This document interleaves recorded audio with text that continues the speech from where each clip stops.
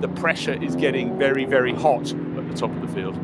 It certainly is. You said that 2 weekends ago, we also had the V8 supercars in Australia, started in the early hours of the morning. So you said not everything. There are racing cars with roofs as well, which is our bag, which is our discipline. That's what we like as well. But the pit lane first round 2 weekends ago wasn't used. Everything's in this new temporary paddock. Some of that is still being used for the majority of the cars this weekend, but the SP9 cars or the GT3 cars, as you've said, or GT3 spec cars, they are using the pit lane again. And I've got to say, 2 weeks ago, Bruce, it didn't look wrong, them going into the paddock. It didn't bother me one bit. But just seeing now that the cars are back in the pit lane, what we're so used to, that atmosphere, it just suddenly seems natural seeing racing cars up on air jacks, sitting in the pit lane, ready to go out to action. It just seems the right place, the natural environment for them. Well, you think how much thought has had to go into getting the social distancing required to go racing. To do that in a championship that has, say, 25 cars is one thing, but with 150 plus, so massive kudos. But having worked at a lot of Creventic races over the years where the drivers don't refuel in the pit lane, they go down to a refueling point, possibly in the paddock. It depends if you're at Dubai or Zandvoort or whatever.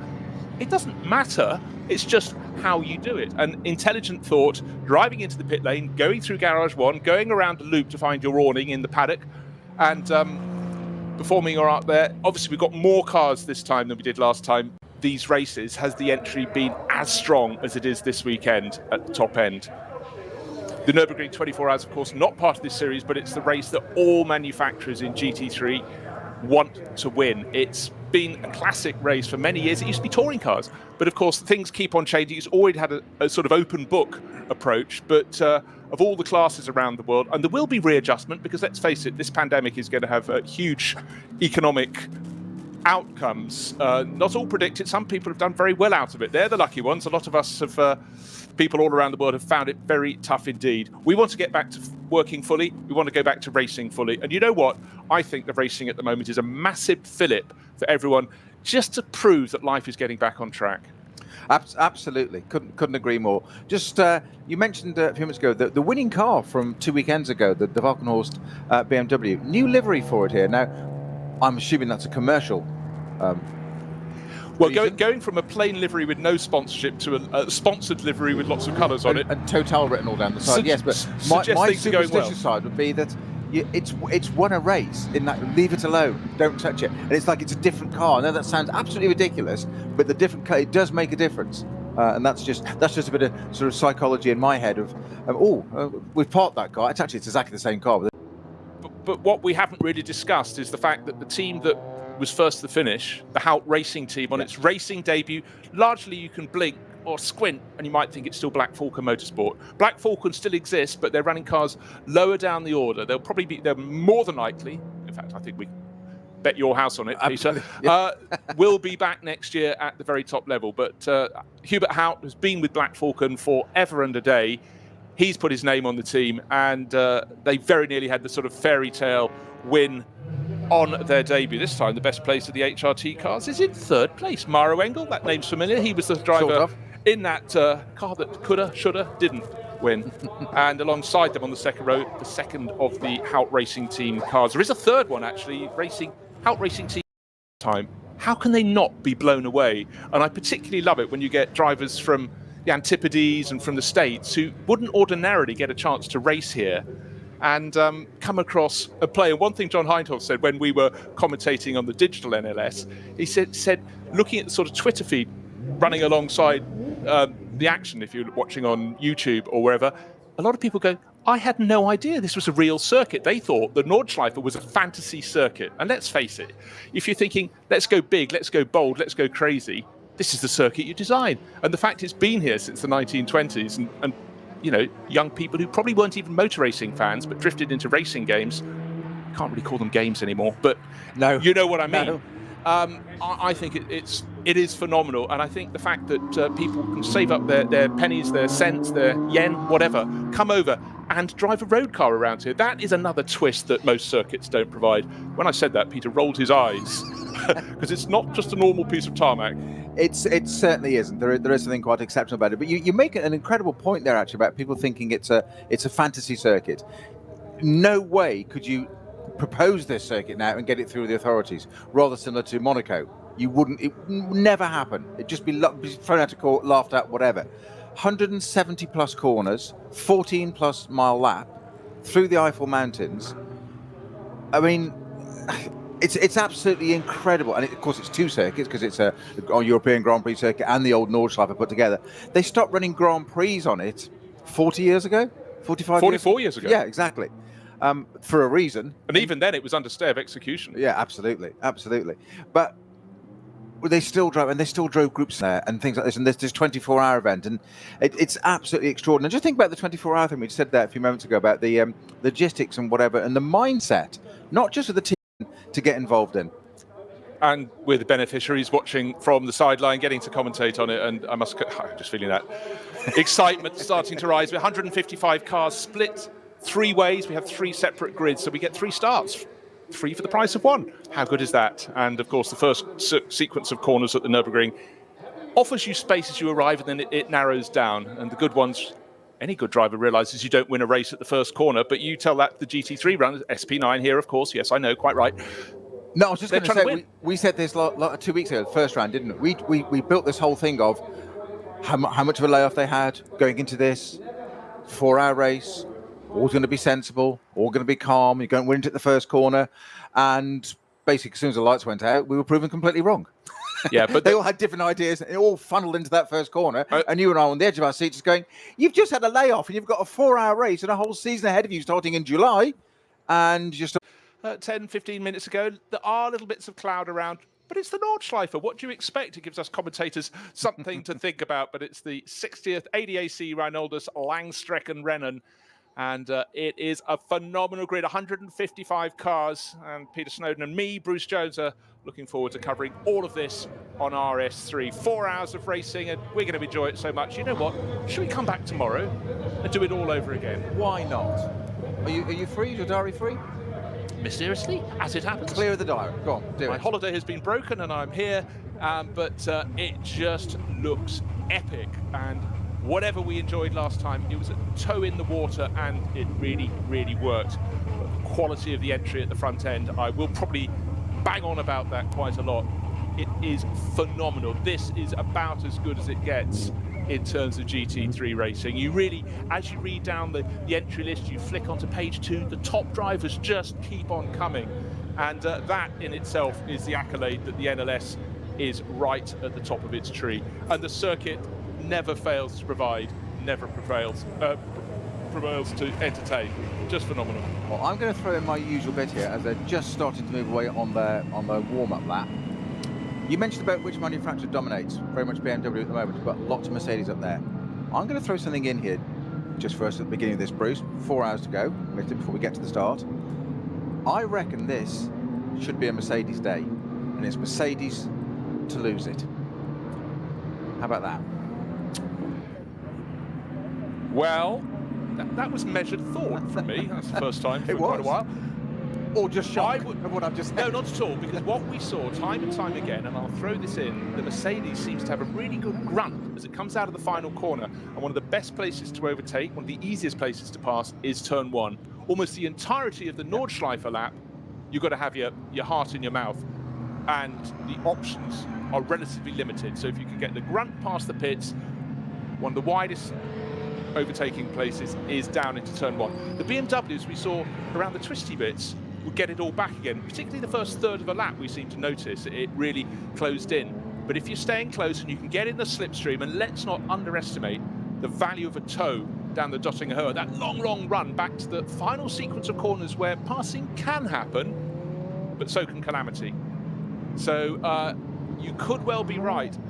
To me, it's extraordinary that Porsche have yet to find their legs this year. They're down in 7th place, the best place of those cars. That's that stellar lineup in the number 18 KCMG entry, the KC Motorsport Group. Romain Dumas, Patrick Pilet, Dennis Olsen and Richard Leeds.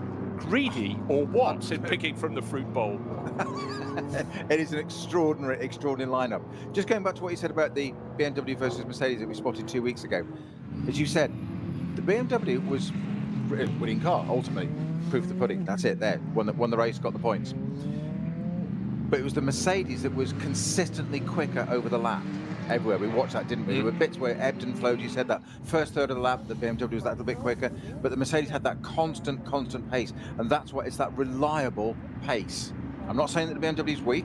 I'm just trying to put something in here for 4 hours. So let's watch it, because it was so interesting last time. Fortune favours the brave, and David Pittard in that BMW, which didn't look to work as well as the Mercedes, probably shouldn't have been where it was, but those opening 5 laps stint of his was quite extraordinary. Now, 5 laps obviously on the Nürburgring is quite a lot of time, but it's 5 laps normally. It's so much shorter, doesn't seem the same. But he did put in an extraordinary stint, and I think he took that car to places it probably shouldn't have been, which set the scene for them ultimately winning it. Admittedly, penalty helped them at the end, but there's only one winner. Exactly. You take what you can get. A sight that will be fresh to our eyes. We have a new class this weekend. It'll be running, I think, in the second batch of cars. The BMW M2 CS Racing class has been launched.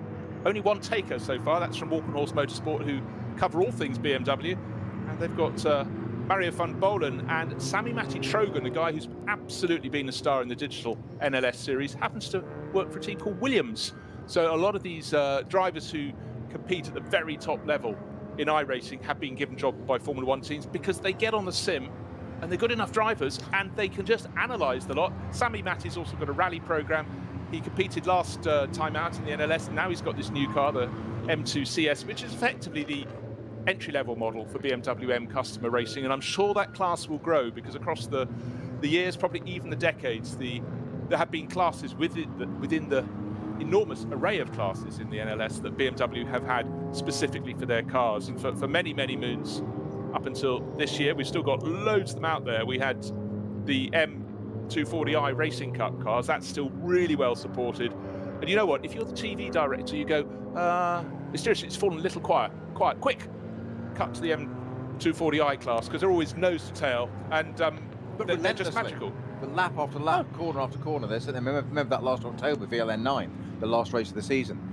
So much of what we could see happening on track was cars just glued together, and it went on. There was a race-long battle between two of them. That was just, you say, if it was a bit quiet at the front, let's look at this, because this, of course, they're usually the cars that do the overall champion anyway. That's where the winning class often comes from. Which is all the more mysterious, because when you've got a class that close, the opportunity to finish 6th rather than 2nd could have a huge dent in your points. And in fact, it looks I've just had a quick glance. It looks like the M2 CS might be going in the 3rd batch of cars. Actually, anyhow, we'll work that out, because the 3rd batch of cars just now leaving the grid down towards the first corner. They've got their full formation lap to go. The race will be starting at the top of the hour, which will be midday in Germany, and from where we are commentating in London, it will be 11 o'clock. But the fact there are still 12.5 minutes until then just emphasises, as Group 3 goes down to the first corner, just how long the lap is here. 24.5 kilometres, or in old Imperial money, 14 and a bit miles. And it's looking very good. Just before, as the cars went around for NLS 1, we saw windscreen wipers coming on as they went around the formation lap. How wet was it going to be? Where was the wet going to be? Would it stop? Well, the answer was yes to all of them in some way or other. And again, it made those opening laps very, very interesting indeed, particularly, as Peter pointed out, for drivers who hadn't raced since probably October last year. A few lucky ones would have turned out to the Dubai 24 Hours this year, but that, don't forget, was stopped because the track was underwater and it kept on coming. I think we had 7 hours of racing. 5 hours before the race, eventually they had to say enough is enough. I was woken up on the press room floor, told to go home.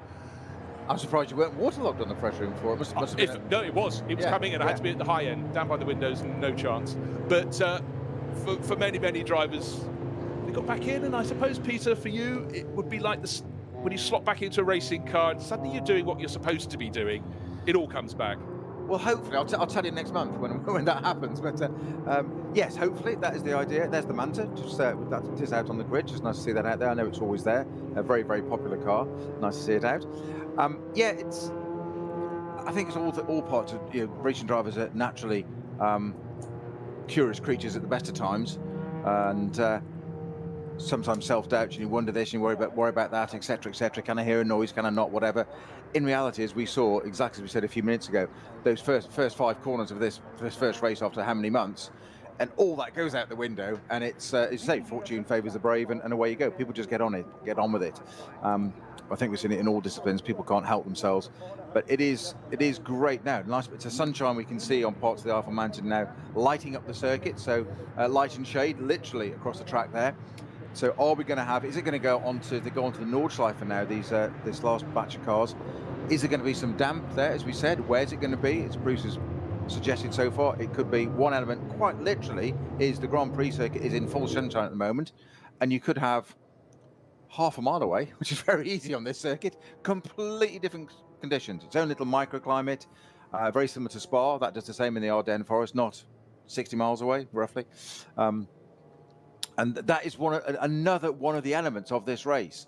It's not just 4 hours and 2 drivers or 3 drivers sharing a car, and all got different styles. So you've got to set your car up differently. You've got to have a setup that it compromises 1 or 2 of the drivers, works for somebody. Somebody likes understeer, somebody doesn't like understeer, whatever. They've all got to do it differently. You've all got to get and sit in somebody's sweaty seat as well, which is always an enjoyable part of endurance racing, getting in a car partway through a stint.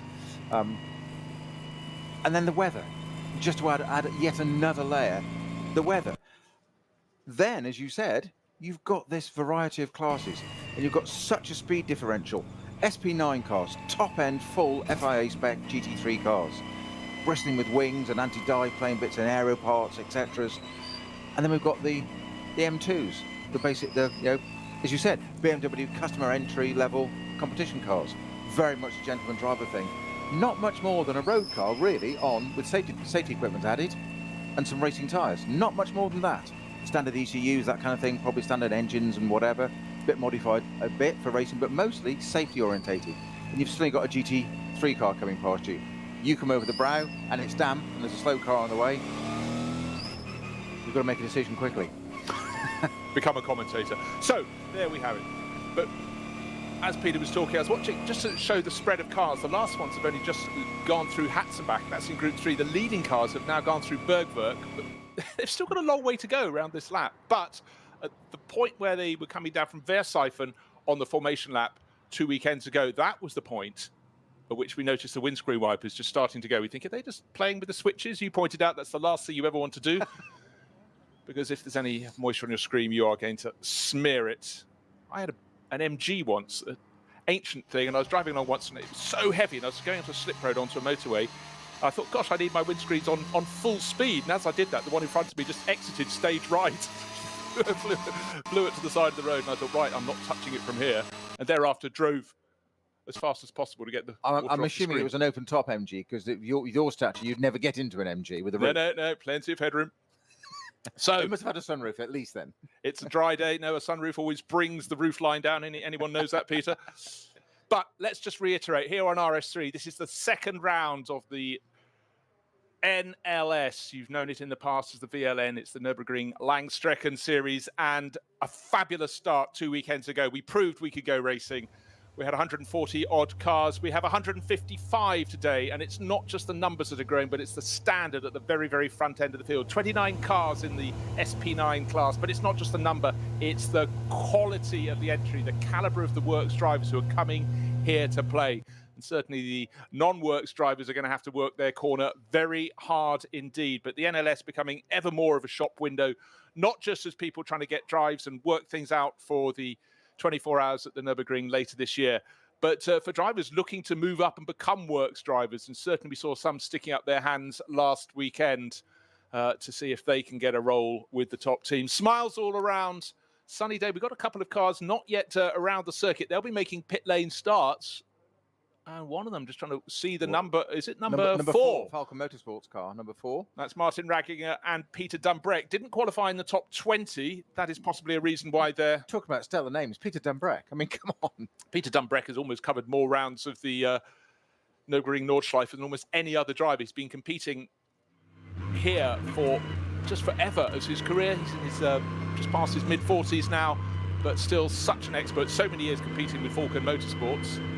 And so they not likely to win this one, but they've got to get out there, and hopefully the car will be running. The fact we had the TV camera suggests, and nobody seems to be working on the car, suggests it's fixed in time for the start, but we can't assume anything. Another car that's carrying a camera for us is one of the Get Speed Performance Mercedes. That's Mathieu Vassivière and Krista Johns. This weekend they cycle around. Tomorrow it'll be with Emmanuel Perodo taking over again in that. But that's qualified very well, if I seem to recall. Car number 8, yeah, 12th position. Get Speed Performance, really impressive team, run by Adam Osieka. And it started with a few cars, it's growing and growing. Mercedes is putting its heft behind it as well. And tomorrow, also Francois Perodo will be joining in tomorrow when Manu Collard, his long-time driving partner in the World Endurance Championship as well, get to play. They did the opening round, but today it should be Chris Johns and Mathieu Vassivière. Someone has just kicked up a whole load of dust right in the face of the leading runners there. Another car carrying a camera is the other Falco Motorsports Porsche, Thomas Preining and Dirk Werner. So someone obviously just clipping a curb, going beyond the curb onto the grass and kicking up the dust. That's a car that's about 15th in the line, I think, but nothing untoward. The white flag's being waved around the circuit, but now the car's starting to bunch up a little bit. They've still got that long blast. In fact, they've still got to go through past Flansgarten, Schwalbenschwanz to get to Dottinger, but the driver's doing what they need to do, just getting a bit of heat in their tyres, getting a bit of cool in their brain. Much needed with 4 hours of live action to go. Quite a build-up, quite a thing this lap, and it's cars warming their tyres up. We see that quite often, weaving, and they speed up and slow down to try and get some heat into the discs. And the more the heat they get into the disc, that comes in through the wheel, gets into the hub, gets the tyre as well, so it all helps for it. But again, it's so easy to get caught out, and we've seen it happen before, where somebody's not just weaving, but somebody speeds up, you go with them, then they slow down, and all of a sudden you can have a moment. And how embarrassing can that be on the outlap, as it were? So again, you've got to, as a driver, they've got to be thinking about doing this, keeping out of the way, making sure that they're watching the car in front and not getting caught in something before the race has even started. I was just looking out on the circuit. We were enjoying the view through the windscreen of the Dirk Werner Thomas Preining number 3 Porsche from Falco Motorsports. The sister car number 4 is still in the pit lane, but the car in front of it on the track was Mathieu Vassivier's Mercedes. The car in between them didn't appear to be there, which is the Octane 126 Ferrari that showed pretty strongly last time out. Hopefully he's just got slightly out of order, we'll get back into it, but the whole point of this is to run in sequence and certainly be in position though when they go up the Dottinger, maybe just a little bit of adjustment there. We'll try and keep an eye on that number 4 Falcon Motorsport car and see if it does look like there is some activity around it, as if it's suggesting the car may be, the body language around the mechanics suggests the car may well be starting the race. As you said, they're not going to win it from there, but it's a 4-hour race, so you never say never. As long as it starts the race, at the same time, that's not too bad. It does look like air jacks are coming down. I think that car's going to be joining. We'll keep an eye on it for you. Yeah, certainly if field set out around a normal length circuit and you were still working on the car in the garage, it comes out of the garage, it will be going to pit exit and presumably will feed in at the end of the Group 1 start. We've got a couple of other cars in the pit lane, number 437, Porsche Cayman. And another one behind it. Who's so in that will take precedence and take, obviously, because it's indeed that will go to the front of the queue. He'll be standing there on the left or the pit lane, as it were, in the outer lane, as it were, and that field will go by and he'll be able to join in from behind. So he hasn't got the Group 3 and Group 2 to get through. He's only got his own field, so it's not that much of a disadvantage actually starting from the pit lane, bizarrely, because you haven't got to wait until the other 2 groups have gone through, so you get to join the back of your main group. So that will be interesting to see. I'd like to know who's in that car to start with. Whether they put the experienced Peter Dumbrek in it. I don't think it matters. Martin Ragiger knows his craft, so yep. No concerns there. So I'm trying to see if I can see that Octane 126 Ferrari. There are a couple of Ferraris close together on the grid, 13th and 15th.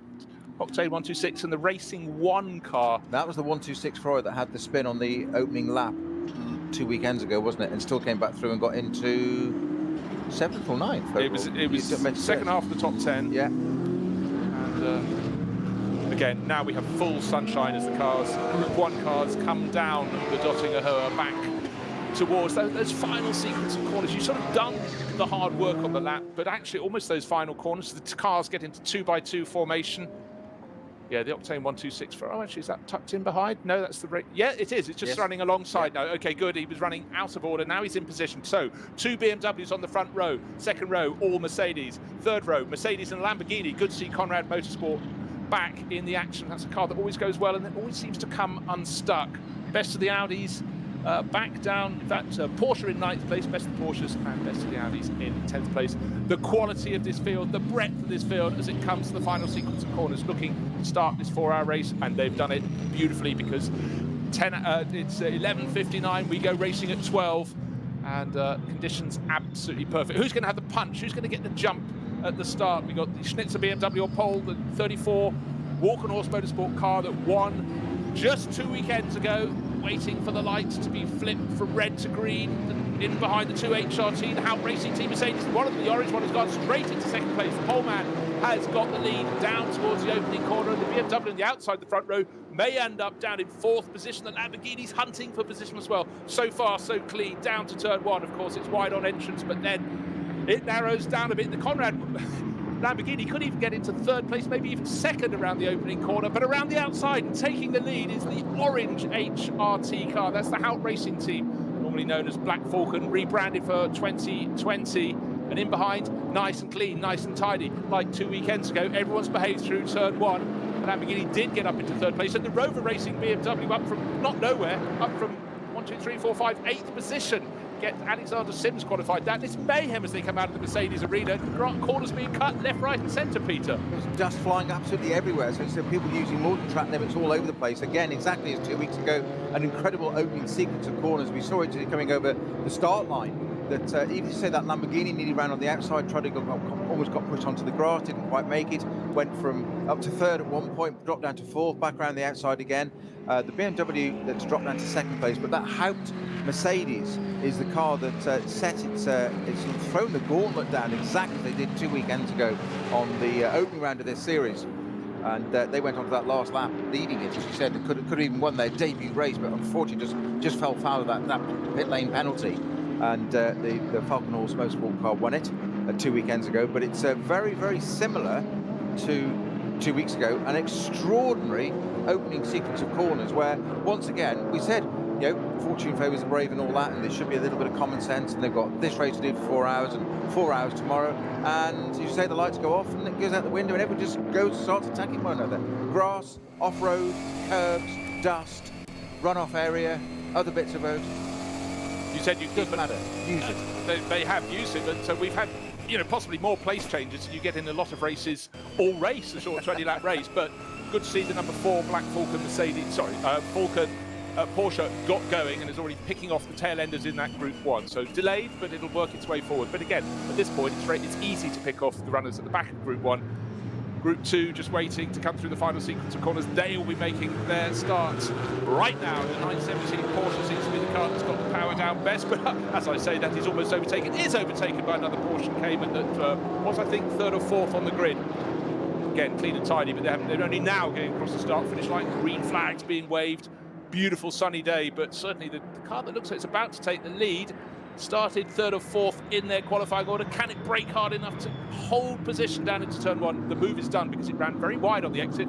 The car that was outside it had to go even wider, but now trying to fight back into turn 2 and makes it back in. So the car that was on pole for the Group 2 class, or the class is encapsulated into Group 2, held off there. That was brave, but again, there is the width to do it in the Grand Prix loop, the shortened part of the Grand Prix loop that basically goes down through around the Mercedes arena, then doubles back through the Vidal chicane and out into the country. But the drivers know this is their best opportunity, and when the cars are bunched at the start of the race, when they're not being interrupted by the SP9 cars coming up to lap them, which happens remarkably quickly, then that's their moment to really make hay. Well, it's an element of surprise, isn't it? Part of you wants to shout at them, it's a 4-hour race, chaps, and you're only a matter of seconds into it, 4 seconds into it, but you say it's an element of surprise. That is your time to take the opportunity to surprise people, because everybody's moving around. There's no sitting behind somebody working where their strong spot is, where the weak spot is, working them out, selling them dummies. All that comes later. That's racecraft. At the start, it's absolutely just have a go, and if you can. And we saw it 2 weekends ago with David Pittard in the leading class. He was very brave on that first lap, and these guys exactly the same now. But another thing I just want to throw into the mix is the calibre of the drivers competing in this. They really, really are able to race alongside each other, really, really close. They know each other, respect each other. We've got a driver running with a punch, I'm afraid, in Group 2. Didn't even get to Hatson back. Might have been better advised to peel into the pits. Second one as well. And the third group of cars, even now, as our leading runners are halfway around the lap, approaching Bergwerk, the third group haven't got to the final corner. They pretty much have now, and they're waiting to accelerate down the start-finish straight. BMWs to the fore in that, the M240Is dominating the front end of that field.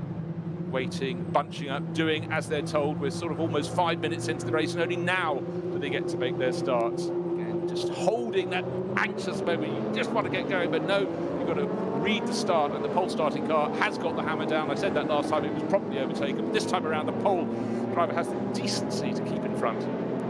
Well, it's probably the only group that's done that. The other two groups, 1 and 2, they had a titanic. But no, he's actually lost it into the first corner. He had the run, but he hasn't got the legs to carry it down there, and he might even lose into third place. Not quite. So a clean break there. Pole sitting car, as you said, was the first of the group 3, the first one to actually maintain that.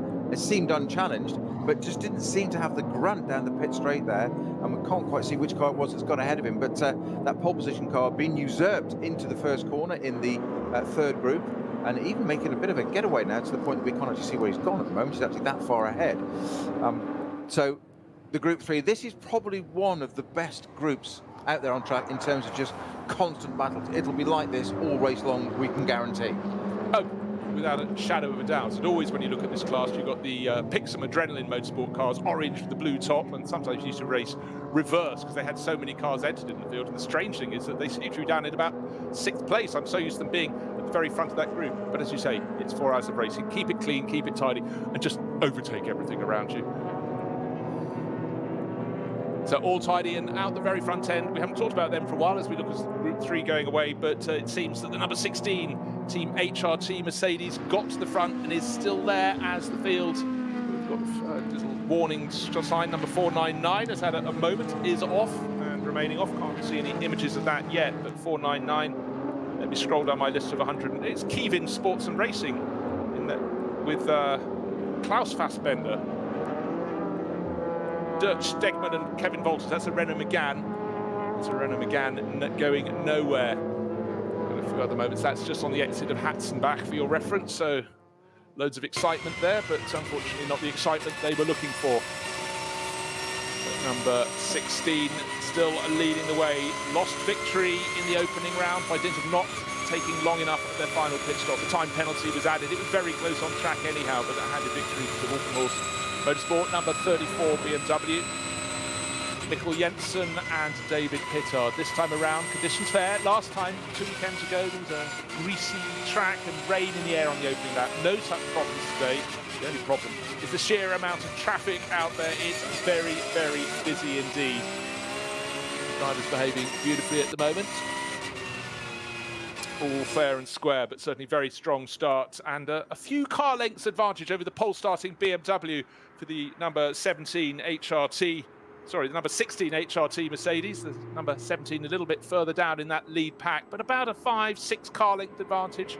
Again, a foreshortened sight as they head up, but the Lamborghini that got into third at the start of that, I didn't expect it still to be third at the end. Headlights blazing, so maybe all the blue skies are disappearing, but I'd say the first 10 already made quite a getaway from the rest, and then whole gaggles of cars. You've got 29 cars running in the SP9 class, and they're side by side. One of the Phoenix Racing Audis really being muscled out of the way, trying to hold on to 5th position, the second the HRT Mercedes. It's very, very busy indeed, that Audi, the meat in the sandwich. But first is the 16 Mercedes, second as they cross the start-finish line. 1.8 seconds down, the 42 BMW from Schnitzer. Third, the Conrad Lamborghini, as I mentioned. And then right on its tail, the number 98 BMW that really was propelled up the order from 8th on the grid. So that was the winner on the opening lap. Waiting for the timing screens to start putting some names on. Of course, you have to wait an awfully long time for them. 24 kilometres to be completed, but certainly for the pole starting car, didn't make the best getaway, but holding on to that second place, but just that advantage. No one close enough to be in the slipstream of that number 16. A very, very good opening lap for best place of the HRT Mercedes. 3 of those this weekend. So the battle out between the Phoenix Racing and the Audi Sport team, almost spilling over down the pit wall, having to really defend the number 15 being the Phoenix Racing car, hugging the pit wall to try and stop the the other Audi, the similar Audi coming past it, and I thought he'd done it. He'd got a slipstream off it, sat behind it, pulled out, and I thought he pulled it off into turn 1, but he didn't quite manage to run around the outside. He gave him loads of room. It wasn't a question of him being squeezed or run out of road. He was given loads of room. Very professional between the pair of them. I did think was going to do the Phoenix racing car managed to hold on to that position, and, as it remains at the moment. So those two ensuing in battle. I think the big question on this lap, Peter, is lap 2. They've settled down. They're not close enough to really challenge each other as they were through the opening sequence of corners on lap 1. It's now getting a little bit spaced out, but what a good start from, okay, only from third on the grid, the car that was qualified, the number 16 Mercedes, qualified by Mauro Engel. Mauro, you know, he just gets in a SP9 GT3 type car wherever he is in the world and is super competitive. But as the field comes around, going through the exit of the Hatzenbachs, they've suddenly got that first time past the incident that we had cars at the side of the track. That is being cleared up at the moment, but of course full yellow as they had to go past that. The drivers now a bit frustrated, then they're clear, then they get the white, then they get the green flag, and bang, power goes down. The number 2 Mercedes from Get Speed, Maxi Goetz, Raffaele Marciello and Maxi Boot. Oh, strong lineup or what? Down in the pack, didn't qualify as well as it would have wanted to do. It's down, qualified 5th, third of the Mercedes, but it's behind 1, 2, 3, 4, 5. It's fallen quite a few positions. I'd say about 3 positions. It's in behind one of the KCMG Porsches. And so winners and losers on the opening lap, and that clearly was one of the cars that got a little bit muscled out. And at the tail end of Group 1, the car's rather more spaced out, and then we'll wait for Group 2 runners to come through. In fact, Group 2 runners getting towards the end of their opening lap, but it's the number 16 that leads the way, one of the 3 cars, 3 Mercedes from Mercedes team HRT. HRT standing for the Hout Racing Team. Hubert Hout, the name. Hout, one of the drivers. That's not his car though. He's in one of the sister cars. He's in number 17, just a little bit further down in 5th place. But what a debut, as you say, 2 weekends ago. It's born out of Black Falcon Racing. They nearly won on their debut, and they're out at the front again. So they've put something together, and they've got it very, very right. There's been a lot of due diligence done and research there to get that right out at the front. And this is some serious racing. You said there's a very, very high quality of teams, drivers, etc. It's proper stuff. And to just arrive to set up a team, despite all that history, knowledge, background, doing your own team, building your own team, it's still something quite different. To come out and just hit it and be and nearly win your first race, and let's face it, they actually lost it on a slight error. They actually won it on track physically, but they lost it on a slight error at the time. So okay, a win's a win, but and they're back out at the front again. So they've obviously got something extremely right here. Yeah, well, they're built off the back of the Black Falcon team. It's been so successful in various challenges, you know, the Blancpain GT series over the seasons, but always strong here and running cars in some of the junior classes as well. But with Hubert Hout, he's been, you know, his first big success with the Black Falcon team was back in 2015, won the Dubai 24 Hours, and has just been a mainstay. And this championship, though, this does not stand still. It got stronger and stronger as the VLN rebranded this year as the Nürburgring Langstrecken Series, or NLS, which is an acronym that I seem to struggle with, get overtaken by my teeth. But what just strikes me, the level of preparation, I've watched it grow over the years, but the caliber of the field is extraordinary. And for people who'd never come across this series in the past, and they look down the entry list, they go, it's almost like a world championship here at the very, very top end. But the beauty of it, we have other cars in the field. We've got a Mustang racing on its own, disguised as a Zebra, but I know it's a Mustang. And that'll be one of the middle classes. That's car number 109. I think it's running in a class, or it was last time in a class of its own. Can't find it on the entry list, but anyhow, but again, it's the beauty. So many different types of cars coming out to play. And right down to Renault Clears at the back end, and the legendary Opel Manta that's been racing here for a considerable number of, not just years, decades, after the late 80s. And as if we predicted it, the M240Is come back down the Dottinghurst, the final sequence. We said they always stay close, and 2 abreast. Why don't you try 3 into the final corner? We've got the top 8 of those covered by, top 7, I was exaggerating again, covered by about 2 seconds as they come up to complete their first flying lap. But they left the grid, Peter, in sunshine, and now it's grey. Keep an eye out, no windscreen wipers going as yet. But again, Could that be another element thrown into the mix? Completely. I know we use the word changeable quite often, certainly at this circuit, but could that so then we've got 4 hours of this to go. It's in the Eifel Mountains. It could be very, very different in half an hour, an hour's time. it can be different in 5 minutes' time. Yeah. But at the moment, just to let people know, predominantly blue sky, but there have been an increasing number of clouds coming in. Great battling between the M240Is, but it can be a feature just worth reiterating, or as people say, reiterating again and again. Rain could be at one point on the circuit, and it could be dry 2 or 3 corners later. But the fact of the matter is, you don't go, hurrah, it's dry. You go, oh my golly, it's wet as I arrive. You know, imagine locking up as you suddenly arrive at Bergwerk and finding the retardation, the braking you really rather fancied, really rather needed, is not underneath your wheels. And again, a few drivers just at this point in the race, just sort of working out that if you make a mistake, don't try and be a hero to bring it back on the track. Good to see good manners there. Drivers going, okay, I will sort it out. Is there a clear patch? I'll come back onto the black stuff that I left with that little moment, but I won't just come slamming back onto the circuit.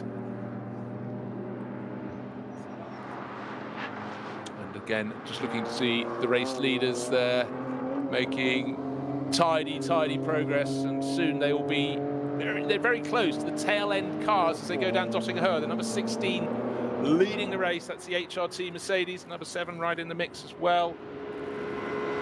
They're about to start lapping. It just seems inconceivable that could happen so soon, but don't forget, with the 3 batches of cars, the last one's left, just remind you, about 5 minutes behind the leading, when the leading batch started.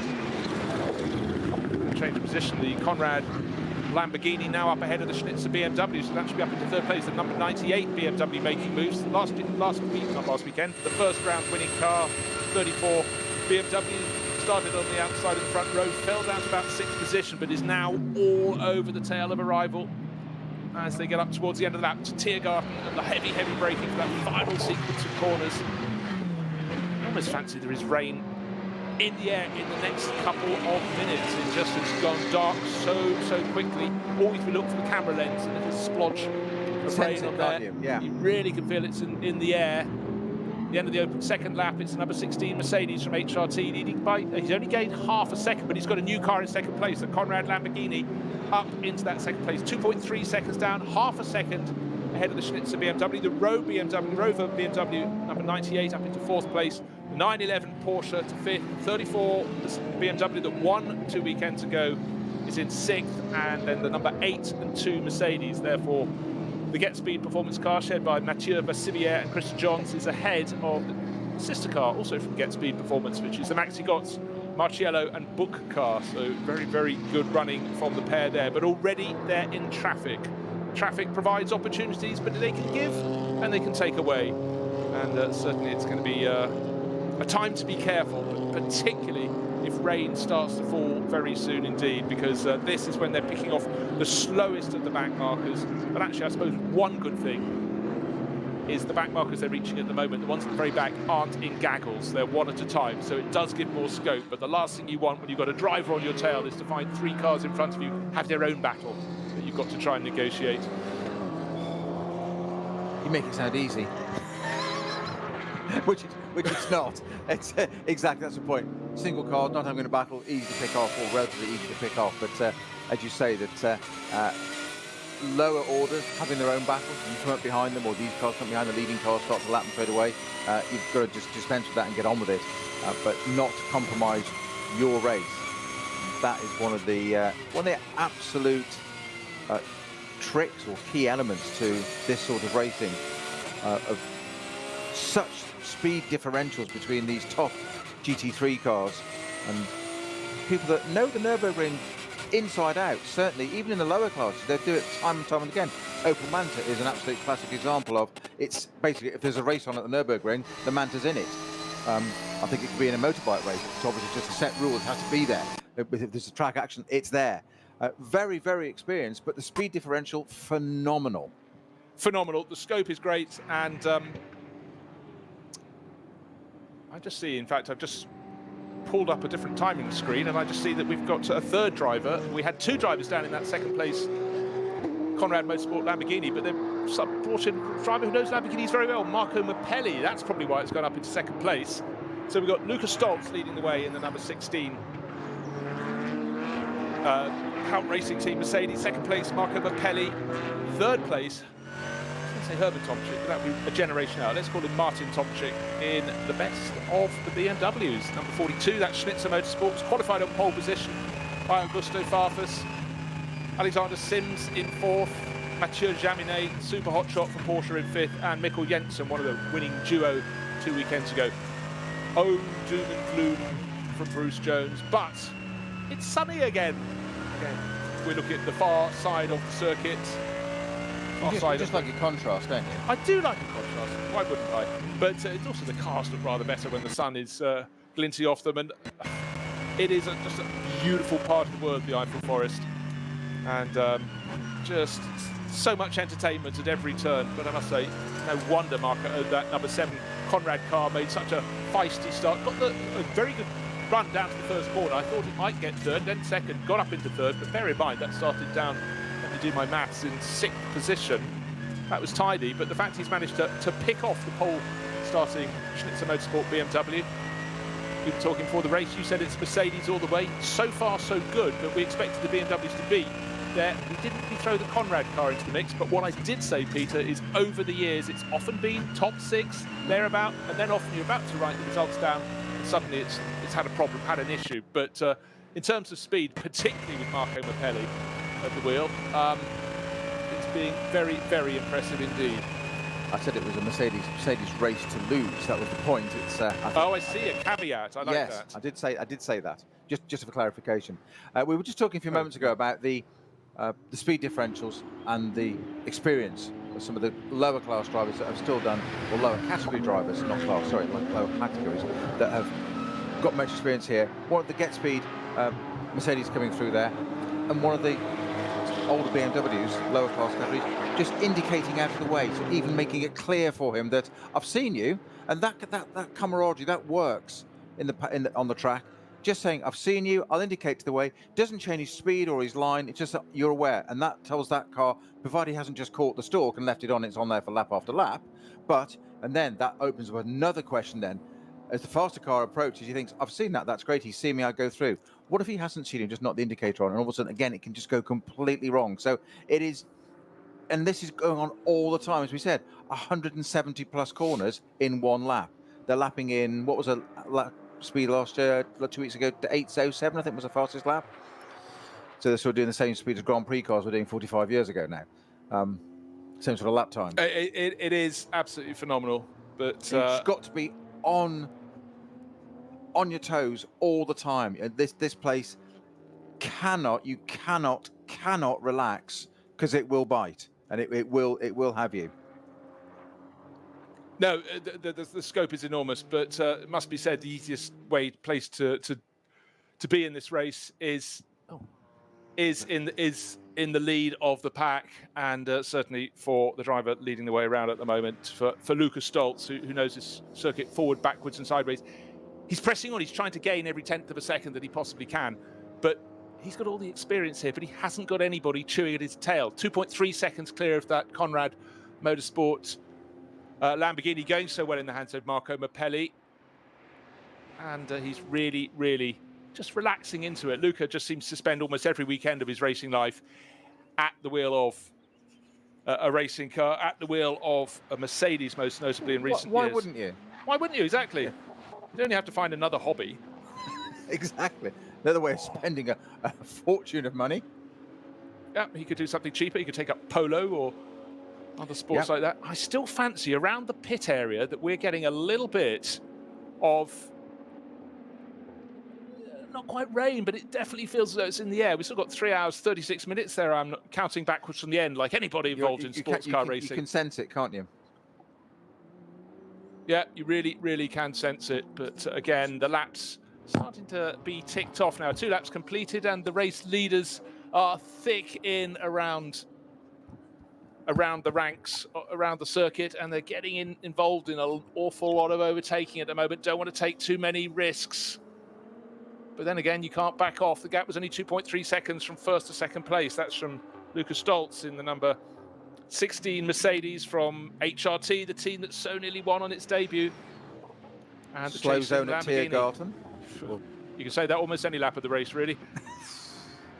Very, very intense battle for second place at the moment. The two BMWs from Schnitzer and Rover Racing.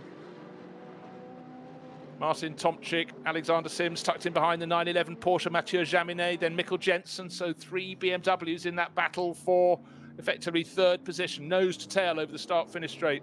Down the start-finish straight, then a bit of a gap, then the number 8 Mercedes from Get Speed Performance, Mathieu Vassivière. What I haven't mentioned is the first 2 runners. Lucas Stoltz gained 1.4 seconds on that lap, 3.7 seconds to the good in the lead of the race from Marco Mappelli. But Mappelli is very impressive indeed, built almost a 2-second gap back to that group, fighting over third place. Still that 42 BMW with Martin Tomczyk at the wheel. But he's being pushed very, very hard by Alex Sims. Alex not in the Rover Racing car tomorrow. That will be handed over again, just emphasising, Peter, how the drivers are being rotated through these cars over the course of today and tomorrow, the second Busy and the third weekend. rounds. Busy weekend. Well, kick on the toes, you say, from no racing to all of a sudden, lots. Yeah, it's been from famine to feast, which is the better way around, one feels.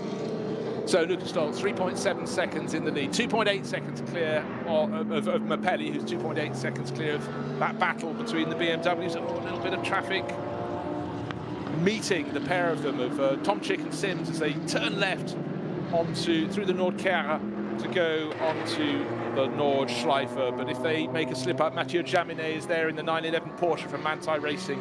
And then in 6th place, Mikkel Jensen biding his time, sitting there. Just going to take a little look down the order to see Peter Dumbreck started the number 4 Falcon Motorsports Porsche. We saw it in the pits before the start of the race. It started when all of Group 1 had got underway. He's got up to 30th position, picking off cars in front of him very easily indeed. But it's suddenly going to get hard. We had 29 cars starting in the SP9 class. He's getting close to the tail of those. In fact, the car in front of him, car number 36, is also an SP9 class car. That's 36, that would be a Walkenhorst Motorsport car, and it's the one shared by Friedrich von Bohlen, Henry Walkenhorst, the boss, and the driver at the wheel at the moment, Andreas Ziegler. That is the next target for Peter Dumbreck. And he should catch him by the time they turn double left, go towards the Hatzenbachs. Yes, getting onto the tail of that BMW very handily indeed. That Porsche looking very well balanced, using less of the circuit through the Vidal chicane. But very difficult indeed. He's had to pass about 20 cars so far to get, I think we had about 50 cars in Group 1 of this 155 car field. So he's had to be careful, but doesn't want to lose so much time. Marco Mappelli on a very good lap at the moment, a second quicker in the first sector already, and his last lap was an 8:07.103, slightly quicker than the leading Mercedes driven by Stoltz. So we'll just keep an eye on that. 3.7 seconds, as you said, across the line between Stoltz and Mappelli. 3 laps completed. But I say this lap, Mappelli just seemed to have found a little bit of extra, sort of getting into the groove. Also a great second section from Beretta in the Phoenix Racing Audi LMS GT Kart 3 down in 11th place, admittedly, but a great second section there. So just keep an eye on some of these guys. I think the Huracan might surprise us yet. It'll be interesting to see at the end of this lap. 3.7 seconds between first and second going on to this lap, and let's just see if that's come down at the end of this one. A way to go yet, I grant you, but just interesting watching it in the background there. One of the cars we had making its debut the last round, yesterday's fish and chip wrapper, but the novel racing with Toyo Tyre by Ring Racing, the Toyota Supra looking great, metallic blue, car number 170, Uwe Kleen, Andreas Gulden and Michael Tischner, and it's looking very handy at the moment. That's running in the SP10 class, which is for, again, specials. It's the GT4 class, but new to the scene this year, the Toyota Supra. Quite a few teams in Europe got their cars not so long ago, just been waiting to get out on the circuits, wanting to have a crack as GT4 becomes a class that grows and grows. And again, just great to have variety. And I think that's one of the many beauties, Peter, of GT racing. There is variety, and so many forms of racing don't have it anymore. Indeed they don't. You were saying just before the pre-show on the grid, about the variety of cars, lots of Mercedes. Porsche don't seem to have just quite got it quite sorted this year yet. I'm going to say yet. Leading car of the Mercedes, but Lamborghini, we didn't see out last time, hassling for second place at the moment. 2 BMWs in second and third, great names there. Schnitzer Motorsport and Rover Racing. And then we're back to a Porsche. So the leading Porsche is the 911 car, number 911 that is, in 5th place, Mante Racing. But you know, Peter, the good thing there is Mathieu Jaminet is just right with those 2 BMWs that are fighting over 3rd and 4th positions. He's got to be on his toes because Mikkel Jensen in another BMW is right on his tail. But he's there. He's getting all the slipstream down that long run down through Dottingerhöhe. And yet maybe by being in a different manufacturer's car, he will find an advantage that the BMWs don't have at one point on the circuit. He's got to work out where that is. Because as you always see on the Nordschleife, the cars, even though they're performance balanced around a lap time, they still have advantages at certain points and then obviously deficits at others. So where is the strength of your car? Have your rivals worked it out? They're going to do their best to ultimately try and restrict you and block it off. But anyhow, that's the craft of the drivers. First to second, 3.7 seconds at the end of lap number 3. We're on lap 4, and the leaders still gaining and losing as they go through the tail enders. And a circuit map tells it all. Literally the entirety of the 24.5 kilometers is covered in car dots. And if you find it on live timing, there's a little stretch just around the Foxruhe where there's a gap between the traffic, and again from Hatzenbach through towards the Flugplatz, but everywhere else around the circuit it's solid moving dots, moving targets. Who is winning, who is gaining? I sense the number 8 Mercedes is starting to pick its way up the order a tiny bit. Mathieu Vassivière, he's in 7th place. His job is to catch on that tail of the 3 BMWs and Jaminet's Porsche, because he's at the front of his little gaggle. I sense he can. In fact, he is.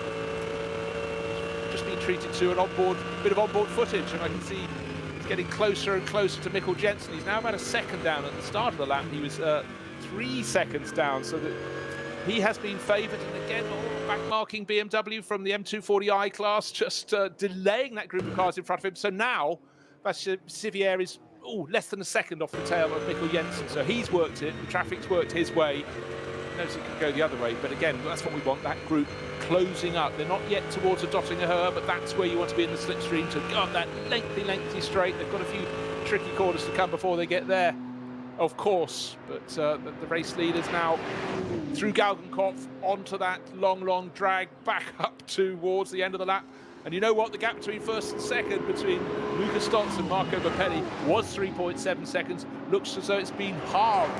So Mappelli is absolutely gaining. And now it's like the start of the race. The M240i class has suddenly got the gaggle fighting for 3rd, 4th, 5th, 6th, 7th, 8th, trying to come past them in that little left-hand kink before you get to the tier car. Oh, the scopes he's put on the grass, but the driver who worked it well was Jaminet. The driver who got caught out was 1 in 6. It's Mikkel Jensen. Now he's got people all over his tail. In fact, I'll tell you what, I apologise. In fact, Jaminet worked it better than I realised. Martin Tomczyk was the driver who lost out. The Schnitzer BMW is now back on the nose of the car that started alongside it on the front row. They're fighting over 6th position, so Jaminet goes up a position into 4th. Good move. Now, that gap, 3.7 seconds last lap, 0.8 over a lap. None too shabby. So he took off nearly 2.9 seconds around that lap. That was super good. Traffic might have had a role to play. It certainly sorted out that battle for 3rd, 4th, 5th and 6th. So just to reiterate, cards numbers 18 and 17, two Mercedes HRT cars right at the sharp end of the field. But you say that, Bruce. A second of that was on pure lap time. 8:07.1 for the leading Mercedes, 8:06.2 for the Huracan. Fastest car on the circuit, not that Huracan. A second quicker, more than that, only in 12th place. So Mirko Bortolotti has got an absolute move on for the Audi Sport team. He's sharing with Christopher Haase. What a lineup there. Not in the top 10, but certainly with Bortolotti banging in an 8-minute 5-second lap, then there is very much scope for him to advance. He's still got to find about 2 seconds to catch up with Hubert Hout in the number 17 Hout Racing Team Mercedes. But on that form, the flying Italian will really be on his tail very soon indeed. Bortolotti on absolutely tip-top form, but not yet in the top 10. Just putting that in perspective, as you say, not even the top 10 there, but the car right behind it in 13th is the Octane 126 Ferrari 488 that had that spin in the opening round 2 weeks ago, yet still recovered definitely into the top 10. We think it was 9th or 7th, I can't remember, we'll check back. It's still currently only running in 13th. 5 drivers in that car today. Its lap time compared to the car in front that's just set the fastest lap, 8:05.2, the fastest lap for the Audi Sport Team Bortolotti. The Ferrari behind it, 8:07.8. That far off, and that's just a difference in one place on track, one position. So keep an eye, and the point being, keep an eye on that Audi Sport Team R8, because I think that's on the ascendancy, that car.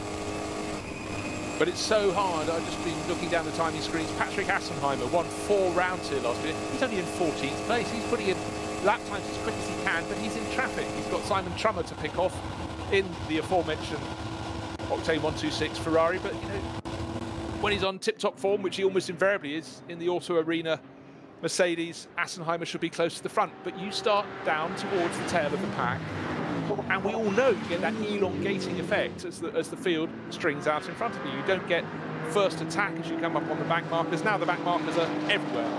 And so many groups of cars, classes of cars here on the NLS. You've got to pick your moment, but it becomes harder and harder the further you down the field you are. Assenheimer, how good is lap? 8:07. Yeah, he's on competitive pace, but he's not yet where he wants to be. Way down outside the top 10 in 14th position, and that in itself is an emphasis of just how competitive this field is becoming. The ante is being raised. 140 cars the opening round, 155. Get your head around that. That really is full metal, as we call it. Again, only a tenth slower than the Ferrari in front of it, and 6 seconds gap between them. So you say Assenheimer, star of it. Normally, just, I wouldn't say languishing is a harsh way of putting it, but unexpectedly further down the field on our timing screen than we'd expect to see that car running in 14th at the moment. So Conrad Motorsport Huracan in second place at the moment, took the gap from 3.7 seconds down to 0.8. That's Marco Mappelli in that car, hunting down the Mercedes number 16 in front of Stoltz. That's Lucas Stoltz that started that car. 4 drivers in that Mercedes HRT car: Lucas Stoltz, Adam Christodoulou, and Manuel Metzger and Mauro Engel. Stoltz in the car currently. 4 laps completed. Just look at their relative times now. Stoltz has responded certainly in sector 3, 5 sectors over this lap at the moment, being half a second quicker than Mappelli. You were thinking of Nutella. Did you have that for breakfast? Again, what, and lose my figure? Got to keep it up. You don't want to waste away. Indeed. There's no chance of that.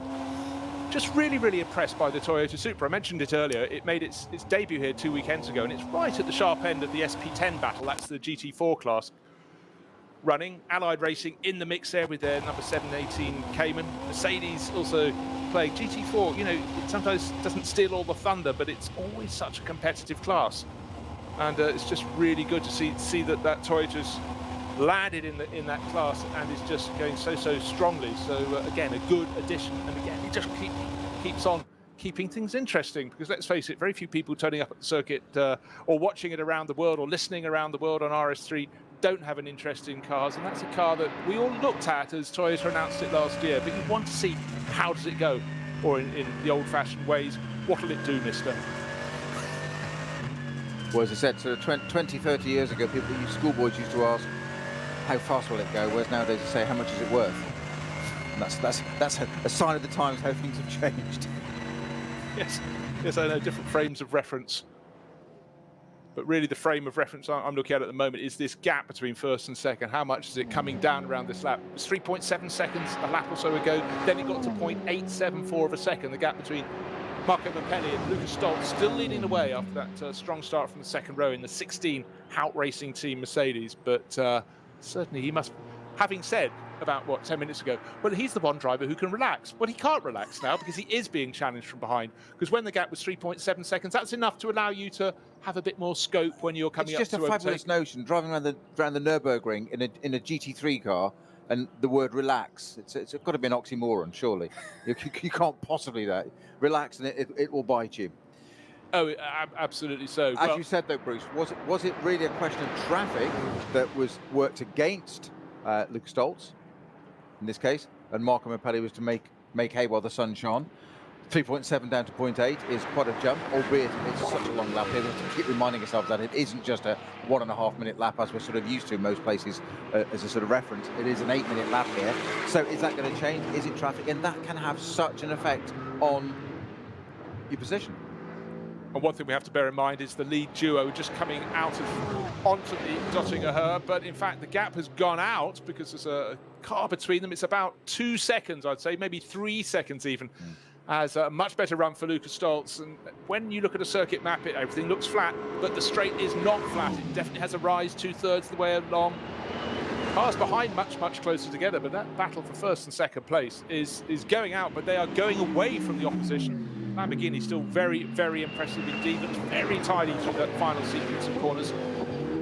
But the fact of the matter is the orange number 16 Hout Racing Team Mercedes is stretching away all over again, so maybe it was traffic.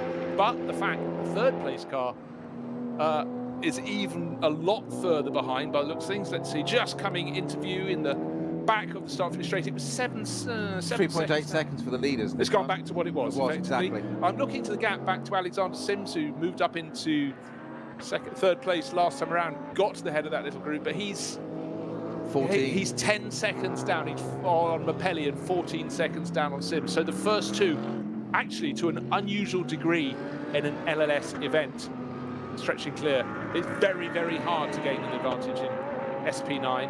And the first two very much doing that. The aquamarine and black flanked Lamborghini looking very clean, very tidy, and in fact has a clear run for the HRT Mercedes, but that won't last for long. There's another tail-ender car just coming up ahead of them as they go through the final sequence of corners before, well, they're going to the right hand and then down into the dip up towards Vidal chicane.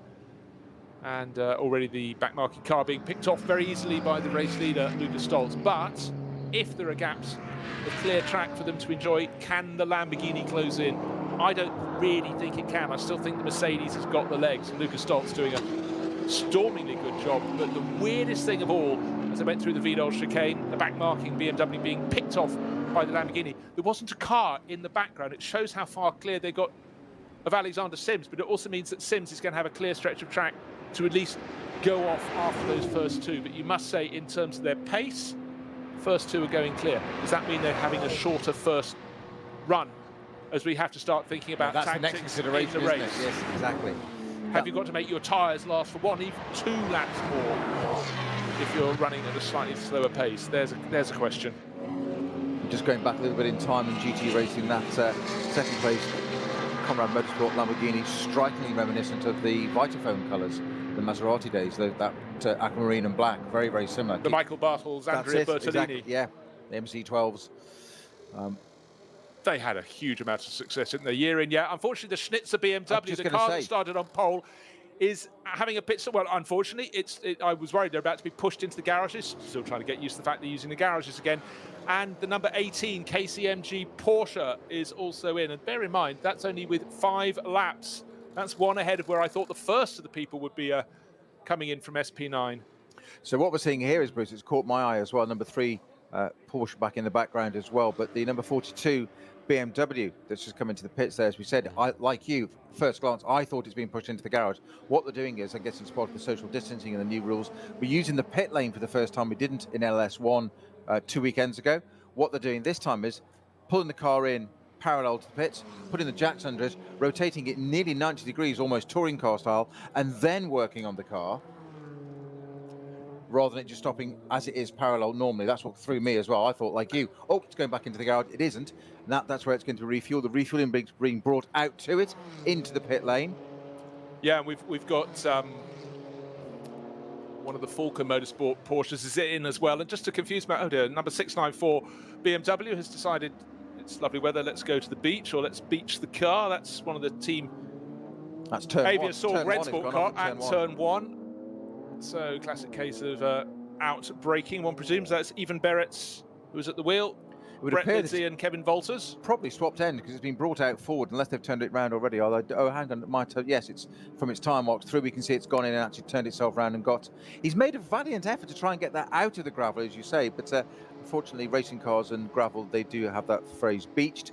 And it is exactly that. It gets caught on its underbelly, its under tray, and there it is stuck. Tractor now pulling it out. So the 694 BMW will rejoin the circuit shortly. And obviously try and keep it out of the way and deposit its gravel everywhere. The KCMG Porsche just leaving the pit lane. The BMW's back out there already. Yeah, and I think it's a classic case, isn't it? Valiant attempt to get that BMW pointing the right way, but it was the valiant attempt to shave 1/10 of a second off that put it there in the first place by braking too long. And, you know, every single racing driver in the world has been there.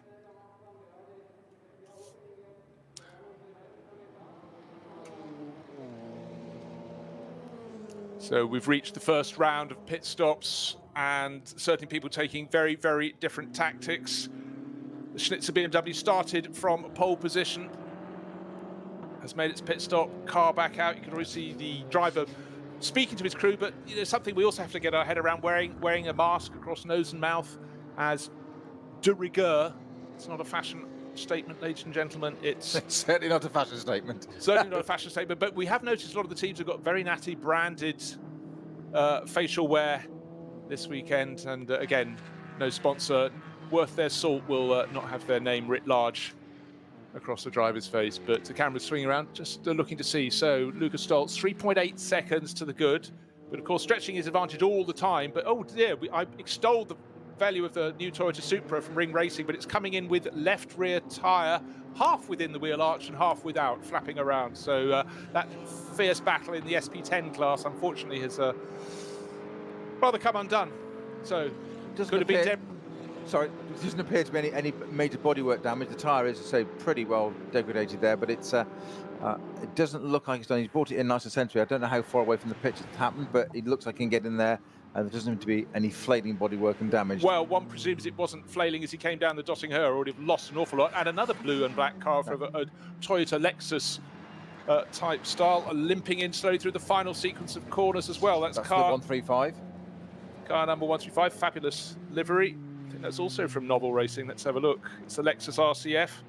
Front right puncture for that Same car. team, front right, rear left. So they've got a Toyota Supra and a Lexus, and that's the Dominic Farnbacher, Klaus Wilke, Alexander Moore car. How frustrating. Then again, if that happened towards the end of the lap, the puncture for the Toyota, and whatever the problem is for this, that's one thing. But when you're heading out onto a 24.5 kilometre lap and something goes amiss, it's an awfully, well, you have to change the calendar month by the time you get back to the pit lane. Well, they do. They don't use stopwatch anymore. They refer to an egg timer then. Yes, indeed. In the old Hollywood style, the pages would blow off the page-at-a-time calendar on the wall, wouldn't they? That sudden gust of wind for theatrical benefit. So we're having people making a very different sequence of pit stops, and one of the cars that stopped was the winning car in the opening round of the Walkenhorst Motorsport number 34 BMW. That came back out much closer to the Schnitzer BMW. Don't forget, before those pit stops, before a little sorting of order, the Schnitzer BMW that started on pole was running in third place. Then it got pushed back to fourth as the Rover Racing car with Alex Sims went past it, and 2 places further back was the Walkenhorst car, but the Walkenhorst car now right on its tail, so made a better run of going in and out of the pit stops, but it's very, very busy. I'm just going to say this number again, 155 cars, that's how many we've started. No wonder the drivers are encountering traffic at, if not every corner, but every third corner, we'll say, because I'm sort of quite generous like that. I was going to say, I think that's been very generous, yes, every third corner. But certainly a very, very good run. We expected the Hout Racing team to be looking sharp, looking strong. Led away on the opening lap, well, got into the lead on the opening lap from third on the grid. Still got the Lamborghini as its shadow. They've completed 6 laps. The gap 5.2 seconds, so another 1 point. Let's do the maths. 1.4 seconds gained that time around. I felt the Hout Racing Mercedes had the legs on the Lamborghini, but the Lamborghini in the hands of late joiner Marco Mappelli Was the car in traffic? It was very bold at the start, went from 6th place up into 3rd, but it's shaken off all the BMWs. Really, really strong run. But Bruce, the difference is in the lap time. That leading Mercedes, 8 minutes dead, 0.617. They've suddenly come down to that level. The Lamborghini in 2nd place, 8.1. Well, 8.2 really, 8.1946, 0.946. So yes, impressive. 1.3 seconds. That's the thing you need to know. Another run of cars coming in for their pit stop. So we've had SP9 cars pitting on lap 5. Some coming in after lap 6. And obviously our race leading cars of Lucas Stoltz, Marco Mappelli, Alexander Sims, Matteo Jaminet, and the leading Audi now in 5th place, Michele Beretta, number 15 from Phoenix Racing. They're going for, well, it must be 7, it might be 8, but I think 8s tend to be a little rare at this time of year because the track temperatures, even with the grey clouds, can be a little bit too hot, and the track can just really wear those tyres out. Good to see the racing one. Ferrari still pressing on. That started down outside the top 10, in fact down in 15th position. It's qualified by Nikolai Rogovu, car number 39, but outside the top 10, down in 16th, but then rising up the order as those in front pull in for their pit stops. This time around we do have cars, the SP9 class cars, and a few other ones from Group 1 stopping in the pit lane. For everyone else, it's turn right through Garage 1, go on a loop through the paddock, locate your paddock awning, and do your changes there. But actually, in terms of the visual, it makes this return to full racing, Peter, look more realistic now, doesn't it? It's what we're used to, cars in the pit lane. But actually, I think it's a massive blessing, because with some of the cars having to go into the paddock, it just gives a bit more space, because, I'm sorry, you know, a pit stop trying to fit 155 cars coming in on one lap if it starts raining. They've started on dry weather tyres. Carambolage is about one of the few words I can think of. No idea what it means, but it is interesting. It's exactly what we said just 2 weeks ago, that we just accepted it. It was going back to racing. But how quickly after one event do we suddenly see cars in the pit lane and go, oh, it just looks completely normal again? Well, you know, it's a bit like giving a teenager a guideline. You can do this, and if you do that, I'll let you do that. Oh, but not that. But they behave so well, they perform so well, and I really just think the accolades that the NLS organisation should take are immense. I have to just keep reiterating, this isn't a race for 20 or 30 cars, it's 155 cars, and that really is something to get your head around. So I would say the vast majority of the runners in the SP9 class, the cars that set the pace at the head of the field, are coming in after 6 laps. In the pits at the moment, we've got the number 29 Audi. That's one of the Audi Sport Team cars. Dries van Toor and Matthias Drudi. 10th place, yeah. From 10th place. Number 26 is the Octane 126 Ferrari. That's in the pits after 6 laps. The number 2 Get Speed Performance Mercedes. Definitely a car that, with the driver lineup of Maxi Goetz, Raffi Marciella, and Maxi Buch, has to be a candidate for victory, but doing things differently from the Mercedes that's leading the race in the hands of Lucas Stoltz. It's coming in at least a lap earlier. So a few cars came in from SP9 after 5 laps, just a handful, much more, 2 hands full, if not more, coming in after 6 laps. And the race leaders at the moment clearly going for 7. Will it work? That Toyota Supra in the pit lane still hasn't gone back out, so that's a lengthy repair for what was just a left rear puncture. One of the Falcon Motorsport cars in the pits having its screen cleaned. Of course, high summer in the Eifel Mountains means bugs. But that car's also just been into the paddock area and back out again and back into the pit lane. The number 4? Correct. That's the Porsche that started from pit lane, okay. Correct. I've just caught that. It's actually been all the way in. Was it the background of that shot? Okay. Yeah, gone all the way in, and they've just shown it's come back through and rejoined the pit lane to be serviced there. So whether they done the driver change in the paddock area, I wonder. Possibly, but I saw the driver who got out of the Schnitzer BMW standing in the pit lane. Oh, wow. The point being quite a considerable amount of extra pit stop time for that number 4 Porsche. Yeah, the number 17 Mercedes, didn't mention that, I just saw that leaving the pit lane. HRT, the number 16 car is the car leading the race. That's their orange and black liveried one. The red and black livery car, the one shared by Hubert Haut, Jelmer Berman and Gabriele Piana, that just left the pit lane. So I'd say effectively, if you ignore, you've got the top 7 runners have not made a pit stop. And that pretty much is the story. A few other runners in SP9.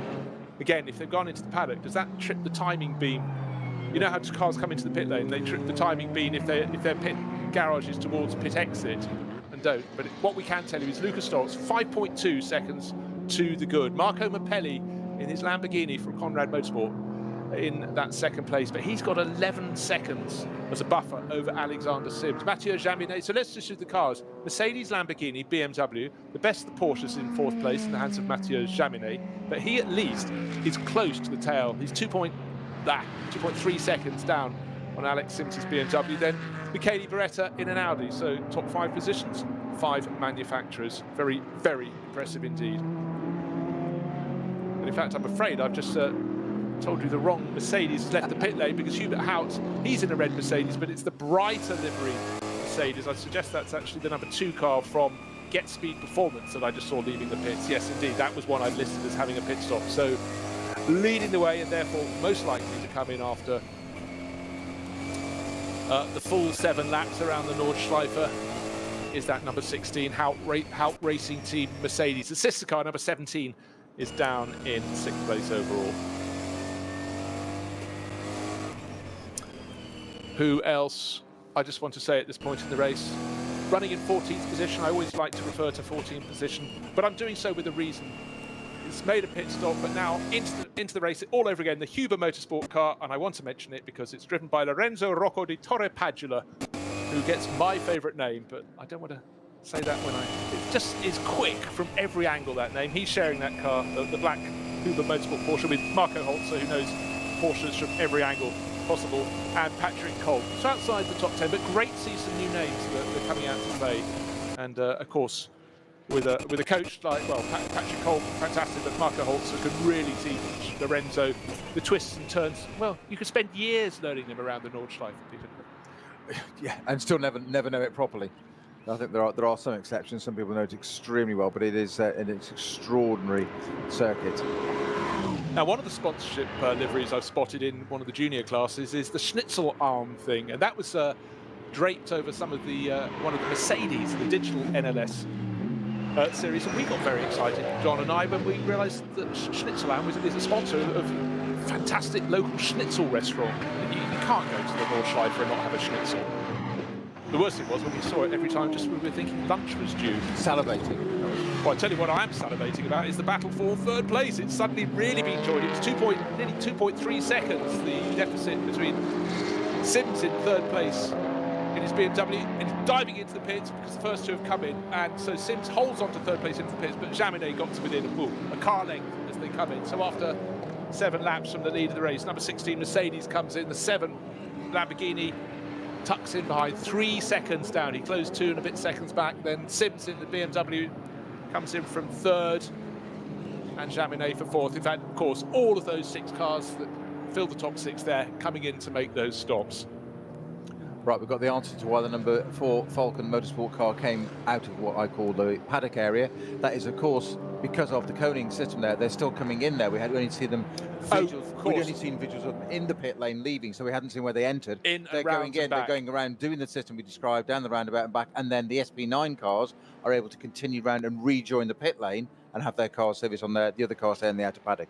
Of course, that's why they're not actually got the pit lane open normally. And as you say, that we're treated to, it looks so cars are just going to the collection area to head out for the race, but in fact they're feeding around past the various motorsport awnings for the other teams, the teams in the junior class cars, past their transporters, and working their way to the pit lane.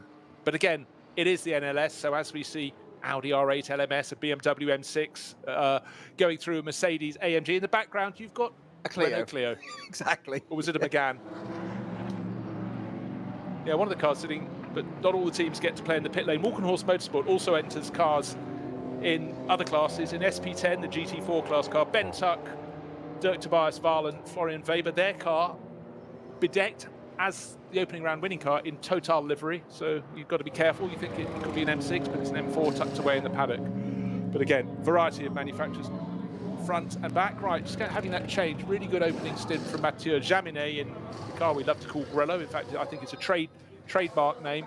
He hops out, the green and yellow Manti Racing car. But what a lineup they've got. We've got Lars Kern, who qualified at that in 9th place overall. Mathieu Jaminet is getting out. Matt Campbell and Julian Andlauer, drivers who really, really know their stuff in Porsches. It was a Megane, not a Clio. I'm going to report in the background. But all the front-running cars sitting in the top 6 positions on the track. I was going to say, in the pit lane. First 12 cars are in the pit lane. So obviously, that answers a lot of our strategy for us. The top 12, with the exception of the Liberati Porsche, are in the pit lane, all on lap 7.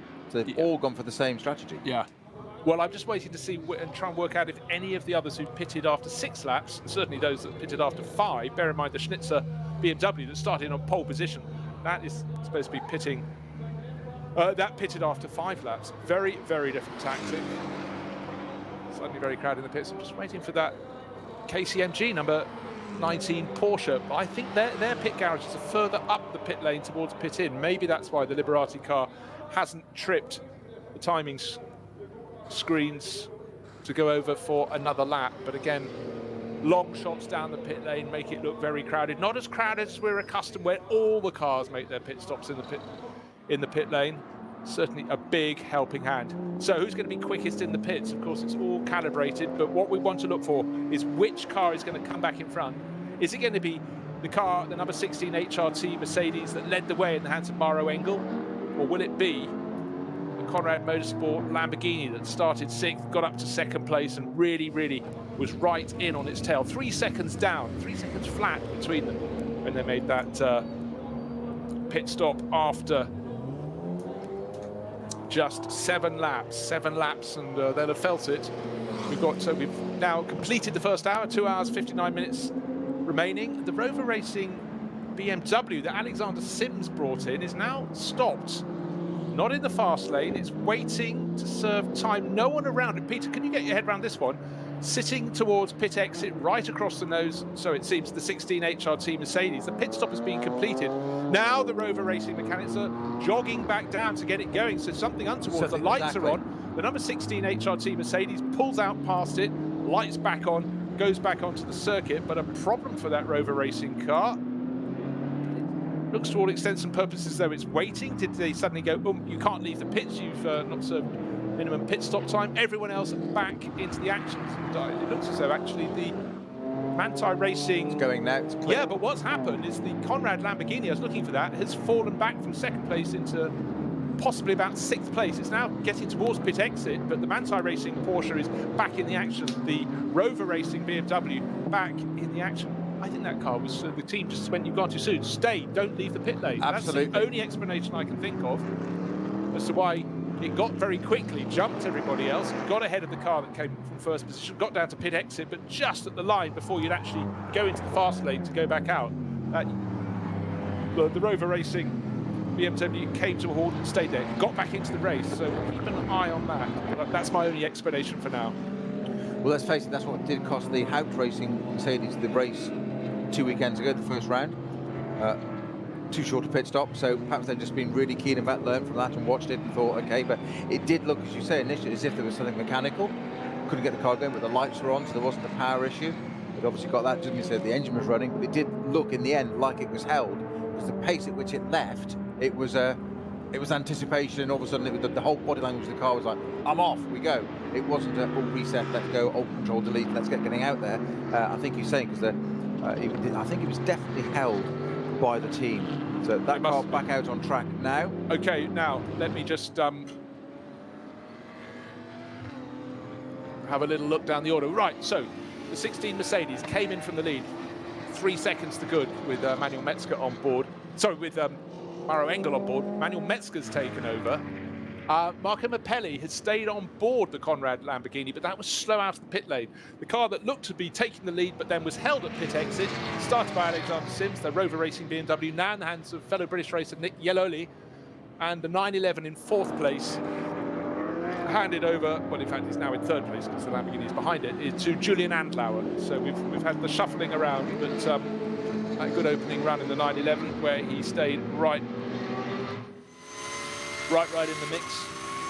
That has paid dividends, and Julian Andlauer taking over from Matt Jaminet. So again, the shuffle of drivers, but I suppose the notable point there is that Marco Mappelli is going to be doing 2 stints before he hands over to his teammates. Scheduled on the slate as Axel Jeffries, Zimbabwean racer, and Michele Di Martino, driver who's German despite the Italian-sounding name. Rather like your driver's favourite name that sounds very Italian, but actually Swiss. Yes, keeps us on our toes. So, number 16 all the way. What's the gap between first and second? Just waiting for it there.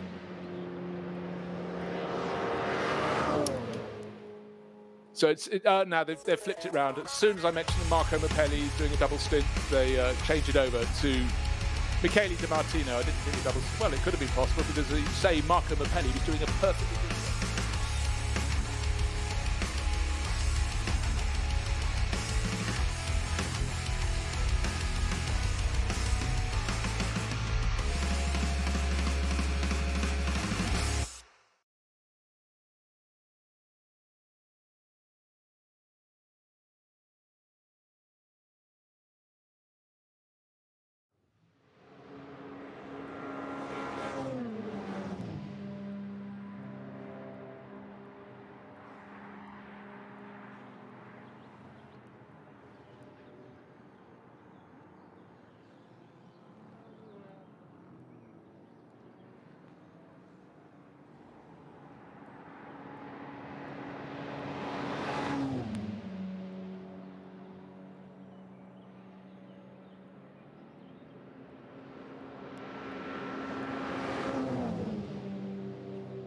Last few years.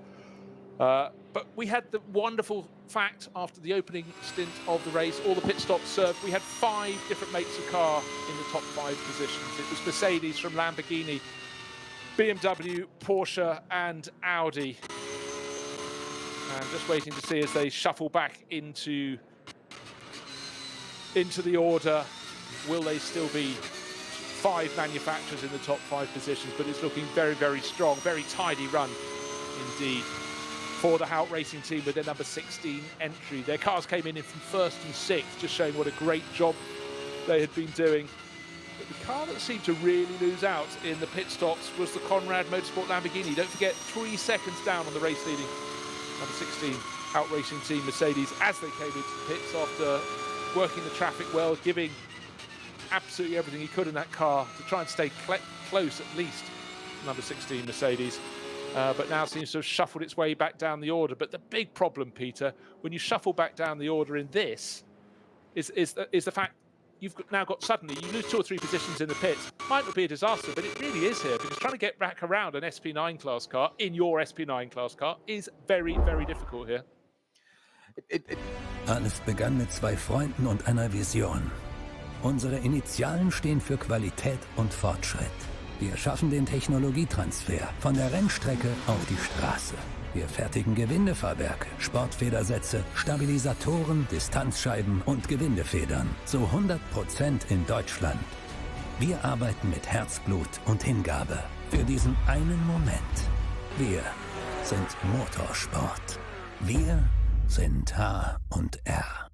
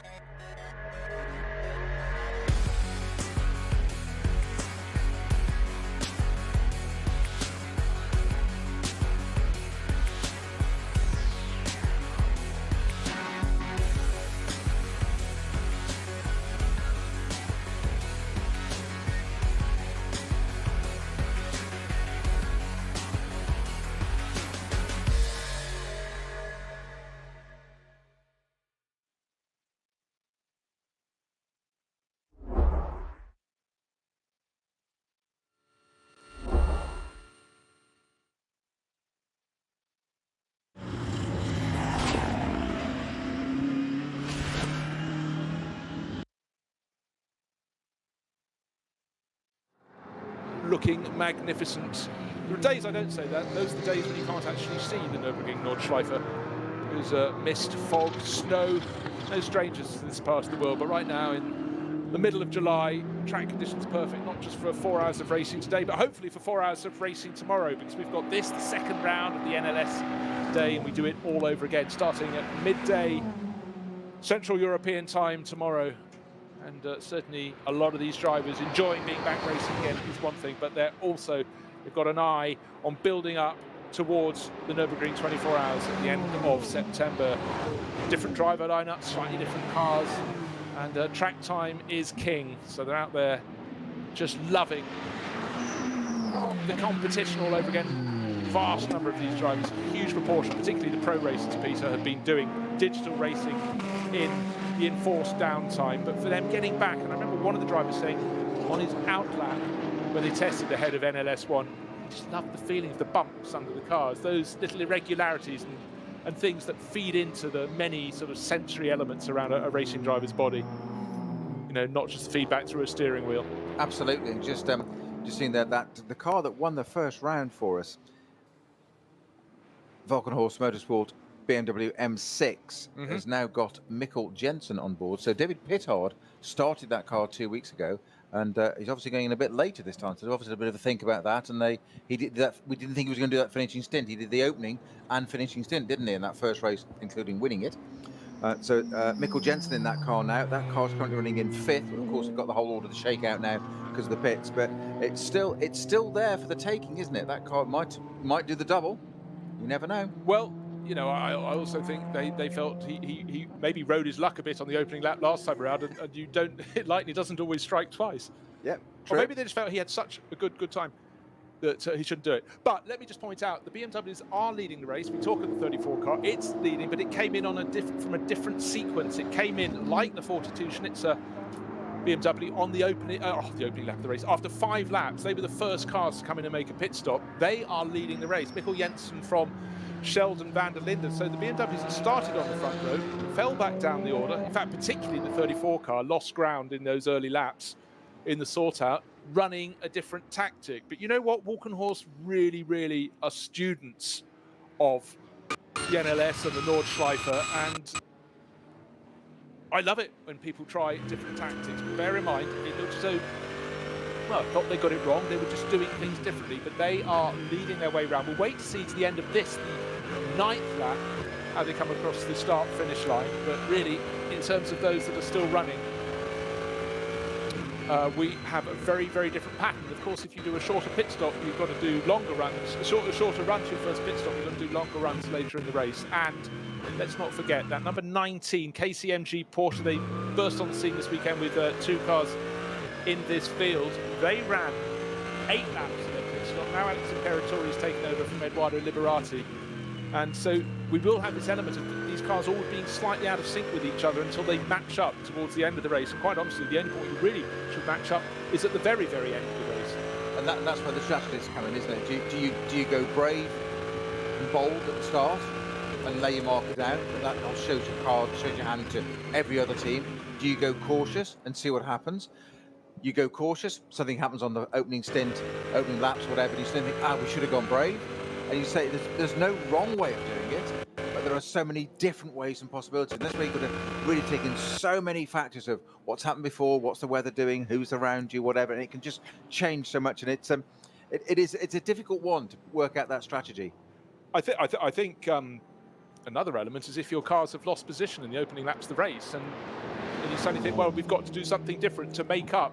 Change partway through the race. What we've lost. Yeah. And I was saying earlier that if you suddenly have this element where you've lost a few positions, but the field does necessarily string out a little bit. So you go, I might be in 6th, but I'm now 10 seconds down. I'm now 12 seconds down on the race leading car, who is having the easiest run through traffic because he's definitely is the one that everybody looks out for. You know, the marshals are ready with those blue flags, waving them like mad as the SP9 class cars come through. But certainly you have to think on your feet. You've got to have an eye on the weather, of course. No team worth its salt, even with the limited number of people they can bring for social distancing, does not bring an advanced weather forecaster or have at least a not one good app, 3 good apps for weather forecasting around the Nordschleife. any visitor there will know when you stand high on the circuit, the higher points around the start-finish straight, and you look out across the hills and the valleys in all directions, you might think it's fine one way. Turn through 180 degrees and see what's approaching from behind you, because the weather just blows in very, very quickly indeed. Great looking race liveries. I must say, one of the things that's really developed in recent years is the level of preparation for the teams. I'm not just talking about keeping everything shiny under the bonnet, under the hood, call it what you will, but teams really think about how their cars are going to stand out. And making your car stand out in a field of 155 is not an easy thing. It's not just so the car looks pretty, it's so your team can really pick you out at any point. If they're looking at a screen and the car's had an incident and they want to check it's their, well, they want to check it's not their car. But it just adds thinking time if you know, can identify. What may look great in the workshop may not look half as good on the track, or as striking, or as stand out, and that's the point, standing out. I'm going to make a plea. This is opening a can of worms. Drivers' helmets. Why do people design them with 100 different colours on them now? I'm exaggerating, but you know the picture. Whereas, you know, a driver's helmet, in so many ways, is their signature. Not so much in a car with a roof, but particularly in single-seaters. But we all like to see, from our point of view as commentators, when they step out, oh, it's the green helmet with the yellow flashes on it. That's Wilson Fittipaldi or whatever. I totally agree. You've used an absolutely key operative word there, is the signature. I think once you've got a design, you can advance it and evolve it a little bit, and etc.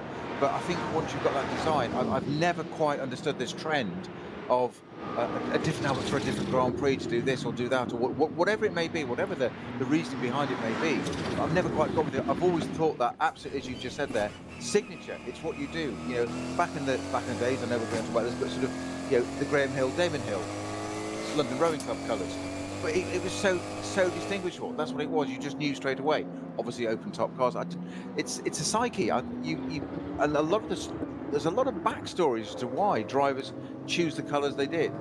Oh, entirely. Right, now we've got clarification. 9 laps on the board. It's Walkenhorst Motorsport. Remember them from 2 weeks ago. They won the event, leading by 5.3 seconds. That's Mikkel Jensen, head of the number 42 Schnitzer BMW that started from pole position. 5.3 seconds is the advantage between Jensen, the Dane, has over South African Sheldon van der Linde. 3 and a bit seconds back to the number 16 Mercedes. That was the Mercedes from the Hout Racing team that led the race, but the BMWs came in after 5 laps, and the Hout Racing team, Mercedes et al. Pretty much, came in after 7. So, different ways to peel an onion, and which one is going to work. I'm trying to see the lap times. Well, Metzger's time is inaccurate because he came out of the pits. In fact, 8 minutes 4, so he is faster. Already, of course, those BMWs 2 laps further into their tyre life. That's something that always just piques the interest of people who just drive a road car. They never understood that racing cars can gobble up their tyres, and just how fast these competition tyres can lose their bites. Well, it's a very valid point. People can't quite understand that you may get an hour out of a set of tyres, and obviously the incumbent cost of that as well. But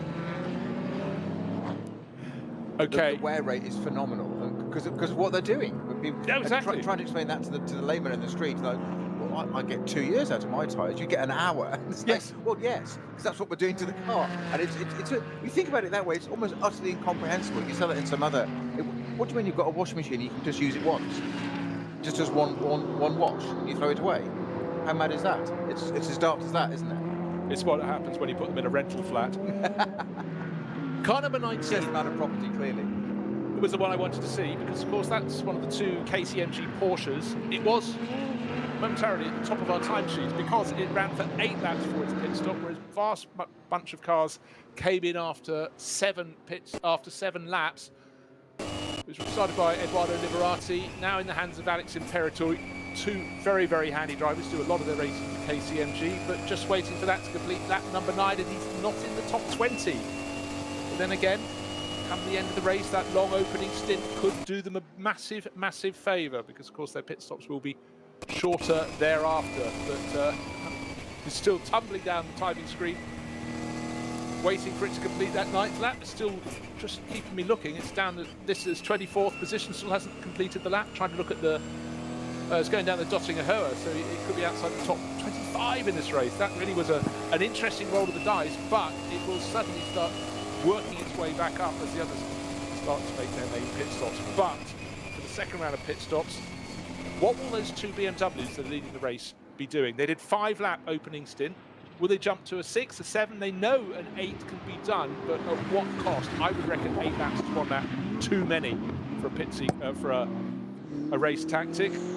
Now, with lap number 10 about to be completed, unless the BMW from Walkenhorst is going 5 laps with its pit sequence. Well, of course it isn't. It goes on past, so he's going to do at least 6. I would reckon 7 laps on this stint. And Mikkel Jensen, winner of the opening round, 5.3 seconds the good last time around. I'd say it's going to be almost double that for Sheldon van der Linde, crosses the start-finish line in his BMW. His, of course, run by Schnitzer Motorsport. And it's taking so long to get to the start-finish line, it might be more than 10 seconds. Waiting for the timing screen to refresh, but still not refreshed. But it's definitely Mikkel Jensen stretching his legs. Can he make it 2 wins from 2? That would be absolutely mighty.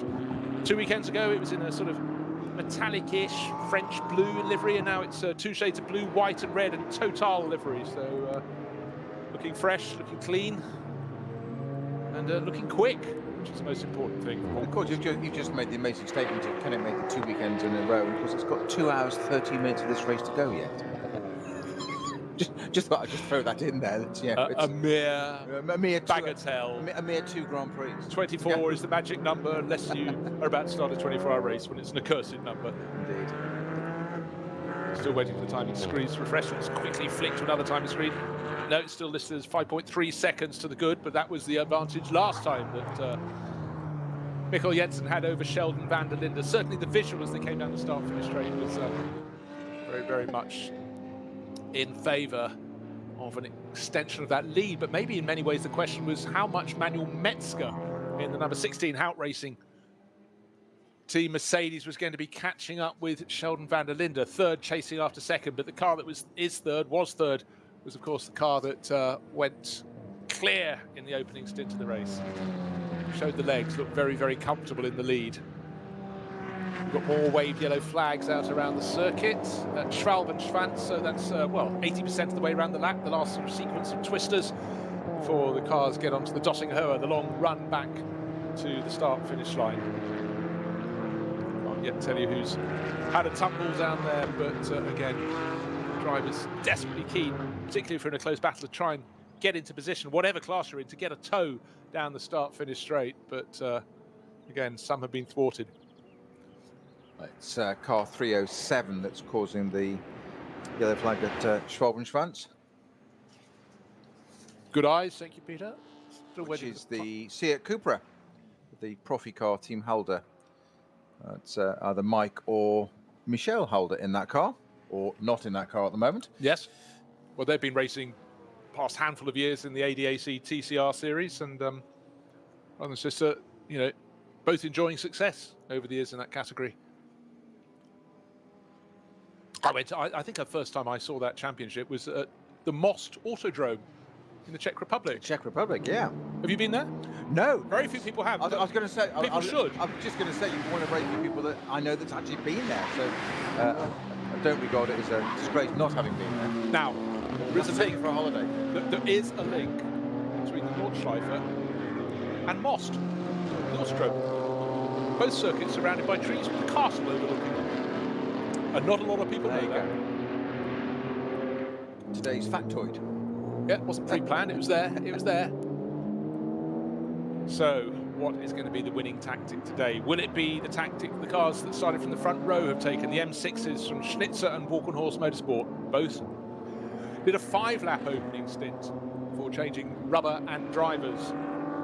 Or will it be those that came in after 6 laps, which is the bulk of the field, or the front runners, the top 6 runners in the pack came in after 7 laps. So they've put their hat into the ring, if you will.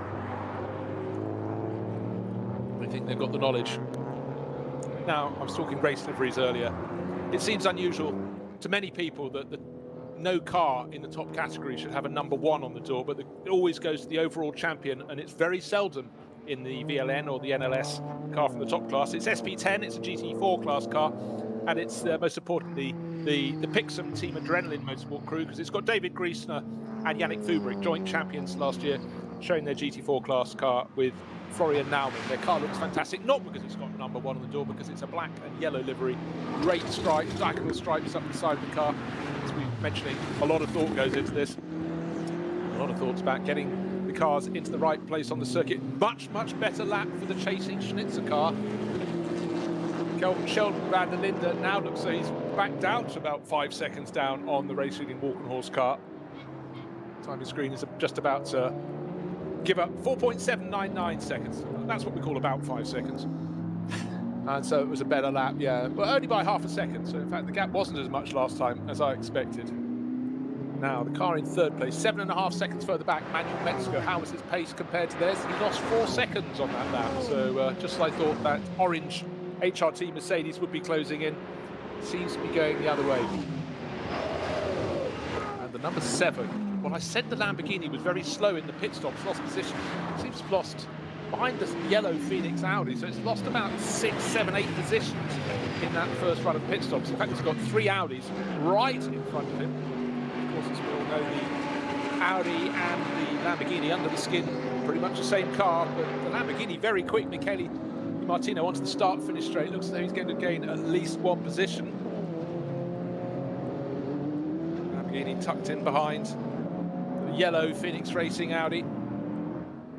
Michele Beretta led away in that. Now it's Mike Rockenfeller. Rockenfeller was driving tomorrow in Westbrook today. Again, one of these driver pairings that are rotating as the teams all try and give more and more of their drivers seat time ahead of the one they're all aiming for later this year. You can be sure, until the Nürburgring 24 hours on the 25th and 26th of September, it's about giving your drivers time in this. All these top teams will be running 4 drivers 24 hours, but here they can run with 2, but generally 3 drivers. So they're rotating their drivers through, and I'm sure they'll do so in all the remaining NLS races through the course of this season up until the 24 hours, and then beyond, because of course once you've gone past, you're still trying to take points and victories in the NLS, but also your racing drivers and teams. You're looking towards 2021 already. Of course not. Of course, that's only a few months away now, because we're starting in July. So it's slightly different way of thinking about it, because there's that sort of the mindset of where we are in the calendar year, but we're only actually on round 2 in the middle of July, which is very bizarre. The first round being at the very end of June. So it's going to throw you there. Just going back to the strategy thing there between the top cars doing 7 laps, the BMW's doing 5 laps on the strategy on the first pit stops.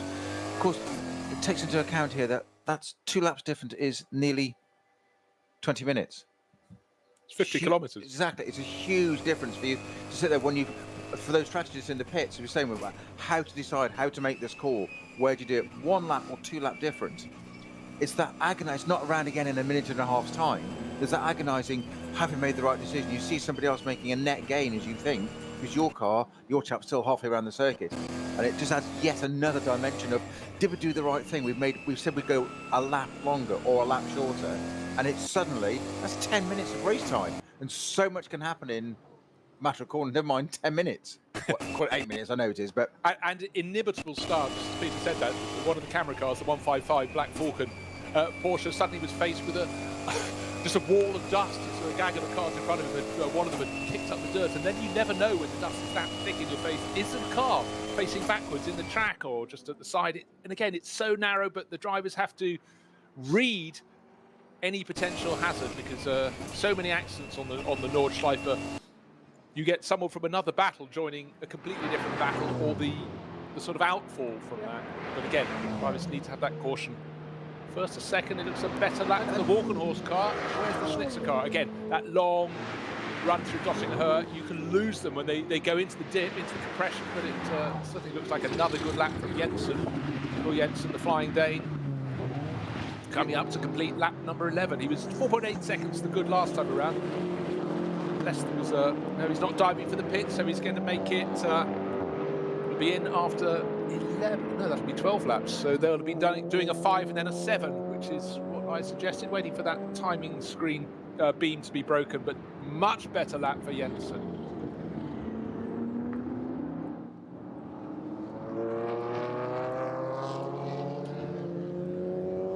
And once you can have all that experience in the world, as you say, you can be extremely experienced. You can make a call.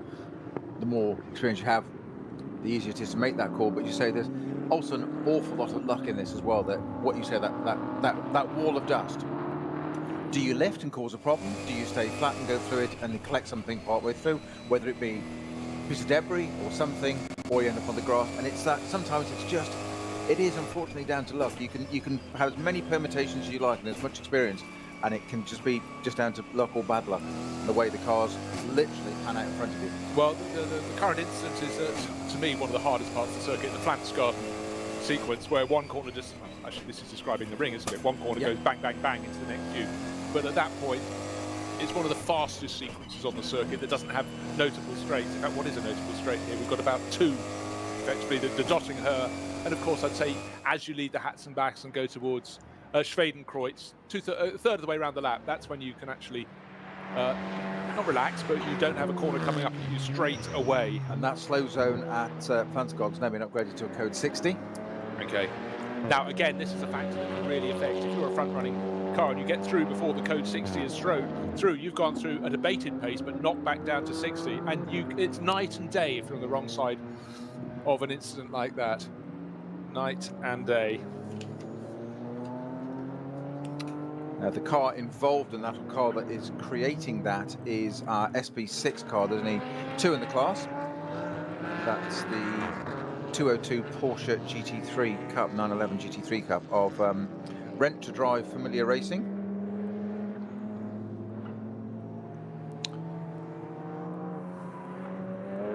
Great looking liveries out there. Again, every now and again we get to see a car that's not running in the top class. It's a fabulous livery. This would stand out even in grey, foggy days. It's Audi RS3.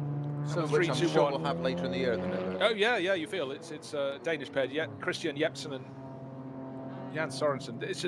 It's sort of bright lime green, Kust sponsorship written large on the door, being driven very tidily. And we talked about this before, but these TCR Audis, but all the TCR cars are just great fun to drive. They've got all this fantastic downforce, huge rear wing, and very different from a lot of the drivers who are competing in more standard cars, because these are made to go racing, whereas others go racing and are made to go as fast as possible, which is a very different way of doing things. And again, slow zones around the circuit, and every now and again, what really emphasises how a slow zone is when you get to ride on board with one of the cars. You can see them just arriving, looking through their onboard camera work, and then suddenly, whoa, down they go. Course vehicle at the side of the circuit, on the circuit itself. The service vehicle on track, yeah. So this is why the drivers constantly are being told, and the teams will have someone just shouting at them or speaking kindly through their earpiece. You have to have a spotter around this circuit. You've got to have someone who's looking at all the incident reports to get right on it, because coming over a brow and finding a car at the side of the circuit, or even worse, a rescue vehicle, is something that definitely has to be watched out for. As you said, after Flanskogden, the very narrow part of the circuit, as in it's very quick, but there's also a tiny bit of verge either side, so there is really no room for error. The 202 Porsche from the Rent to Drive car that's created that slow zone is parked on the left-hand side on the grass, so that's stationary, so that's why we've got the slow zone, because they're attending to that. And you talked about the Cupra. I think we just saw that about to be put on the back of a flatbed truck, so there are large objects stationary on the circuit clearing things up, but then the field gets released when they go beyond Schauvenschanz and then down the Dottinger Hohe back to the start of the lap, so the driver has to flick the brain back to full attack. And suddenly, talking of attack, it looks like the Schnitzer car has benefited enormously from that. It's right on the tail of Mikkel Jensen, who was sitting with that 5-second advantage, and it's now 0.5 of a second as they come up to the final sequence of corners. And in the background of the shot is the 16 Mercedes. That hasn't gained ground on the car in second, but the car in second, the Schnitzer BMW, is really on the tail. Who's going to dive for the pits this time? Nobody, not interested, as they go over the start-finish line. So 4.7 seconds it was, or 4.8 last time. Now 0.6. 0.6 of a second. Well, that was just to show you how much the slow zone affected the race-leading duo. Their lap times previous time around were, even with the odd incident, were 8-minute 20s. 8 minute 20-somethings. Those are 9:10 for the racing car. 9 minutes and 10 seconds. That's Adding a minute. more than a minute off their best. But there will be those that gained. In fact, it will be those, I think, that were further back around the lap that hadn't come up to the code 60. It may have been cleared by the time they get there. I haven't seen if it's still operational. I think it probably is, because it wasn't more than a minute ago we saw the flatbed at the side of the track. So, just to reiterate, Mikkel Jensen leading by 0.6 of a second at the front of the field from fellow BMW racer Sheldon van der Linde. Manuel Metzger nearly 6 seconds further back in third place in the number 16 Mercedes. Maxi Book, this was a car that was always going to rise up the order. That pitted after 6 laps. It's the number 2 Mercedes from Get Speed Performance. Maxi Book has taken that over and putting in some good lap times. He's 14 seconds down on Metzger, so in the battle of Mercedes, he's very much second, but that's a car that's going to keep on working. I was going to say that very, very strong performance in round 1, so I'd keep an eye on that car. You have to think that's yet to show its full potential. What I can't get over is just how much time Conrad Motorsport lost in the pit stops. They came in from second place, just 3 seconds down on that number 16 HRT Mercedes, and now they're in 14th. The Mercedes is in third, and the gap between them is a very large amount of time. I was about to count, but it's more than a minute, and I don't know if there's a problem in the pits. One sort of suggests maybe there was, because just in the regular run of things, you might have a difference in pit stop sequence. Imagine if they've got it the wrong way round and they've applied some timing elements that get added for your final couple of pit stops to the first one. I don't know. There was a fumble in the pits, that's for sure.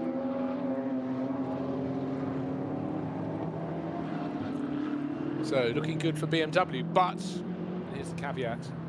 The 2 BMWs came in after 5 laps for their first pit stops. The bulk of their rivals, including the Mercedes in third place, the number 16 Mercedes, came in after 7 laps. Just to split the difference, car in fourth place, the number 2 Mercedes came in after 6. Would that have been the best of the tactics? I cannot tell you. Let's look down the classes. SP7 class has been led pretty much throughout by the number 62 in the SP7 class, and that's the H&R Spezialfäden Porsche 911. That's the 991 GT3 Cup class. Marcel Hopper, Moritz Kranz, and Peter Turting. That's a really, really strong lineup in SP7. Sitting on an advantage of about 13 seconds over next best in class, which is the number 80 Huber Motorsport 911 Cup class car. So they're the class there. Cup X class, we don't actually mention that too much. Actually, 21st position overall Cup X. It's a less well-supported class, but 930 leading the way in that. It's got Griezmann at the wheel at the moment. Still a bright day at the Nürburgring, but certainly there has been flirtation of cloud, and it's sort of half grey, half sunny at the moment. I get excited when it becomes fully grey, and if the grey is approaching, and just to add that little curveball, as if there aren't enough curveballs snowy around the circuit here on the Nordschleife. Well, it's going to be interesting to see how it settles down after this, because you said the lap time's down a minute here, so a good percentage down. So we're interesting to see what happens after this. A car that has made its way back up the order a little bit is the Octane 126 Ferrari 488. Grossman at the wheel now, that's running in 9th. That was a car that did well to get back into the top 10 in the first round 2 weeks ago when it had its spin on the opening lap. My point being, it had the potential to get back to that position despite a lengthy spin, and it was, I wouldn't say it was beached, but he took a while to rejoin carefully, sensibly, because he was so, had to wait for the other pack to come through. Well, he had to wait for he did well to get going before the second group of cars came through, because that would be good night Vienna. My point being, he lost all that time, and still managed to get a incredible top 10 finish. That's where they are now. So that, technically the car's got the pace, and I think at one point, I think it was setting fastest laps 2 weeks ago, actually, if I'm right, in the first round. It's there or thereabouts. Anyone getting into the top 10, the equivalent target this time is the top 15. That is how much the field has got onto its toes at the front end of the field.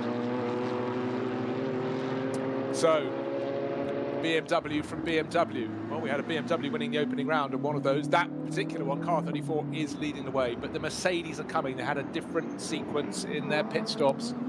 The car in fourth stopped after six laps, whereas the first 2 BMWs stopped after 5. But the car in third, the car that still has class written all over it, Maro Engel handed over to Manuel Metzger. They've got Lucas Stoltz handed over to to Metzger. Then we've got Chris Dulu and Engel.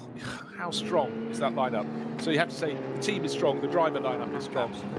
And we will start to see how they're faring. We've had quite a lot of incidents on the circuit that have involved slow zone. There's one just outside, just around her act. So lap times are not representative at the moment. Last time around, almost all the top runners, in fact, all the top runners were lapping slower than 9 minutes.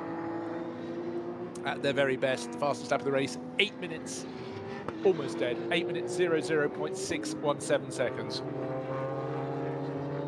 So just shows how you have to adapt your speed, your lap time according to what is in front of you, and increasingly through the race you will be getting incident. For the race leader though, all looking very tidy indeed. But next time around, surely at the end of this lap, with 12 laps on the board, we will be when we get to the end, those BMWs have to dive into the pits, and one would expect the 16 Mercedes to continue on its way. And then it's a big question, can the number 2 Mercedes from Get Speed Performance hunt down the HRT car? 15 seconds down or thereabouts in that battle between the Mercedes, but it's how quickly can those BMWs get in and out of the pits to make their stops? And will they stay in the order they are? They were divided by 0.6 of a second at the start of the lap, but I sense Sheldon van der Linde has again lost a tiny bit of ground. And let's not forget, Bruce, we're not even halfway. Are we not? So it comes, so it comes. It's bringing it on, but really we start to see a bit more of the pattern emerging with every subsequent round of pit stops after that opening sequence. At first, we almost thought the BMWs were in trouble when they pitted after 5 laps, but maybe not. Maybe the brain's trust is working beautifully for their camp. Always makes me laugh. The race taxi sponsorship on the bonnets, you know, what a circuit. You know, actually, if people hadn't been in a racing car and they would be given a taxi ride around in one of these, it's just beyond their ken. Just way too difficult to comprehend. Not just the performance of the car, the circuit itself.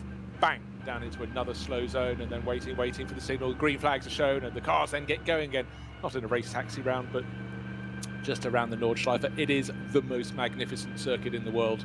Other circuits have great elements, but this one has every element you could imagine. But for now, for the drivers, there are slow zones that are interrupting their pace. You don't lose any ground, except if a rival doesn't have the slow zone there when they come past. They've still got that Porsche to clear out. It's been sitting inside the track for a while. It has, hasn't it? I can't move that car. It's been a full lap. Great taxi tactics, though. Just slow down, keep the meter running a bit longer. Yeah, yeah.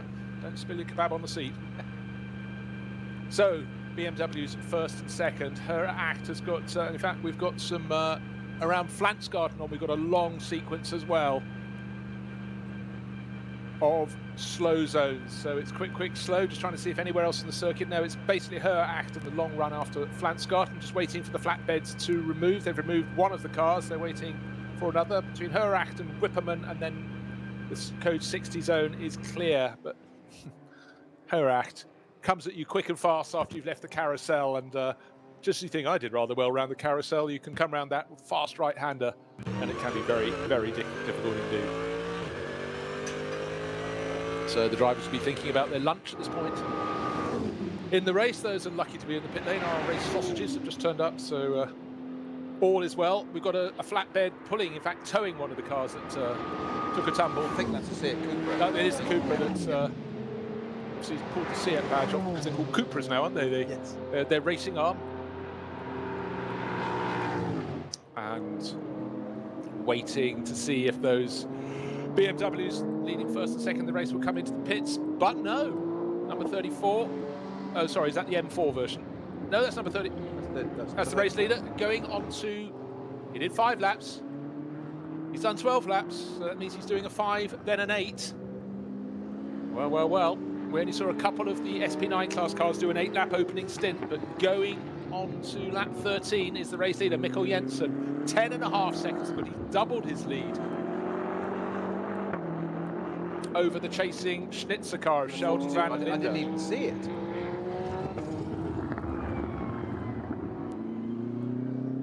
So BMW's all the way, but will they really be all the way after 4 hours of racing?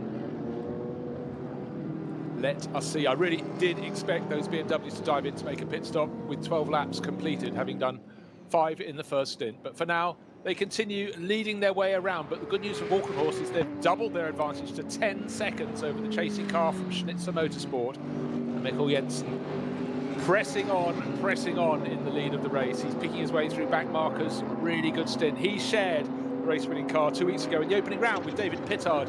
This time he has Christian Cronjes, the Norwegian racer who won Spa 24 Hours a couple of years ago, alongside as well.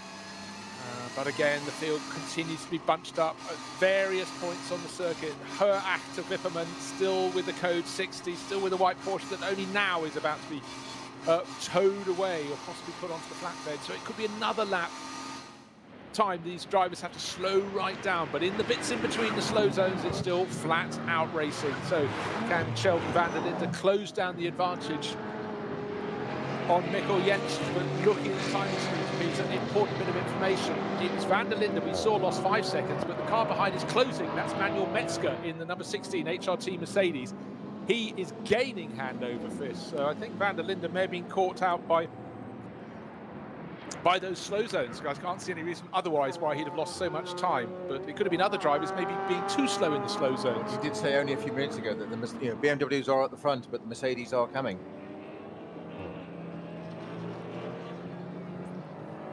One car needed to look for is progress of Peter Dunbreck. And that's number 4, Falken Motorsports. Porsche had to start from the pit lane, so he's done well to gain about 26 positions. I think he started about 50th from the pits. He's up to 24th. 24th, yeah. Sister car, number 17, is in 17th place, Thomas Preining. So, problem, the number 4 Porsche was never going to get it all back, but number 3 Porsche, the sister car, not exactly storming to the front. It started 15th, it's running 17th, so maybe that's where it is in terms of pace. But Falken Motorsport always have a strong set of drivers. They tend to like to have just 2 drivers per car, so they rotate them through. But interestingly, the 17th place car, its best lap is an 8:11, whereas the Dunbreck car that's back down in 24th, its best lap so far 5 seconds slower. 5 seconds slower, yeah. We say that exactly as I say it, perfectly on time. Try a second quicker, 8:10. Peter Dunbreck at the wheel, all of a sudden. That's just what I was going to do, and he did it exactly at the right time.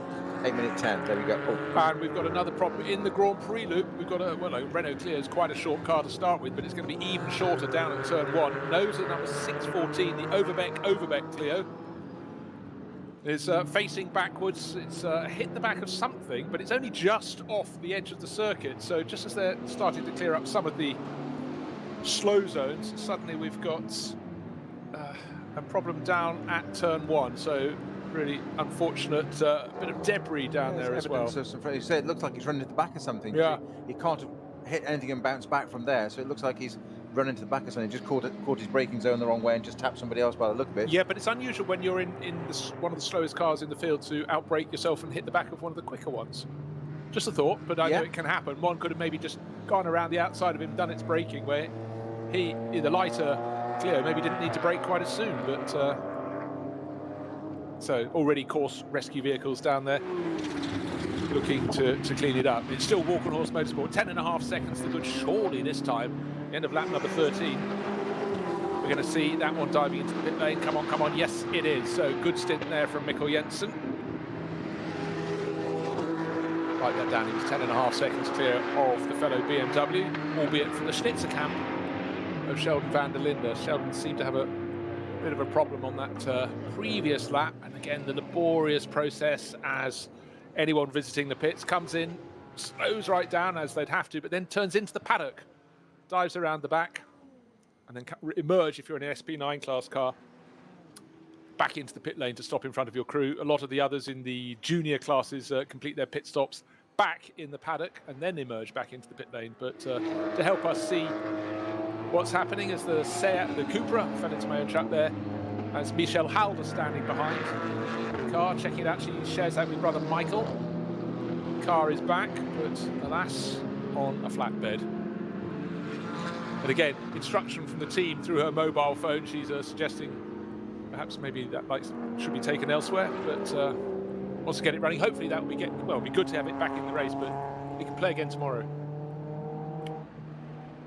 It's just been parked up at on the beginning of the Nordschleife, isn't it, there? To the right-hand side, yeah. So back of the outer paddock, out of the way there. So as you say, she probably wants a bit further back in the paddock. To the paddock. Where the crew is, because clearly it's not drivable. So that's exactly well, I tell you what, if the cars were all operating from the pit lane, they could drive that in and download it.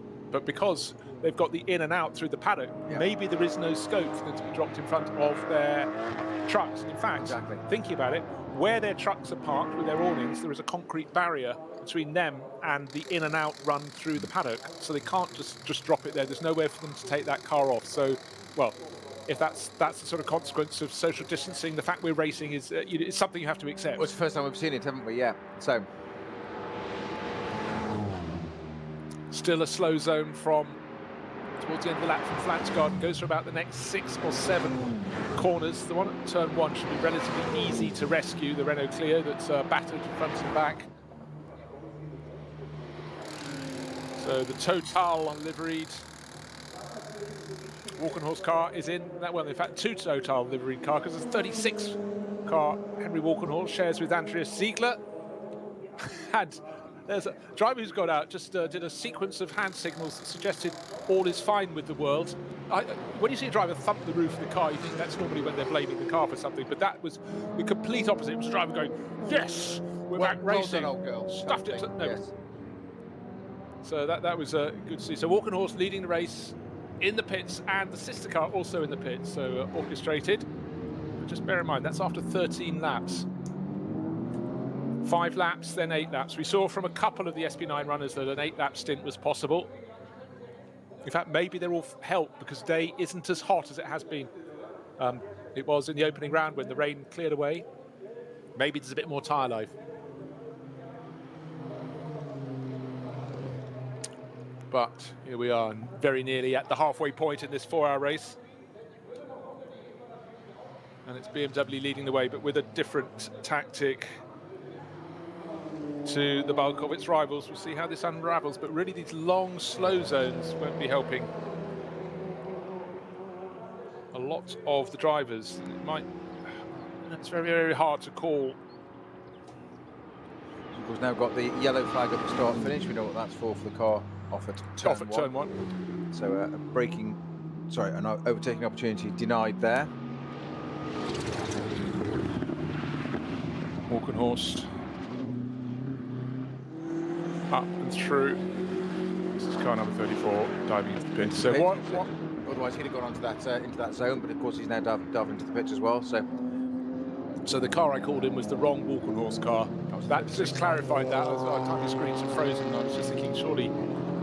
This is Mikkel Jensen in the pits. This is Mikkel Jensen in the pits. In the leading number 34 Walkenhorst M6.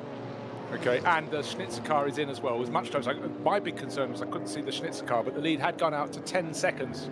Remember, so it's not necessarily in the same shot, but... and Metzger in the number 3, the third place Mercedes, right behind. And is that the Grello Porsche in the background of the shot as well? Just looking for the 911 car of Julian Adler. No, it's a yellow-nosed Mercedes coming to the pits. The Matsubook Mercedes and the KCMG Pillay Porsche, and now the Get Speed car in as well. So top 6 all filing into the pits. Yeah, so Chris Lyon's coming in at the back of the pack in the red and black car. So suddenly you get that 13 flurry. laps completed. 13, so they're all in. 34 from 42, BMW from BMW into the pit lane, and the gap between them was 13.8 seconds when they made that halt, so it's definitely been a very good stint for Mikkel Jensen, stretching the advantage over Sheldon van der Linde. Into the paddock they go, round the one-way system, back into the pit lane, and then they stop in front of their pit crews.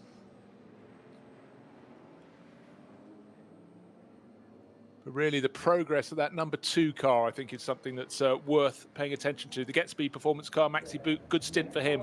Certainly closed them up. And then they could put Rafa Marciello into it or Maxi Götz. They've still got 2 more stints in this race, so they can play it how they want. But that was a really good stint from Mikkel Jensen. And certainly the slow zones would have interrupted the flow, but it didn't give anyone an advantage particularly. Well, just while you're saying that, Bruce, I'm just looking down the order a little bit, looking at the number 4 car, the 22nd place Peter Dambrecht driven Falcon Motorsports Porsche, and we had a best time of that of an 8:10. That disappeared off our screen now. It's an 8:16. It's not there. Okay. So I'm wondering because the previous best, no, mine's still saying 8:10 on my screen. Oh, someone into the pits on fire. It's number 3, Falcon Motorsport Porsche. Now he's got to go through the one-way system. Where's his pit crew in the pit lane? But he's got to snake around the one-way system and come back in. So sudden problem there for Thomas Preining, the Austrian racer. Very dramatic. Didn't see where the fire started. We just got a rear shot as he hit the brakes, and he's now got. Is he going to have to go into the paddock? He's now stopped in the paddock area, not in front of his pit crew, and we've got very fast-thinking marshals in there with fire extinguishers running out. The driver is out of the car. Thomas Preining is out. This is properly on fire at the rear end. That was quick work from the marshal, because the big problem, his own crew were in the pit lane.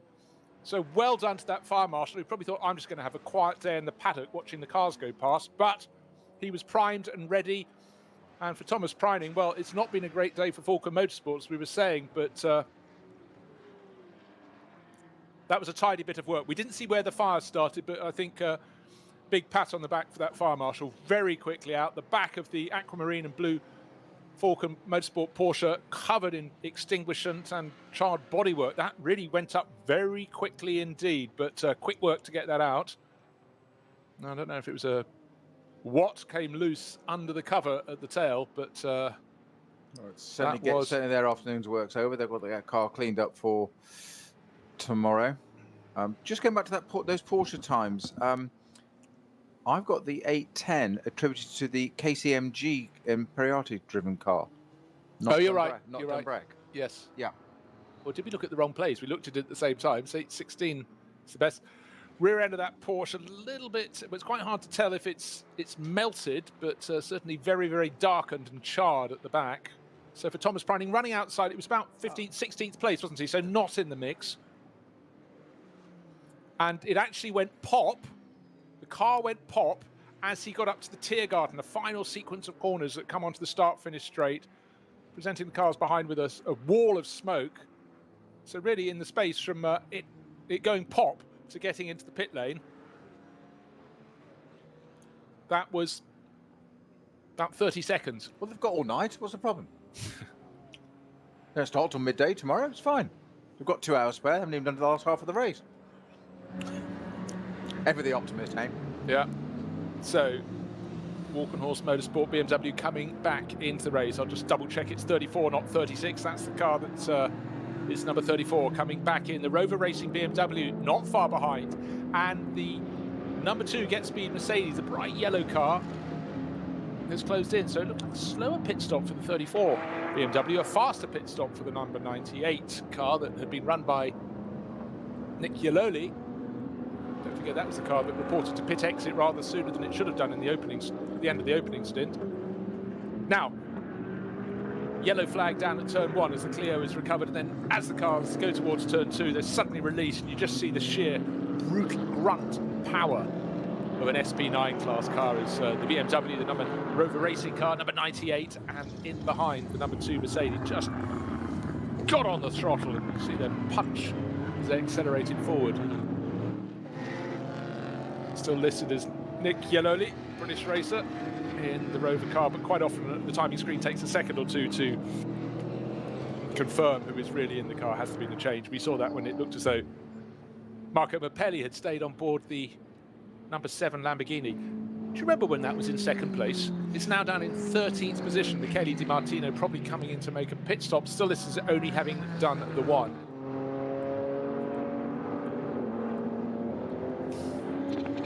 So Christian Krohns and Augustus Forfers that are going to resume battle in these 2 M6s. Falkenhorst and Team Schnitzer. When they came into the pits, it was 13.8 seconds. That's obviously all going to be very different in a minute, because they pitted at these cars pitted at 5 laps, and of course then had 13 laps in. So quite different strategy to the top cars that did 7 laps. But then theoretically now they're all completely equal. Oh, now, yes, that Porsche is far more burnt once the bodywork or the lid's been removed from the back. The number 3 Falcon Motorsport car, putting all their hopes with the sister car, number 4, which started from the pit lane. So that was a mountain too high to climb. It's very tidy at the moment for the 34 Walkenhorst Motorsport crew. They took victory in the opening round, not by default, by being in the mix. They were second over the finish line, but then a time penalty for the number 16 HRT Mercedes handed victory to David Pittard and Mikkel Jensen. Mikkel Jensen's done a very, very strong second stint for that car, sitting on a fairly tidy lead. Now it's in the hands of Christian Cronjes, but it seemed quite a discrepancy in terms of the pit stop times of some of the chasing cars. We saw that in the first round of pit stops, but again, the order has changed back and forwards. So Peter said it would be a Mercedes sort of day. At the moment it's looking like a BMW sort of day, but we still got 2 hours of racing, or between friends, 1 hour 59 minutes and 20 seconds. The weather started bright, went a little bit grey, it's still a little bit mixed. We win in the last half, not the first half. No, indeed. First to finish a race, you have to start. But all looking very tidy indeed. You can see the Pixum cars in the mix in their class, as ever, looking strong.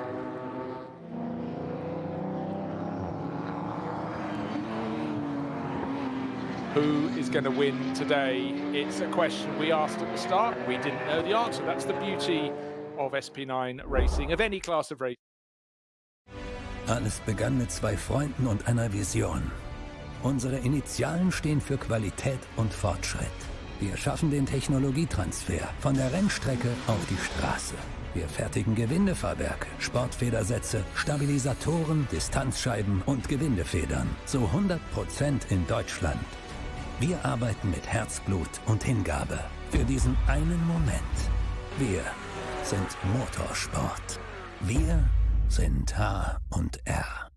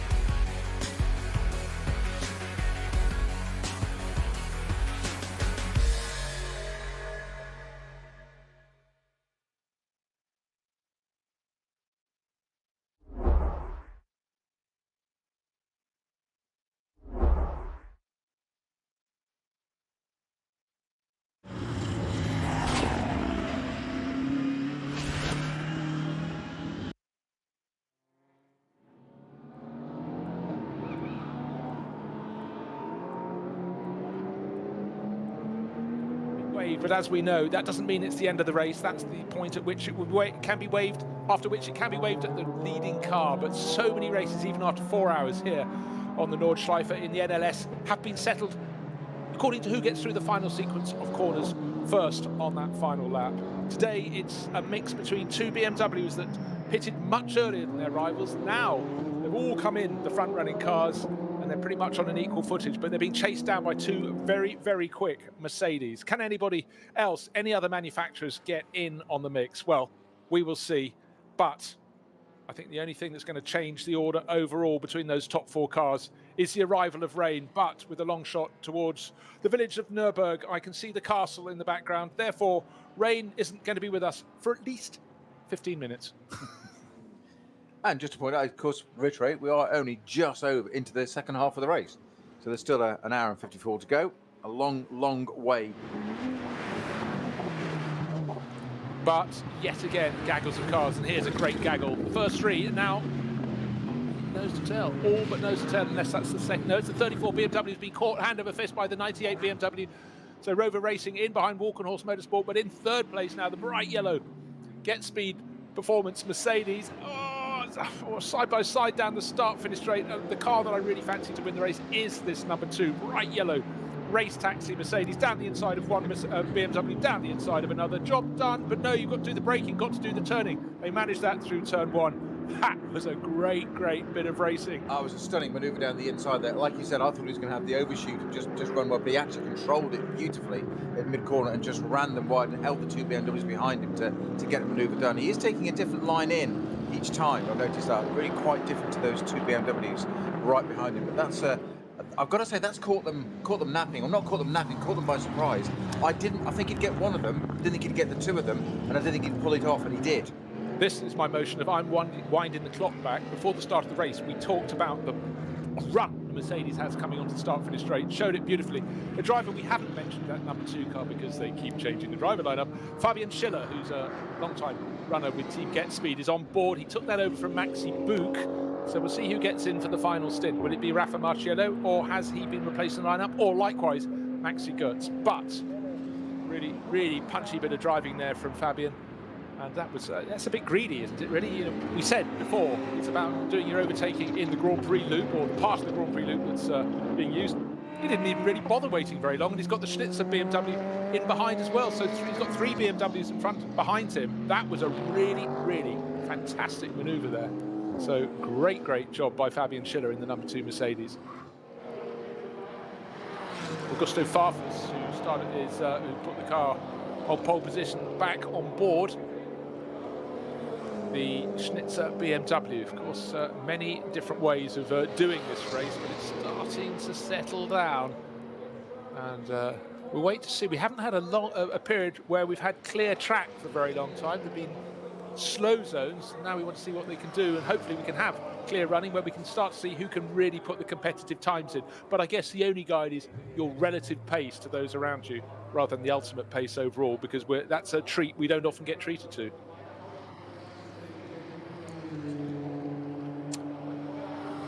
People running different tactics. We've got the 911 Porsche and the number 32 Audi haven't made their second pit stop, but those that certainly have,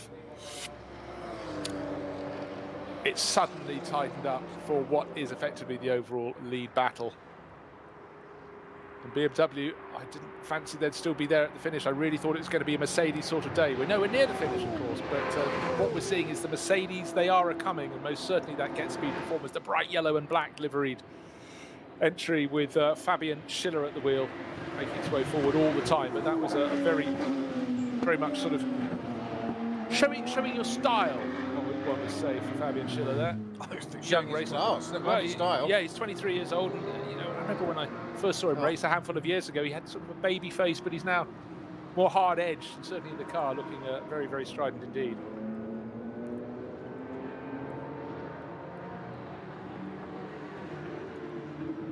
Waiting for the Black Falcon, or the remaining Black Falcon motorsport car coming out of the pits. Unfortunately, the number 4 car started from that aforementioned pit lane and did well to pick its way up the order, but not near the sharp end, not where it would hope to have been in this race. But unfortunately, you start on the back foot, it's very, very hard to recover. With the sister car out, having caught fire just as it came towards the end of the lap in the hands of Thomas Preining.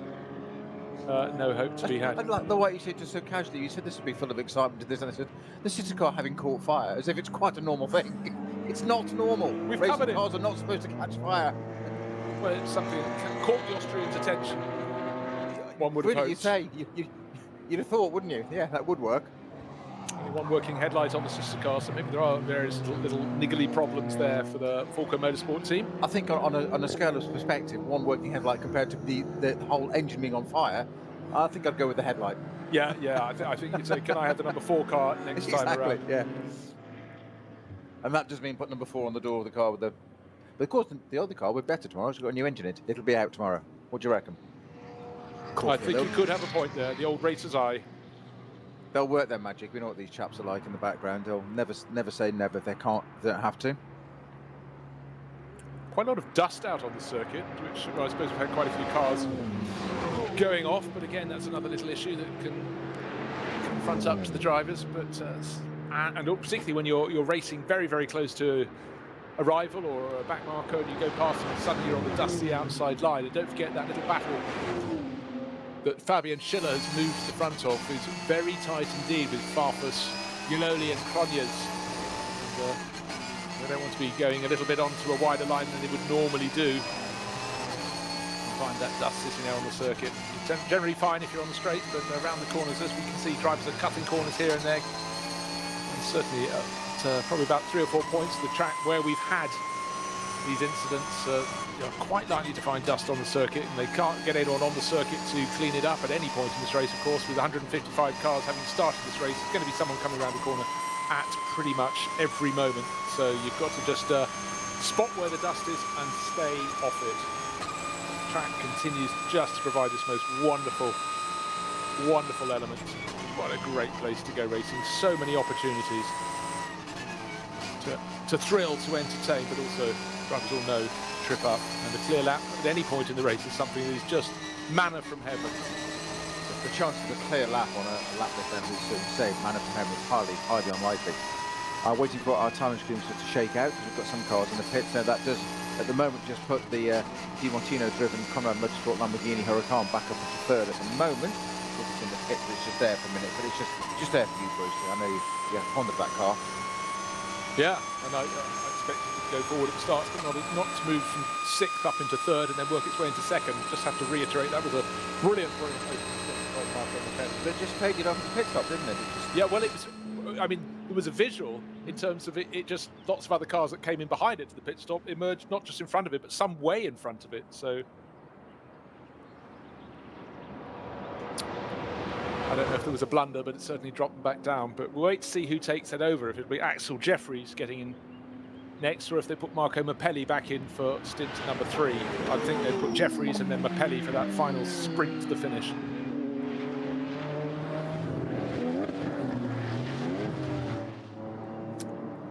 Just having a look to see if there are any changes in the junior classes, but it's the gold standard run for that in Porsche Cup class car. Martin Hopper just leading so comfortably for number 62. 11th and 12th places cars into the pits. That's the Black Falcon Porsche, followed immediately by the Ferrari 488 of Kohlhaas, had a Padgett car, Racing 1, both into the pits, doing their loop round, as we say, into the paddock area, back round through the shopping precinct, back down to the roundabout, back out again into the pit lane for the SP9 cars. With the top 8 cars making their pit stops, they will no longer be in the top 8. We've got a brilliant BMW trio fighting over, let me see, that's about 5th place, because Adam Christodoulou is leading in the number 16 Mercedes. They led the opening stints and in the hands of Lucas Stoltz, but now they're stretching clear of the pack behind. But what a pack it is. We saw Fabian Schiller go into 2nd place, but then the trio of BMWs, Christian Cronjes just holding on to 3rd place, in behind Nick Yuloli and then Augusto Farfus, who's taking a look up the inside of Yuloli as they go down into turn 1. They're being hunted down in turn by Mathieu Vassivière in the number 8 Get Speed Performance Mercedes, sort of bright orangey red with black flashes. He's some distance behind them, but you know what? He's not fighting anyone else. He should be able to really drive that. In hand, yeah, drive onto their tail, I would think, because certainly that trio of BMWs, Cronjes, Yuloli, Farfus, covered by 8/10 of a second as they went over the start-finish line, and I think there was potentially a change of place in behind. But Christodoulou 26 seconds clear of Fabian Schiller. That was gold standard in the first stint and the second stint, and now Adam is really starting to squeeze that way clear. That is a tiny example. His lap time last time, actually Schiller was quicker in the second place Get Speed performance car, so we could yet have a change. But that is a really good trio of runs. I know Christodoulou, the British driver, has only just got his knees under the steering wheel, but he's pressing on hard. His lap time all but identical to Schiller. Sorry, they've just upgraded those last lap times. Getting in close. So just bear in mind, it was Stoltz, it was Metzger, it's now Christodoulou. And in theory, we've got Maro Engel to finish it off, who thought he'd won last time out. It didn't happen. It was a time penalty for the crew, and they ended up down in 6th place overall with that time penalty. But you must say, for the Hout Racing team, that is looking really, really strong. Maybe it made them want it even more, having had that victory in the opening round taken away from them. So talk about the phrase "close but no cigar," but as you say, your debut race, having said so, years and years of experience with Black Falcon, obviously taken a lot of that intel information across over, set up his new team, nearly won it, and in reality only didn't win it, let's rather not say lost, only didn't win it from a simple error in timing and a pits penalty. So it was so close. It wasn't like something just failed or broke on it. It was just a timing error for them, or penalty. Well, talking of things failing or breaking, I think it's car 352. BMW's got it wrong into 752 into the final sequence of corners. Looks as though it's sitting a little bit low, but for the chasing pack, they were catching it very quickly, and then suddenly puff of smoke and dust and rubbish in their face. That's Graham Wilson, Andrew Wolff, and Will Tregurtha. I'm afraid their BMW parked at the edge of the circuit. Didn't see the start of the incident, but certainly, again, one of those moments coming out of the blue. The driver probably thinking it's all absolutely fine, possibly trying to get out of the way of a quicker car, ended up on the grass, managed not to come back onto the circuit, which was a very good thing indeed. Not a good place to be parked either.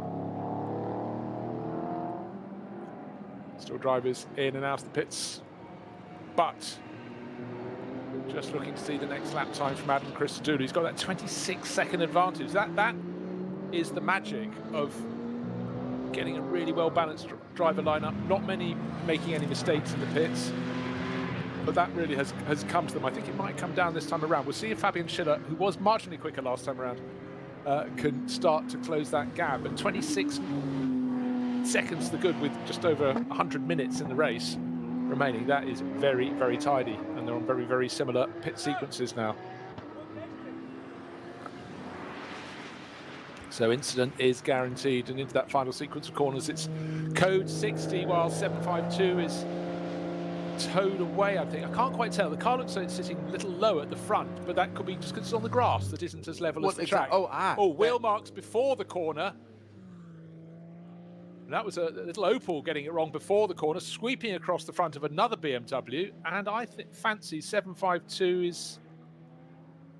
He'd already had his own problem. He wasn't one of the two cars involved in that. No, he was. He was tapped. He was tapped already. They touched coming into there, into the dip. That fired him off onto the right-hand side. That's why I thought there was bodywork damage on that car. It looked like the steering was pointing right. That's because he's collected the barrier on both sides, and that's why it's gone straight on, unable to negotiate Tiergarten, parked it on the grass. It wasn't. He was actually tapped by somebody else. Wheels or touring car style, unfortunately, and that's put it out. So they're going to pull it out of the way now. That's why there's a code 60 there at Tiergarten, right at the end of the lap, just to come onto the pit straight. But Marshall's, as ever, being efficient, getting it out of the way. But 752, not his fault by the look of it. I think it was just other guy on the Opel was unsided and just sideswiped him, basically. And it's always quite hard to tow a car when both front wheels are pointing in, isn't it? Successive toe in, it doesn't make it easy, yeah, but it'll drag it across the grass. And so just to let you know, it's the inside of the final sequence of corners. It's the final right-left onto the start-finish straight. He's on the grass on the inside of that. You can see the end of the pit building. He's that close, but unfortunately there with the replay, Peter can call it perfectly. The Opel got it wrong, went across the grass on the entrance to the corner. Obviously grass, no traction. Came back onto the track, tapped the tail of that into the barriers on the left, on the right. Thus all the dust kicked up in the air. 752 BMW being towed back. It's race run. I'll just put a steering arm on it for tomorrow and it'll be out again. It'll be easy. Bit of polish, bit of good old-fashioned T-cut, and away we go.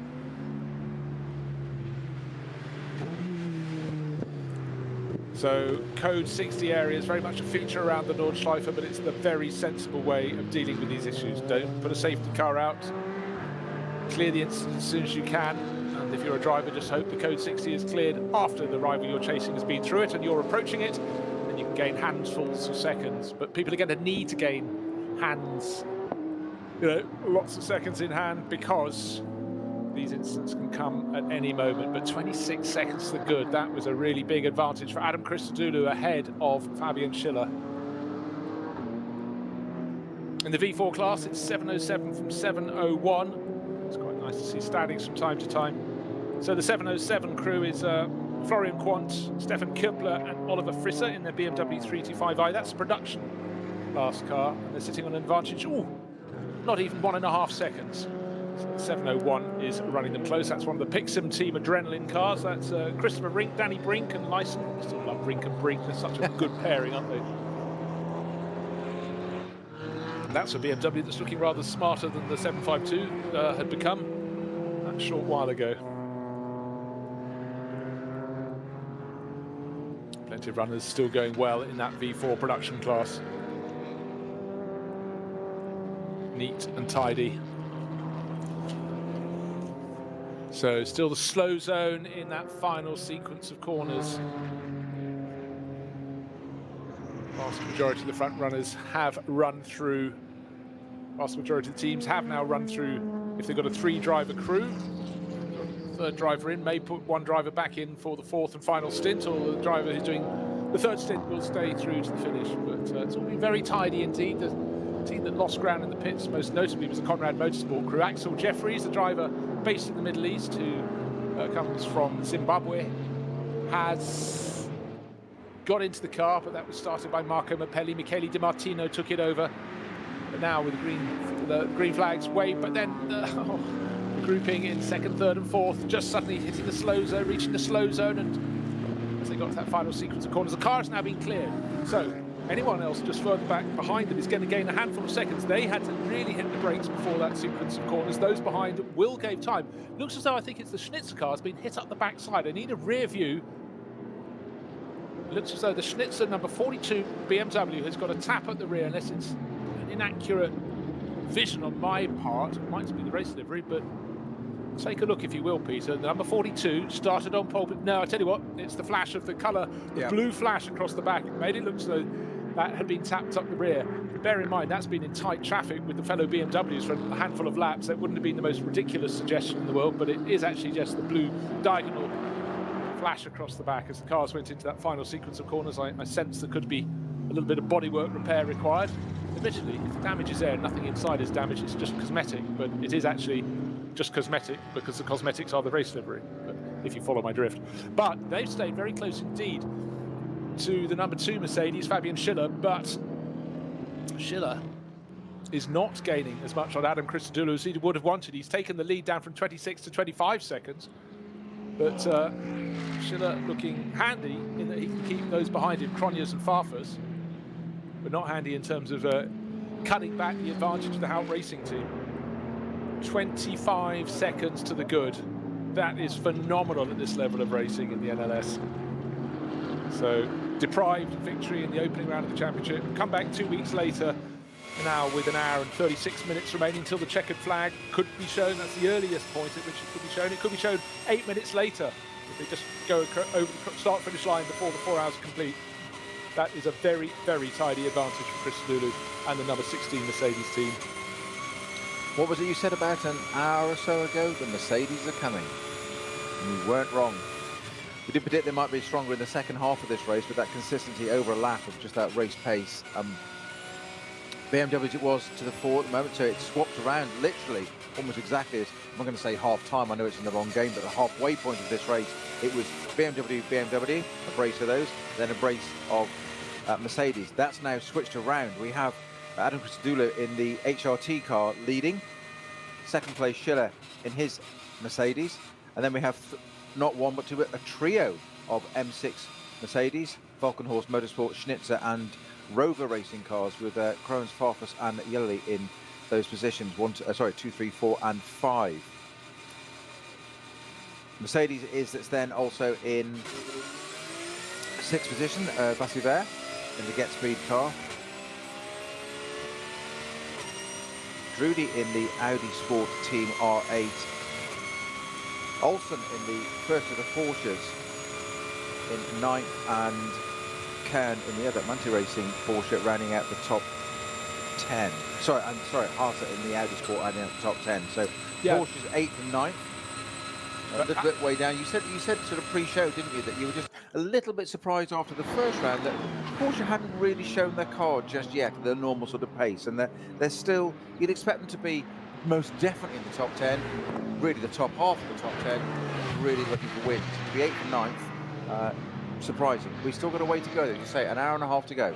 But I think within that, I did say earlier in the race that the equivalent of getting in the top 10 in the opening round, but getting in the top 15, it's getting more and more competitive. Audi's also not quite there. The best place of those is, you mentioned Matthias Drudy, car number 29. He's got, he's there, but it's just not quite thereabouts. And again, that's sort of the best they can expect today. One would think Porsche's just not there. They sort of, some parts of the circuit, they look really well balanced. Others less so. Looking at the Huber Motorsport car at the moment, that's a driver lineup that's developing its form. Marco Holzer, Patrick Colbert, Lorenzo Rocco di Torrepadula learning his craft as he goes, but that's a little way down the order. In fact, I look all the way down to 21st position. But don't forget, this isn't just about the Pro class, it's the Pro class, the Pro-Am and the Am. They all have their own classes within SP9, the top category in the race. And the Pro-Am leader is Klaus Abelin for Fricadelli Racing.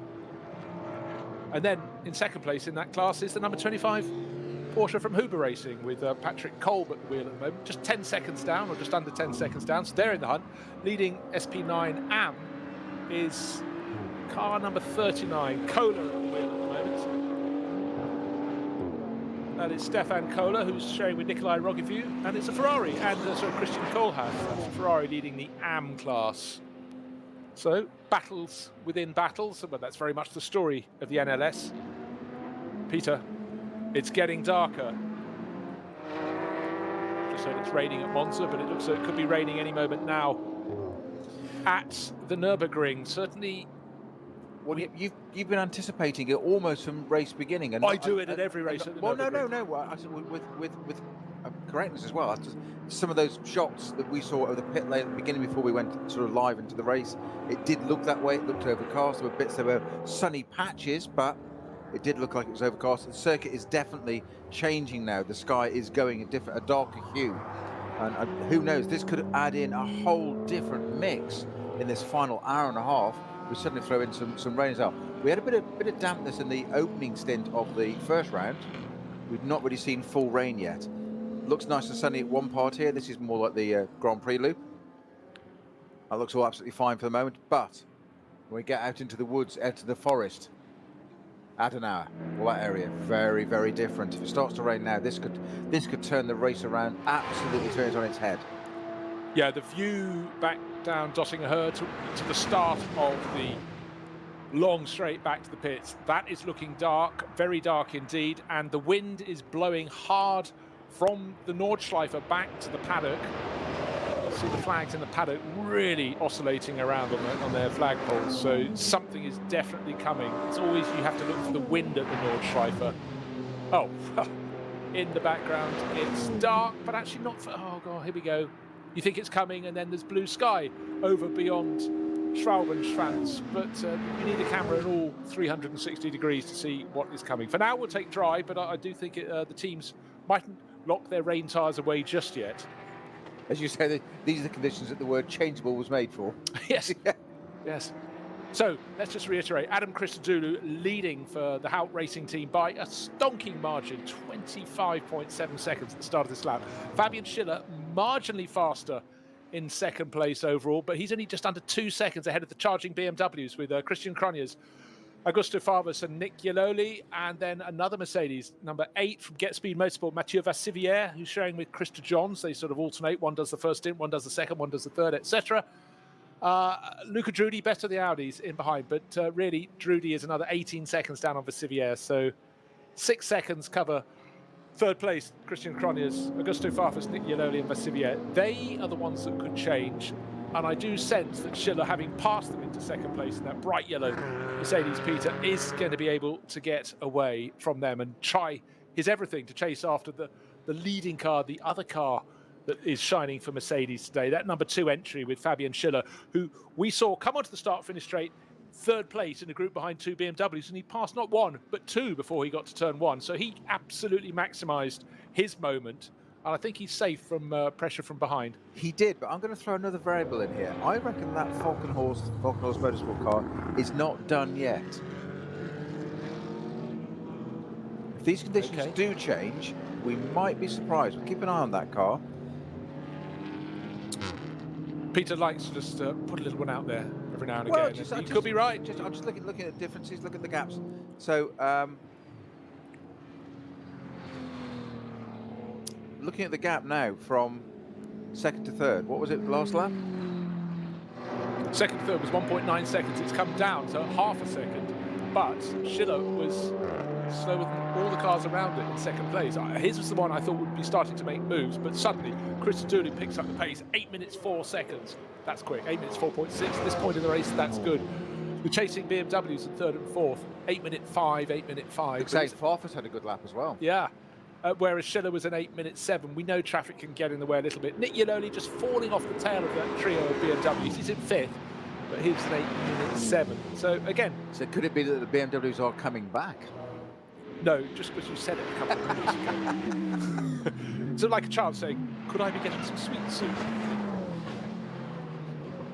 So let's just take a look back. I'm looking also, again, the second part of the race, stage of the race, I get quite interested in which cars have dropped down the order are picking their way back up. And one that's, let me have a little look.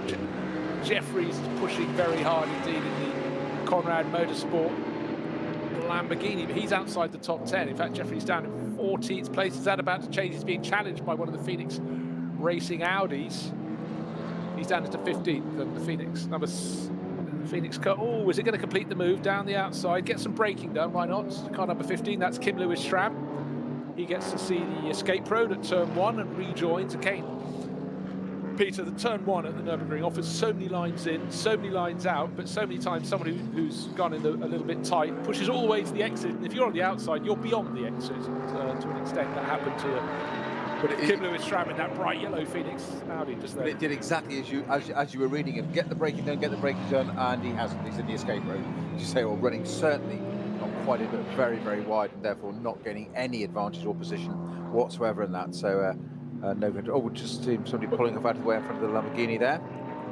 Yes, that was quite strange. You had 3 cars nose to tail. Gabriele Piana tucked in behind Axel Jeffries, then Kim Lewis-Schramm, and I can't actually work out where that car went, because I thought for a second he was diving into the back entrance of the pits, but it's almost that he went off out of the corner before out of the Mercedes arena. Hard one to call, but it's about to get busy in the paddock all over again. Well, you can say that pretty much from lap 3 in the race. And again, it was 272 was the car that suddenly pulled off. It clearly had a problem. Little Hyundai by the things. Yeah. Is it Vassivier that's going to be coming into the pit shortly with the GetSpeed AMG? Was it his crew that we think are getting ready? I'm trying to tell, but that was Tim Schrick, or it wasn't a Hyundai. It was a Subaru BRZ. As I said Hyundai, I thought I was thrown by the red livery. It sort of caught my eye there. I agreed with you. Never do that. That's one of the SP3 class cars, but that's pulled off. Yes, you go through the Mercedes arena, you then double back through that double right, and then just where the track jinks to the left to approach the drop into the dip, the car pulled off to the right and did well to get out of the way off the circuit, especially as those SP9 runners were coming through, didn't interrupt their battle. And every now and again you get to look into the paddock and you get a driver getting a little bit exasperated when the driver change is supposed to happen and their teammate hasn't got out of the car. Gesticulate to the cameras, but luckily this one isn't fighting for overall victory. That's Carrie Schreiner, who's such a star in that car, Charlie Martin, and third driver Laura Kryhammer. So female entry in that female crew in their Golf. Car number, is that 300 or 800? Probably 800, I would suggest. Let's take a look down. No, can't tell you, but anyhow. Nice tidy line. That was Charlie Martin getting out. I think it was Carrie Schreiner getting on board. Christodoulou, may I just emphasise that really positive last lap, put him 28.5 seconds clear in the lead of the race, Peter. But it's that battle in behind. There's a half second back from second place Schiller to Christian Cronjes. Augusto Favas less than half a second down on him in 4th place overall. Track appears to be clear the whole way around, so at least we get to see some representative lap times. Really a second quicker than anybody else on the track at that lap. Yeah, good to see. Number 4, the Falken Motorsport Porsche started from the pit lane. Has had all sorts of problems. Martin Ragginger at the wheel, but he's, you know, with him and Peter Dunbrek, what a strong pairing. But outside the top 20, it just goes to show. In this, I keep saying it, but it's just absolute truth. The standard is just getting better and better, and the number of works drivers popped in with the various privateer teams this weekend just goes to show that how seriously they are taking it. And must be said, building towards bigger and better things, but the teams are all going about it with different tactics. And what will it be the BMW way, short first stint, longer following stints that works, or will it be very different indeed? For a car that goes on to win, but BMW nailed their colours to the mast, and it was car number 300. It's the VW Golf in the SP3T class. Celia Martin, not Charlie Martin. She's in a different car. Carrie Schreiner and Laura Kryhammer, but that's taking a long time at a standstill. All-female crew as well. Just spotted that, yeah, absolutely, yes, all-female crew, not just driving crew, but entire crew, yeah. Looks great, and a great Geety sponsorship scheme. Black and yellow, very, very crisp indeed. But actually, the best-looking racing car isn't the one that looks pretty. It's one that's out on the circuit doing what needs to be done at the sharp end of the field. But anyhow, all about gaining experience for this crew. Adam Christodoulou, how good is this next lap going to be for him? You have to say with every lap that he can just even match or be marginally slower than those behind. That is on the money for that crew. Because if there's a charge, it's got to come from Fabian Schiller in this stint and the driver who takes over the number 2 Get Speed Performance Mercedes for the final run through to the finish.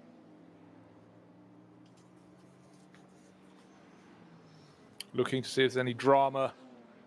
We've got a code 60 at Exmühle. Oh, that's where it is. I just saw something flash up onto the screen. It's a 2-corner sequence. It's a warning as they approach the corner. You come out of Versifen, drop down the hill. And as you approach Exmüller, it goes from warning down to 120, then down to code 60.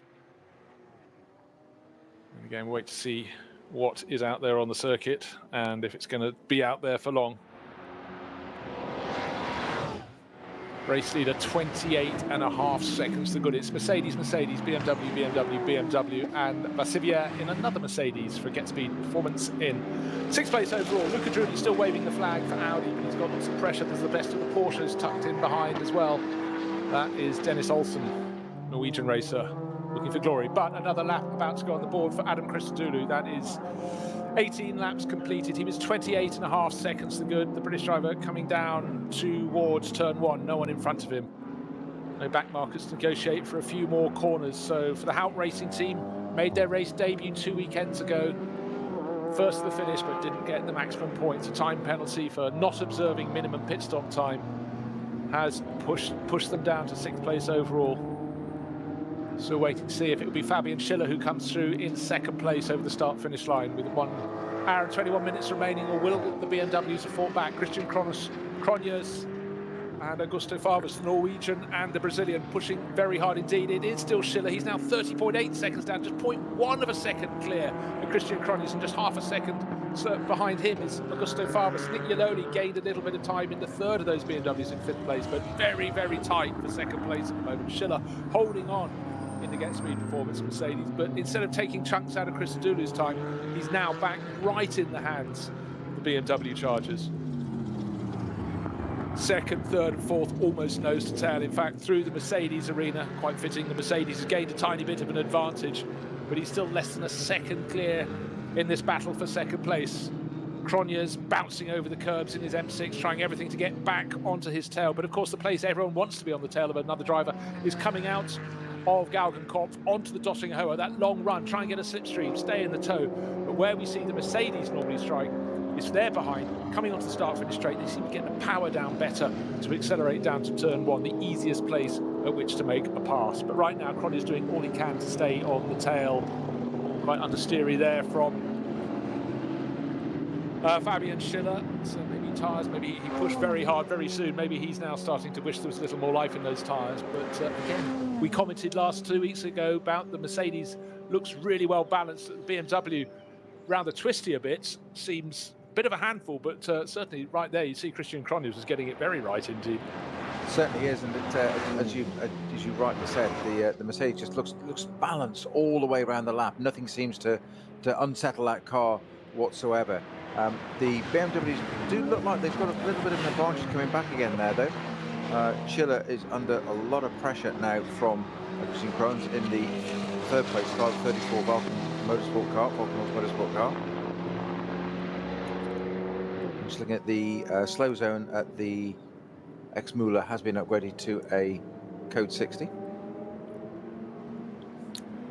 Haven't seen so much of KCMG in this race. They arrived with these stellar lineups, and at the moment we've got Dennis Olsen running in 7th place overall, the sister car number 19, Alex Imperatori, down in 17th, and he's 40 odd seconds down on the next car in the class. So clearly some problems in the pit lane for them. All these front running cars have made 2 pit stops. It's how they split this final pit stop, where they break, how long these stints are, stint number 3 and stint number 4, how they play it. But for KCMG, a toe in the water. They've come here, they've raced here before, but haven't got it right this weekend. Porsche haven't really got it right this weekend as yet. Dennis Olsen, the best place of those in the sister KCMG car, so maybe top of the class in the Porsche class, if you will, but not managing to tackle the BMWs and most notably the Mercedes as yet.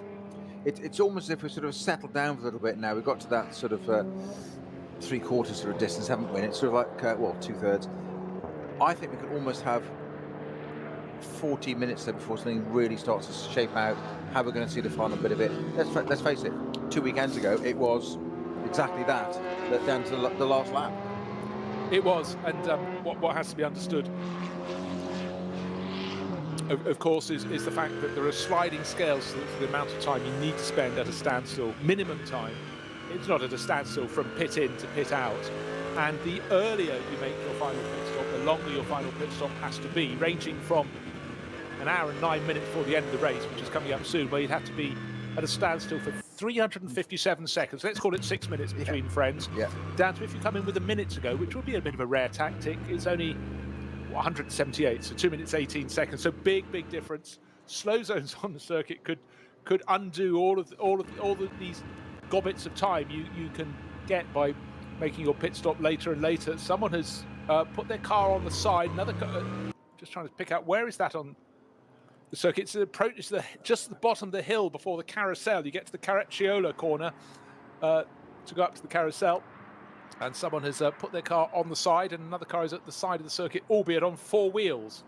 So Peter's going to check that out. So just as I was hoping for a long period where we had no one having incidents, so we can see the pace of the cars. Actually, one of the cars just put it a really quick lap. 8 minutes 4.3 seconds for Kevin Estra. Well, there you go.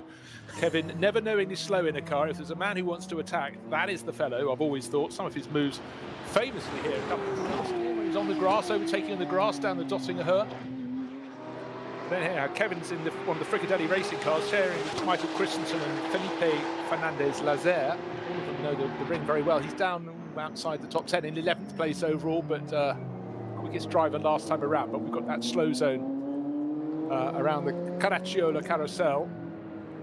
So don't expect some fireworks this time, but in fact, it must be said, Estra got very close to the tail of Christopher Haas's Audi Sport entry.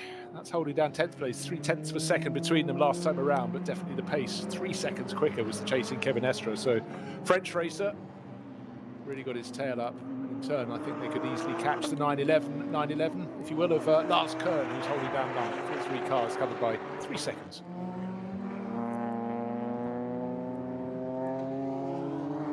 So rain around Middle Europe. I gather it's been raining at Spielberg too for the practice and qualifying for the Austrian Grand Prix. So is it going to travel a little further north and west to get across to the Nordschleife at the Nürburgring? But right now, sun bouncing off the wings of the cars when they go around the Grand Prix loop, but it's darker beyond when they get out into the forest.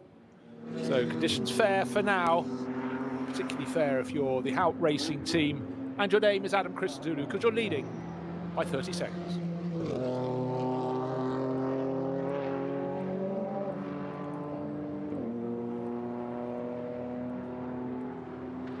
Will HRT take victory at their second attempt? First, the finish in their opening foray, and it came to naught. They got a time penalty, and what they thought they'd gain was taken away. But it must be said, right now, 30-second advantage. Alles begann mit zwei Freunden und einer Vision. Unsere Initialen stehen für Qualität und Fortschritt. Wir schaffen den Technologietransfer von der Rennstrecke auf die Straße. Wir fertigen Gewindefahrwerke, Sportfedersätze, Stabilisatoren, Distanzscheiben und Gewindefedern zu 100% in Deutschland. Wir arbeiten mit Herzblut und Hingabe für diesen einen Moment. Wir sind Motorsport. Wir sind H&R.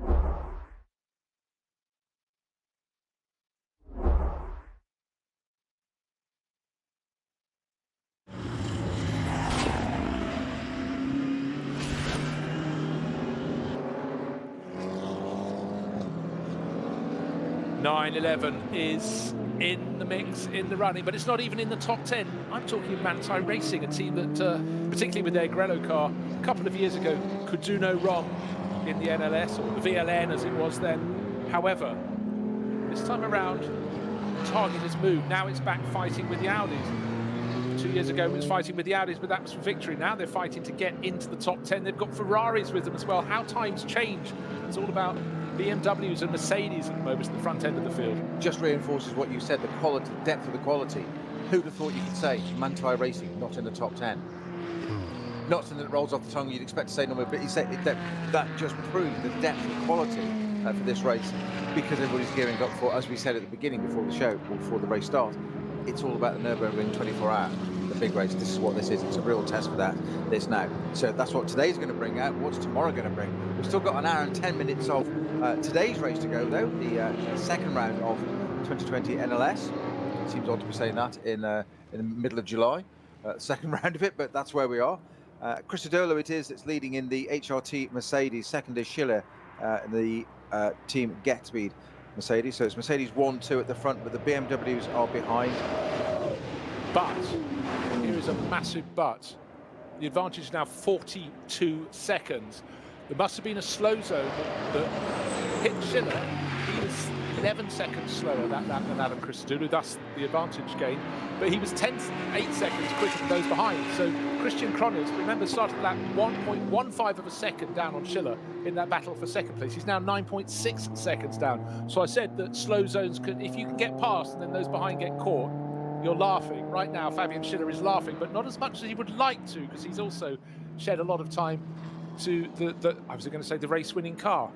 The car that surely sitting on a 42-second advantage has to be. It's been potentially the quickest, well, it actually has been the quickest car all race, has the fastest lap of the race, but has put in nearly 3 really strong stints. But that last lap, that was Christmas come early. That was a gift to the Hout Racing team. So maybe the laws of upset, it was their mistake in the opening round when they didn't hit the minimum pit stop time at their final pit stop, got time penalty, and their first on the track became 6th in the final results. But this time around there has been a gift because of a slow zone around the circuit. One has to presume you don't otherwise gain 20 seconds on those who are giving chase.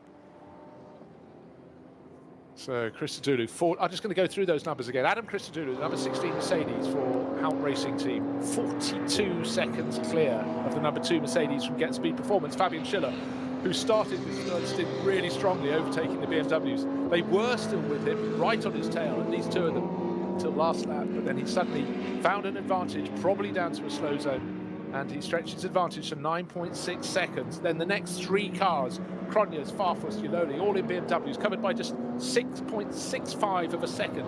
There's a third of a second between third and fourth and fifth. And Mathieu Vassivière trying to stay with them, but losing ground. He was another 9 seconds slower. He's 6th. He's in the number 8 GetSpeed Performance Mercedes, so he's not able to hang on. And he's 6 and a bit seconds clear. The best of Porsche, the number 7, the 7th place car of Dennis Olsen. That's one of the pair from KCMG. But that was a phenomenally fortunate lap, we'll say, for Christodoulou, and not a bad lap for Schiller, thanks to matters beyond their control. Now entering another new slow zone at Exmouler, but we're also getting into pit stop territory again at lap 19. Yeah, well, I was just waiting to see if anybody jumped early. I expect there'll be the other side of the hour mark, and we've got an hour and 7 minutes remaining, so it might be after 20 laps we get the first of the front runners to make a pit stop, because let's see who's gone down through. We've got 21 cars have gone onto their 22nd lap, so we're nearly at the tail end of the SP9 class that is effectively GT3 all around the world. SP9 Pro-Am leader, still the number. It's changed hands. In fact, it's gone from Fricadelli. Really good run there by car number 25, the Huber Motorsport Porsche, Patrick Kolb, showing with Lorenzo Rocco di Torrepadula and Marco Holzer, but he's moved ahead of Klaus Abelin, boss of Fricadelli. And so he's stretching advantage there, and it's still the number 39 Racing 1 Ferrari that's leading the SP9 AM class. That's sitting quite tidily, well clear of the number 11 entry for the EFP car collection by Techie Audi. That doesn't really run off the tongue, but anyhow, we'll go with that. It's Ilya Earhart at the wheel of that. So those are the 2 subclasses of SP9. And when you see cars hitting their brakes very heavily in front of a car that's carrying camera, you realise that it's not because they need the braking for the corner. They've got a slow zone up ahead of them, and the driver's reacting very tidily at this point in the race. But again, it's how sometimes some of the people in front react. You might have seen the slow zone was coming and you wanted to brake a little bit later, but they're braking early. You have to avoid them and not get caught out in a concertina effect. Peter Turting is now leading the SP7 class. That's only a 7.5 second advantage. That's car number 62. We mentioned they've been leading the class for a long time, the HCR Special Federn entry in the Porsche Cup class, but certainly it's come right down number 80 in the hands of Johannes Stengel, sharing with Nico Menzel. Boy, he knows the ring, and Philip Neufler. They're racing for Huber Motorsport, and so it could be a very good day for Huber Motorsport indeed, because they're really closing in the SP7 class.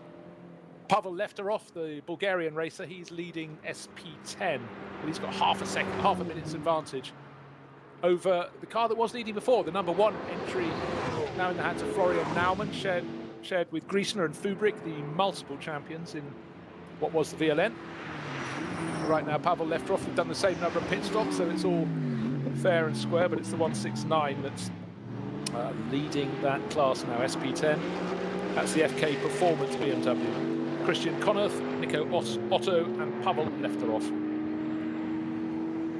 Another lap going on the board, Peter, there for Adam Christodoula. Just to see what his lap time was. He goes down the start-finish straight.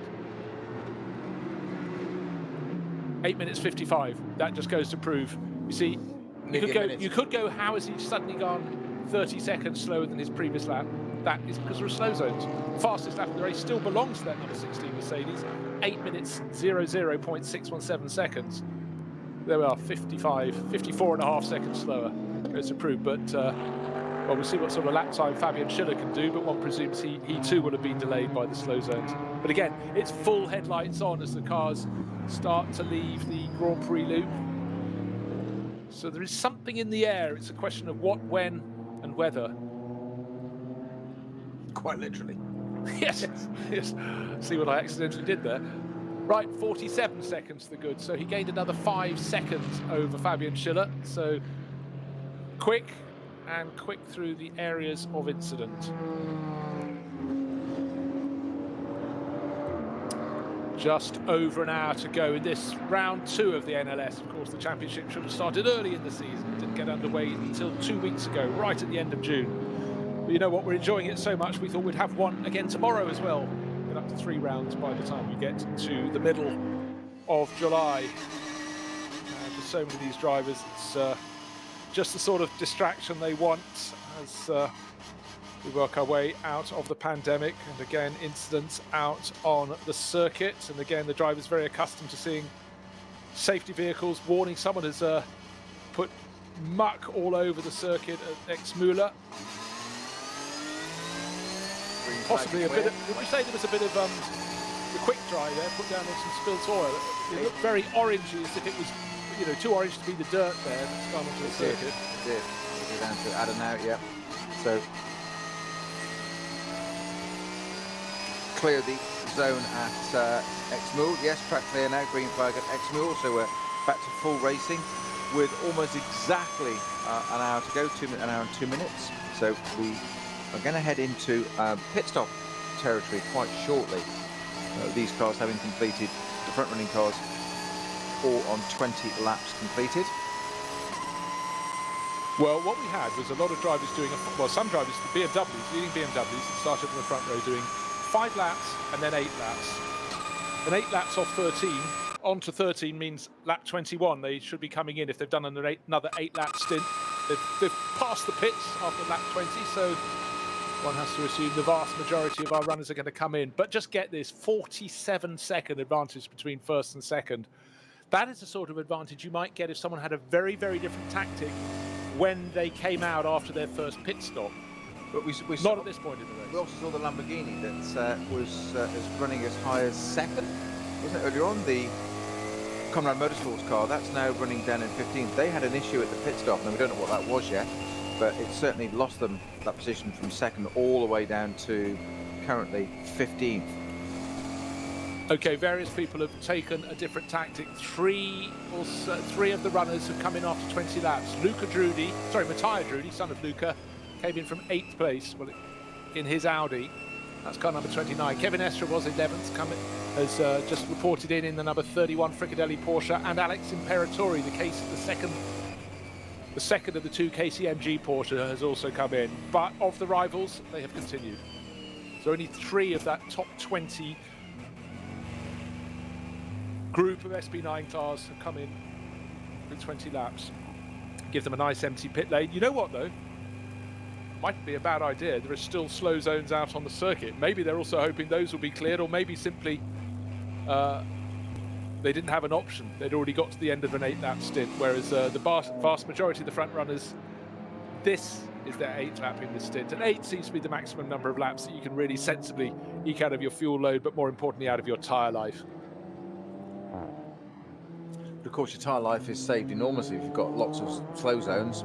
It'll take a lot to get a lap back out of those tyres around the Nürburgring compared to otherwise, as we've said already. But you suddenly get a whole series of slow zones like this, it could be worth a roll of the dice and saying, hang on a minute, temperatures come down, we saved an awful lot of wear. We've done 3 big slow zones, a third of the circuit each. All of a sudden you've got yourself a lap back, and that can change the whole strategy. And so it's down to the driver and what he's feeling as well. He'll be telling the crew how much he thinks is left in those tyres. However, they came in with what we say is about an hour and 2 minutes for. So that means their pit stop has to be 339 seconds. So what they're hoping to gain from the slow zones, if indeed that's the mitigating factor for them, if their rivals come in 8 minutes later, I say 63 down to 55, well, you're looking at a difference of 27 seconds in the pits. Less for those that come in later. So it's not something you would choose to do unless it was a very long slow zone. So I think they'd simply got to the end of their eighth lap of their stint. There'll be strategists there with laptops whirring away and spreadsheets and algorithms and all sorts going on, trying to work it out as to what is the best way. And the driver's sitting there saying, just tell me. Yes. In, out, box or not. What do I do? You know, I'm a simple driver. I just want to drive fast and do a bit. I'm stopping and I'm handing it over. It's, but the strategy, it's the classic thing of endurance racing, isn't it? It's won by not being in the pits. And you know, for some people, just looking at just timing intervals, all of this. I remember the inimitable, the one and only Jean-Pierre Van Rossum, of course, was Spirit Formula One. Yeah. You know, the Onyx Formula One team. He couldn't be. He used to be at the Spa 24 Hours. He was Belgian after all, and he would stay staring at as many screens as he could for as many hours before he fell over. It was, you know, he just loved the data. Maybe that was, you know, he made his money looking at screens, you know, money markets and stuff. But it can be quite beguiling. The more information you have, the more you can confuse yourself. But equally, the more you can potentially extrapolate. But we really do expect this time around that Adam Christodoulou will come to the end of his run. Just had a Ferrari going on the Racing 1 car down at turn number 1, but got back onto the track just before being collected by one of the tail end BMWs there. But even at this late stage, attention may be going away. Oh, what's the rain on the track? No, I can see a bit of blue sky above. Oh, I'm determined to get rain in somewhere. You go back to that the data stuff though, that you can actually, the flip side of that is that there's a phrase for it of analysis paralysis, that you can just get too involved in and miss something so much. At the end of the day, look at that overtake we saw earlier down the inside of the vehicle. We thought, oh, we'll do the 1. He's done the 2. No spreadsheet's going to teach you how to do that. That's just a racer's instinct at the end of the day, and he knows what the car feels like underneath him. He or she, tyres, everything, the braking, what it's like, and they can pull it off in the way they did it. So we're getting into the really exciting, for me, part of this stage of this race now, with just under an hour to go. But, you know, though Fabian Schiller was the driver who pulled off the aforementioned manoeuvre in that number 2 Mercedes, going around the 2 BMWs that started on the, actually the Rover car was there as well in the hands of Nick Yalodi. But he won't be smiling when he gets out of the car, because he's going to get out of it about 45 seconds down on the race leading number 16 Mercedes. And it also irks if you're behind a car from the same manufacturer. You know, you're all fighting to get your team promoted to sort of semi-work status. I mean, they have that at Get Speed Performance. They have that at the Hout Racing team. Unofficial work support. That'll be it. Those parts that the others may not know about. Yet. Another driver on the grass going around a course vehicle coming up the final sequence of corners, was overtaken on the grass inadvertently because the Porsche Cup, I think it was a Cup class car, just realised it might be about to collect the back of the Audi safety vehicle, and then the race leader is coming through behind. Tiergarten, wasn't it? Yeah. Was it Tiergarten? Yeah. And diving into the pits. Here we go. So 21 laps completificated, and car number 16 into the pits. 47 seconds was his advantage at the end of the previous lap. He might have been very slightly delayed there by that safety car, but at least it didn't take the grass around it. So now the long, slow trundle into the pit lane, off to the right, through the pit garage, around the one-way system at the back. You go hard left, along past some paddock area, around a roundabout, back down past some more teams in the pit lane, in the paddock, and then left again, sorry, right again and right again into the pit lane. So number 16, talk about a long in and out. It's the same for all of them, but right now, so the time of that pit stop should be 320 seconds. So there we have it. 5 minutes and 20 seconds. Of course, those who come in a minute later will do about a few seconds less. But the important thing is the fact that he's sitting on an advantage of 45 seconds. When I say he, I mean Adam Christodoulou reporting in. Fabian Schiller will be next, 42 seconds, so better lap for Schiller. He's coming to the pits. Well, he got 5 of those seconds back, but 42, nearly 43 seconds. That is huge coming into that final round of pit stops. So in from second place, Schiller, and Schiller's only 0.7 of a second up on Christian Cronjes. So those BMWs, Cronjes, Farfus, Iannoli, all kept him very honest indeed. So really, really close in that battle for second place. But you have to say it's going to take a disaster to befall the race-leading number 16 Mercedes for anything to tip it away. Outside chance, just looking actually. Schlitzer fell back a long way on that lap. Farfus has fallen back to Iannoli. That leaves Christian Cronjes on his own in third place. That could be very important indeed in the battle to be top BMW. And the 34 car that is the top BMW is the one that won the opening round. So they've got pedigree and they've got hunger. They've got form, haven't they? Just say the top 7 in the pit now. Most of the top 10 actually, the 8th and 9th are not in at the moment. But our top 7 sitting in there. The leading Mercedes just being serviced. Driver change, as you expect. Adam Christodoulou coming out of that car. It's the HRT car, the new team, as it were.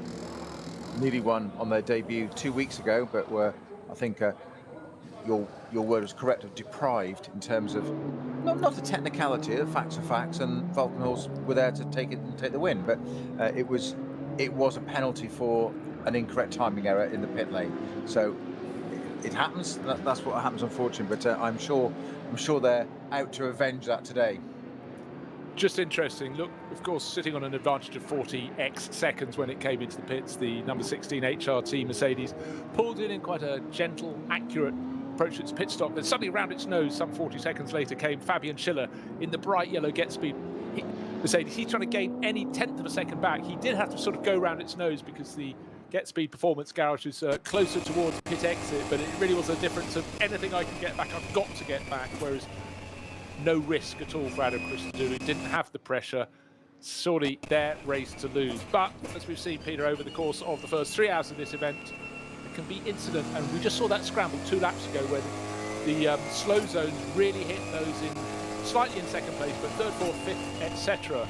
They lost about 20 seconds, the race leader. That has really removed them from the mix, but it could swing back the other way. But the HRT team has done a fantastic job. 2 cars in the top half dozen, and yet again worth reiterating as we covered this, the second round of the NLS, is the fact that the quality at the top, to be in the top 6 now is equivalent to being in the top 10 last time around. To get in the top 10 today, it's like being good enough to finish in the top 15 just 2 weeks ago. That is how heady the mix has become.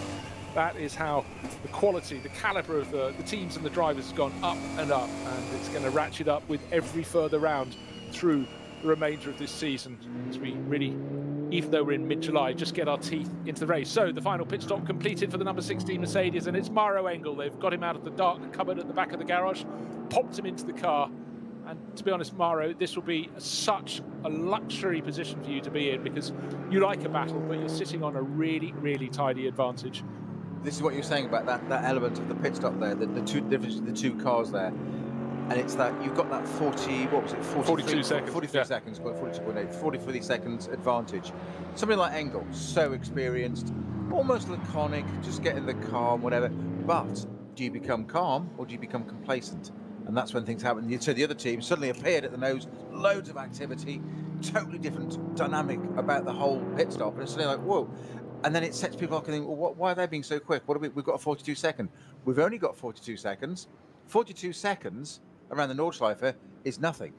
42 seconds around a much more normal short circuit is quite something. Here, it's actually, yes, it's a great advantage, but it can be gone in the blink of an eye.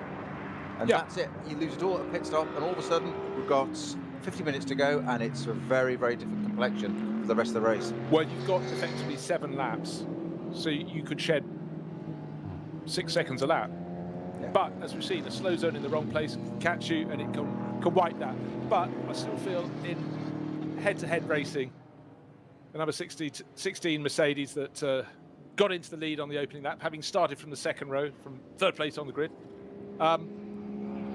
just seems to have the legs, just seems to have the comfort. And I think something that reinforces that actually, Bruce, is that the not only the strategy of the pit stop, I think they've played their driver lineup strategy has played into their hands, and that's no disregard to Chris Sturler or anybody before, but putting Engel in at the end there, they've got a 42 second. If anybody knows how to look after that, maintain it, master it, or if he comes under threat to respond to it, ain't anybody can, Engel can. Yeah, you certainly feel, but you know, every time I look down the entry list, I was extolling the attacking merits of Kevin Estra earlier, who just, but actually you look, almost every team has got the attack dog in the nicest way possible. Thinking of that, we've got Mr. Pittard in the Valkenhorst BMW at the end now. Now we saw that attack dog mentality, as you just said, on that opening stint in the first round. He's now in the closing stint. He did the closing stint as well last time round as well. So now 43 and 43 seconds. So yeah, exactly. The gaps between the cars. Now Pittard is only 0.7 off Schiller in the Get Speed Mercedes for second place. So you're absolutely right. I said from the beginning, don't discount those BMWs. It's in podium position at the moment. Can it get second? I think highly likely. Can it get to first? You've only said Engel isn't, all things being equal, Engel is highly unlikely to lose anything like 6 seconds a lap at any consistency. But you say a slow zone might take that out of his hands. But I still feel if there's a slow zone and anyone gets on his tail, such has been the performance of that car, such is his calibre as a driver, he should be able to control it on a restart, even if he's got the best of the rest right under his rear wing. And again, if we have to take it right down to the sprint out of the final corner on the final lap, we know that Mercedes has got just that little bit of extra grunt, providing the tyres are underneath it to get it straightened up and get the power down. And isn't that a fascinating thought that you've just identified there, that where do you win the race?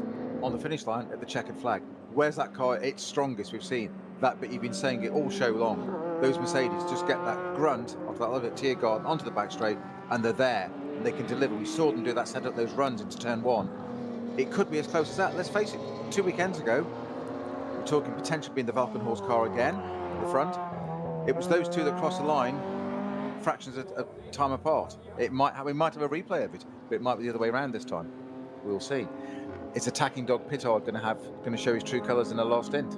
Well, I mean, the main thing we have to really identify is Schiller is still listed as taking the number 2 car to the finish, but Pittard, as you say, right on his tail. I'd like to see a little bit of action between them on the track, but if he's going to strike, he's got to strike early. It's a bit like back in the slipstreaming days up till 1970 at Monza, we famously had the finish. In fact, when Peter Gethin came through about 5th to win on that final cluster of cars. You don't want to lead onto the final lap. That's the last thing you wanted to do in a place where there's slipstreaming. There's phenomenal slipstreaming when you go out of Galbenkopf and then down the Dossinghoe on the way back. But if you get, the only hope for BMW is to get close enough to try and make a manoeuvre before the final sequence of corners, to brave it out around the outside that becomes the inside. But if a BMW is not ahead before they get onto the final straight, it would take a misgear or something calamitous if they're in the drag for a Mercedes not to out-accelerate them. I would concur, it's probably got the job done by that stage, hasn't it? But yeah, they've got to strike beforehand in the BMW. However, that is some 45 minutes away before we've got that scenario unfolding in front of us, and let's see what happens when we get to there. Still 45 minutes of racing before we actually get to that point. So Engel, it is Mario Engel in the HRT Mercedes leading at the moment.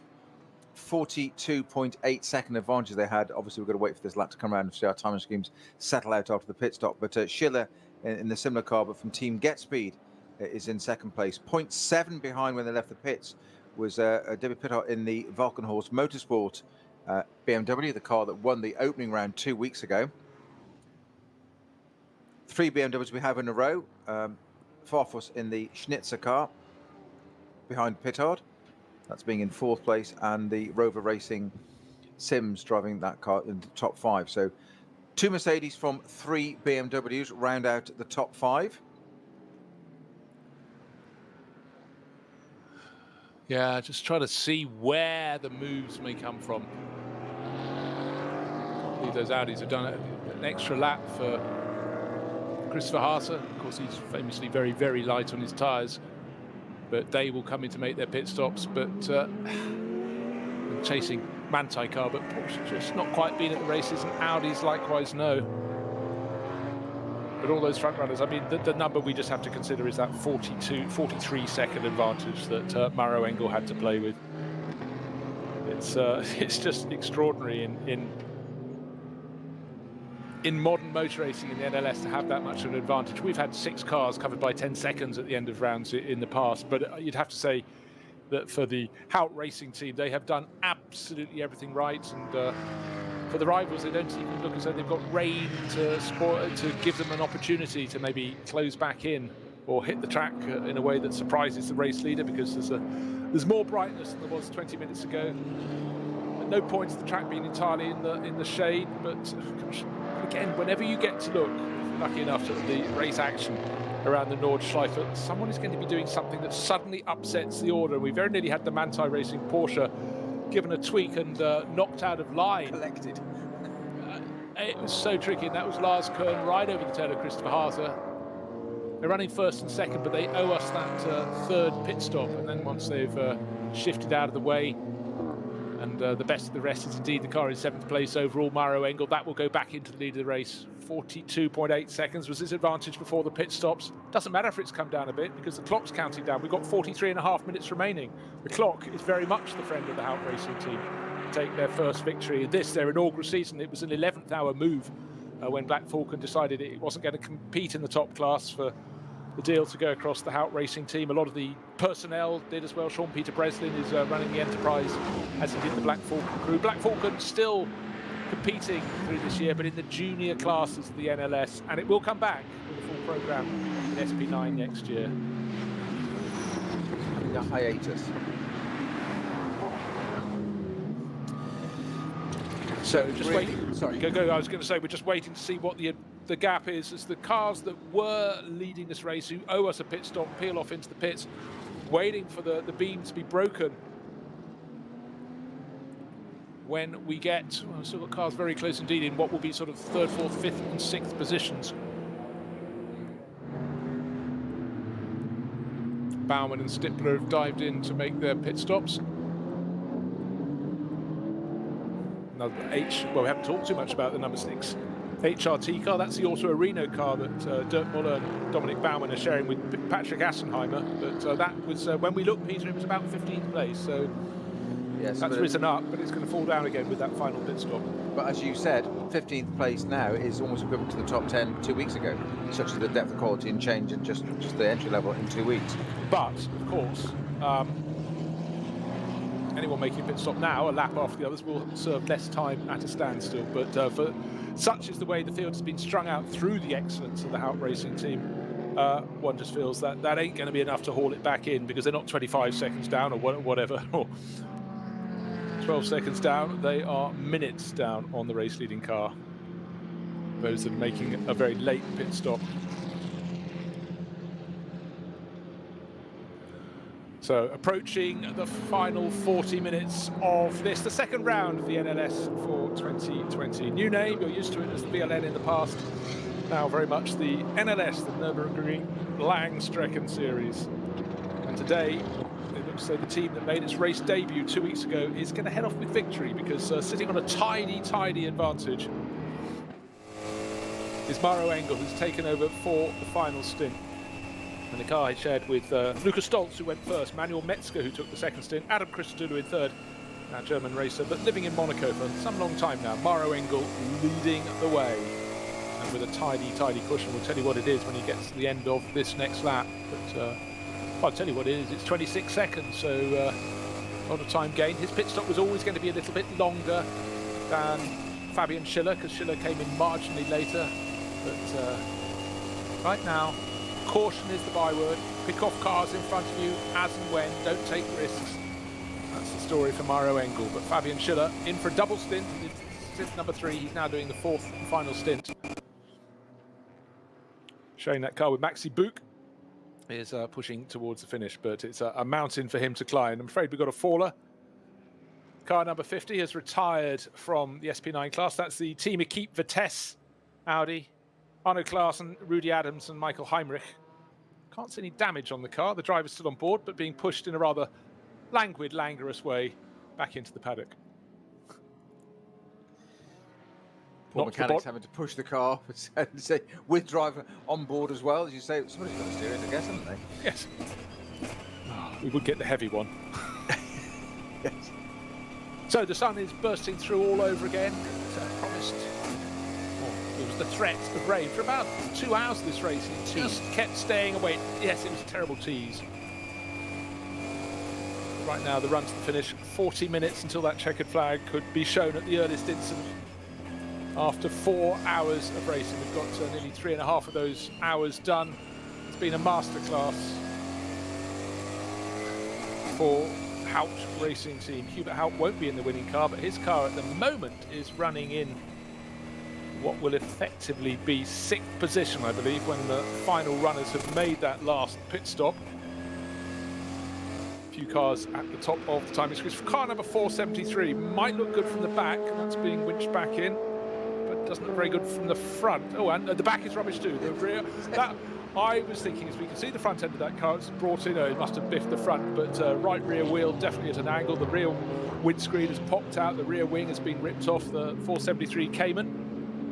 It won't polish out. It's gone into the paddock graveyard of the rest of the cars that have been deposited, as we talked about earlier, because of the new rules where you can put the cars and whatever.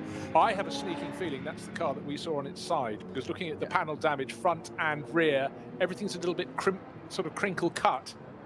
So we saw that. And certainly from the damage on that right rear wheel that's hanging off there on a full suspension droop and a bit more. I suspect that's the one that's been over. I think you're absolutely right there, Bruce. As long as everybody's okay, it's okay. The rest, it might not polish out, but it's rebuildable. Not necessarily in time for tomorrow, so that could be scratched. In fact, we had 155 cars today, 144 coming out to play. That could be 143 now, I think. But we will keep an eye. More than enough to be going on with. Maybe 142 with a burnt Porsche. That's true. That is true indeed.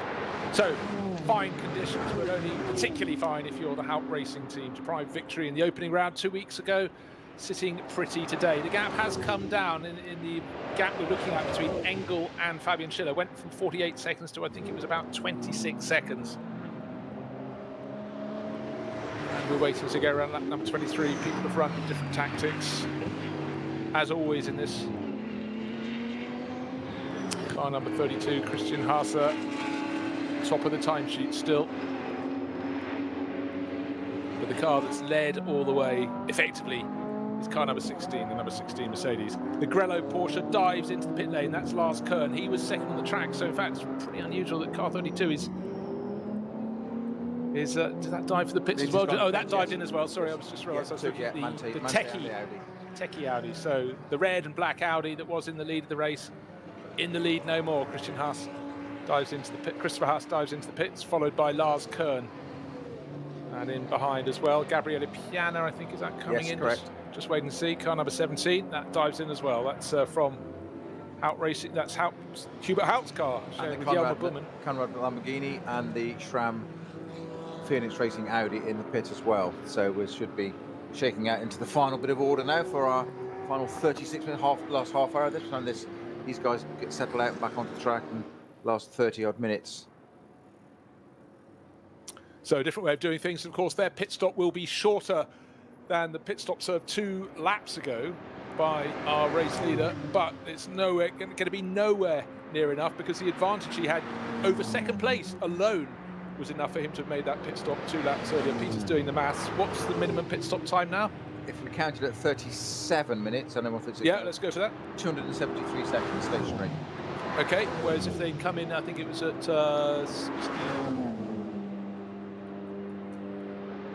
was a lot of time. Where was that number? Where did we get to? 273. 273, yeah, for 37 minutes to go.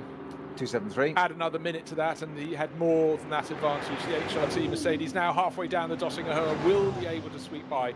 So they might pick off some places from a few teams that were running a little bit ahead, but these were cars that were running outside the top 10 or tail end of the top 10 before those stops. In fact, I think they were 9th and 10th, of course. They rose to the 1st and 2nd. I'm talking about the 32 Audi and the 911 Porsche, Christopher Haase and Lars Kern. But as they only now are at a standstill in the pit lane, sweeping into the final corner through the Tiergarten Twisters comes the race leader. Mauro Engel will vault to the top of the time charts unless someone's gone for a suicide lap, a lap that will take them round yet further before their final pit stop. Just remember, last time round, his advantage over the chasing Mercedes was Fabian Schiller was more than ample. So 23 laps on the board, waiting for the number 2 Mercedes, Fabian Schiller, to cross the finish line. He did gain a little bit with traffic and maybe a few slow zones back, some of what he'd lost to the race leading number 16, but still waiting for the timing beam to be broken and see what the gap is back to effective second place, which should be Fabian Schiller. Still waiting for it to go through. Will it? In fact, it's Schiller has lost ground because David Pittard has made that move. He's half a second to the good. He's 28.2 seconds back to second place. But second place is now a BMW, not a Mercedes. We wondered if it'd be Mercedes, BMW, or if Pittard would, well, he'd get to the podium, but could one of the winners of the opening round get up to second place? The answer so far is yes. He's only got a tiny advantage. He's got in front in the Walkenhorst BMW. He's got that bright, almost acid yellow and black Mercedes back in behind him. But I'm going to mention it at least one more time. The grunt that car can have if it stays there. We've seen it already make passing manoeuvres out ahead of the same car, ahead of the Walkenhorst car, down the start-finish straight. But don't forget, some of those manoeuvres were made by the time they got to turn 1. The start-finish line comes that little bit sooner, but the famous Mercedes grunt is definitely still a factor to play. But Pittard knew he had to get in front, and he's done that. He's got to stay there. That's his quest from here. No mistakes. Well, it's about to go on to the Nordschleife very shortly, so that's the bit where that BMW seems to have the advantage over that first third of the old circuit lap compared to the Mercedes. They're just literally joining onto it right as we speak now.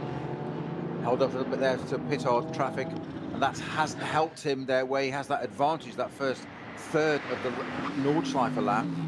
He got tucked up a little bit of traffic there, which has allowed that Mercedes to get right onto the boot of the M6, which is just what he didn't need. He had, as you said, a very small advantage. He needed to hold that advantage, carry it over to the bit where his car has the better traction, the better lap, and he can't unfortunately do that. So we'll keep an eye on that for the time. So we'll look at the sector times in a few moments, and just see how they dealt with that, those first two cars. Sorry, second two cars, Pittard and Schiller. You know how I've been just constantly worried about the rain. Apparently, we hear from Alan Prosser. Oh, we've got a KTM has gone for a spin on the Grand Prix loop, facing the wrong way in the track. That's at the right hand. You go out of the Mercedes arena, and I think that's the little giddy golf that we saw in the pit lane. Managed to sweep past. He's in the middle of the track, but now luckily kicking it around and out of the way.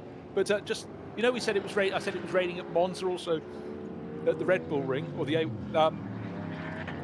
Monza. Apparently, let's go old school. Österreich. Yes. Alan Prosser informs us at RSL_studio, bow waves from the wheels, water coming in through the roof, a rather large tree branch on the track at Monza, so we've got off very lightly indeed here. So far, with 31 minutes to go. Yeah. Just in case. The rotund lady's not singing yet.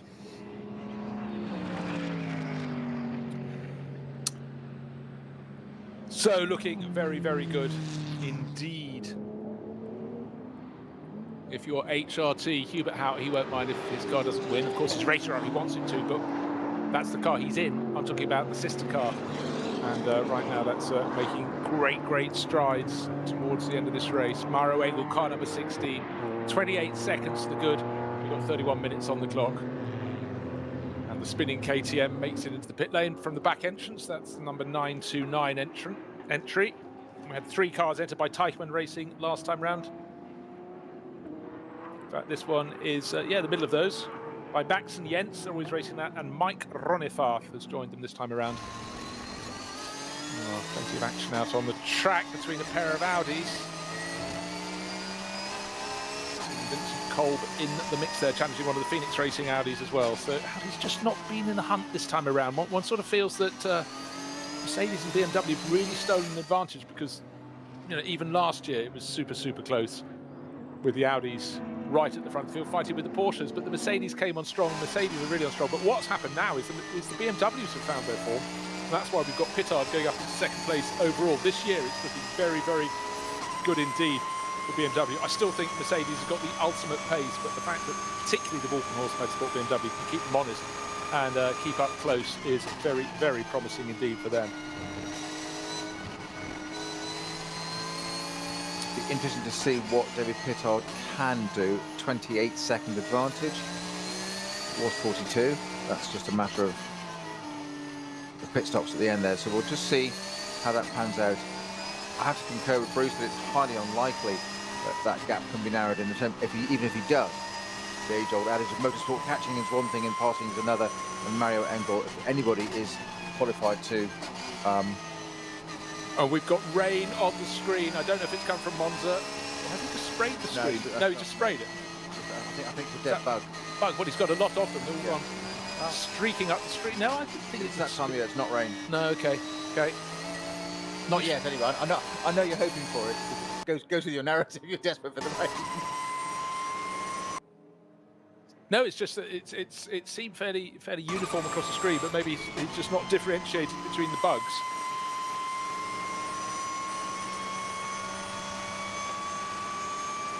So, who is going to rise to the top? Our timing screens still tell us it's the Audi Sport Team, but we know otherwise. They came in for the pit stop. Christopher Haase, and he's back out for his final stint. Julian Andlau has taken over the 911 from Lars Kern, but real leader in this race. It's darkening skies over the Nürburgring Nordschleife.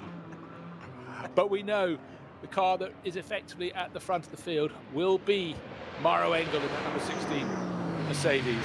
This is like commentating with John Fish. Determined it. It's not as normal. I feel honoured. Nothing for a woman has phoned in. So a very late pitter. We've had Elliot Earhart has come in to make a pit stop, but now that puts the real picture on who is leading the race. It was 28 seconds to the good, the HRT Mercedes, but it was David Pittard who moved up into second place, but he was only half a second to the good, having just got ahead of Fabian Schiller. So BMW going into second, and Fabian Schiller's number 2. Get Speed Mercedes going back into third place overall. What can that, I think the phrase used was attacking dog mentality of certainly David Pittard. What can he do? We saw that the beginning and closing stints of that first round. What can he do? 28 seconds I know is a lot, but it was 42 already, so that's been changed at the pit stop. Can he put him under pressure? Well, that's his job. That's what he knows he's got to do. And of course, it sounded wrong when you said John Fish. I knew that when I said Fish. it. My apologies. I knew one of those things as soon as it came out. For those not listening around the world who don't know the story, Michael Fish in 1980-something said a woman's phoned in and said there's a big storm coming, but there's nothing to worry about. And we had a giant storm that night that destroyed hectare upon hectare of trees, ripped roofs off houses, and it was a massive crisis. That's in Britain. That was a long time ago, but he still has a place in folklore. 1987, and Michael Fish has dined out on it ever since, I suspect. 87. We had a student living in my bedroom. I'd gone off to start working. My parents had a student in there, and he came downstairs. Should the roof above the window have peeled off? They went, no. That wasn't a million miles from Brands Hatch, and that part of England got hit very hard indeed. So it was a big old storm.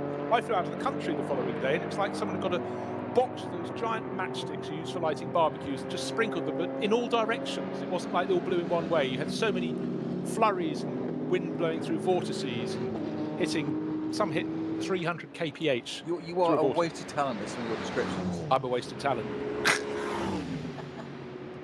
Not at all. Not at all. So, the real picture, we wanted to know what it was.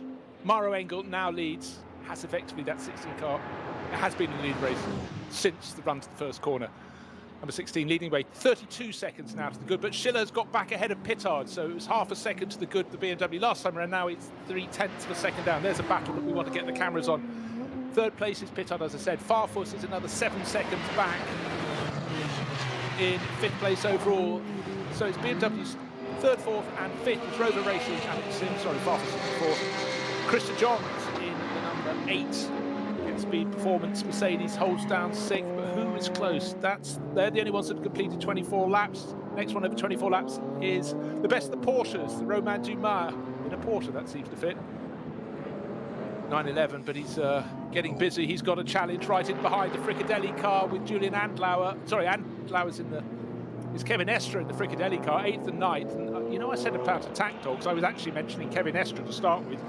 And there we are, place gained. The Fricadelli car, red and white Porsche going around the 911 Porsche, which in turn is being challenged. We've got Romain Dumas. He was at the front of that group. He was in 7th. He's now down in 9th in the space of 2 corners. Fabulous battling. They don't know the end of the race is coming in within 25 minutes. They're racing for position. Can they get towards the top 6? No, not yet. They're down 7th, 8th and 9th. Krista Johnson's got 18 seconds to good over them. But all looking very good indeed for Mercedes. So it's 2 Mercedes, 3 BMWs, another Mercedes, and then 3 Porsches. And a Ferrari in the top 10, Octane 126, Luca Ludwig. What a mix of cars. Andlauer getting his elbows out in that Porsche battle into turn 1 there. Just a little bit of paint, rubbing paint, should we say? Well, as we know, paint only weighs cars down, not required on the voyage. The cars look great, but again, it goes to prove if you want to work out which was the dominant manufacturer in this race. It's the 2 at the top. It's Mercedes, then BMW. But the fact we've got those 3 Porsches filling out the top 10, top 9, goes to shows that how competitive they are within their own class. But for Porsche, they won't be pleased to be 7th, 8th and 9th at this point in the race. We've got tomorrow to prove it, but I don't know what the weather forecast is for tomorrow. And we will just have to wait and see if it favours them the more. Still a slow zone. Well, not a slow zone. We've got a rescue vehicle coming down the Dottinger Höhe, but there's plenty of space for the cars to go past. We've got a safety vehicle running in behind it. Still looks though rain might yet come, but it could be too late. I'm not desperate for it. It's just merely a long shot in a dark screen with cars with their headlights blazing, and you feel that it's possibly not far away. But I don't think anyone is going to rain on the parade of the HRT. We've got 23 minutes remaining, and sitting with a lead of over half a minute, Maro Engel could be about to put a big smile on the face of the new team. Alles begann mit 2 Freunden und einer Vision. Unsere Initialen stehen für Qualität und Fortschritt. Wir schaffen den Technologietransfer von der Rennstrecke auf die Straße. Wir fertigen Gewindefahrwerke, Sportfedersätze, Stabilisatoren, Distanzscheiben und Gewindefedern zu 100% in Deutschland. Wir arbeiten mit Herzblut und Hingabe für diesen einen Moment. Wir sind Motorsport. Wir sind H&R.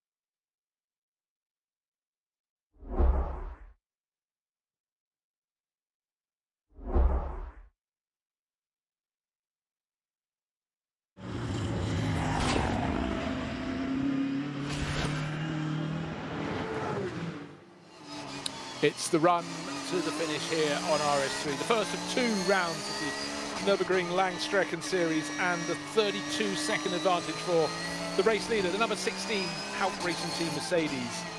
Maro Engel at the wheel.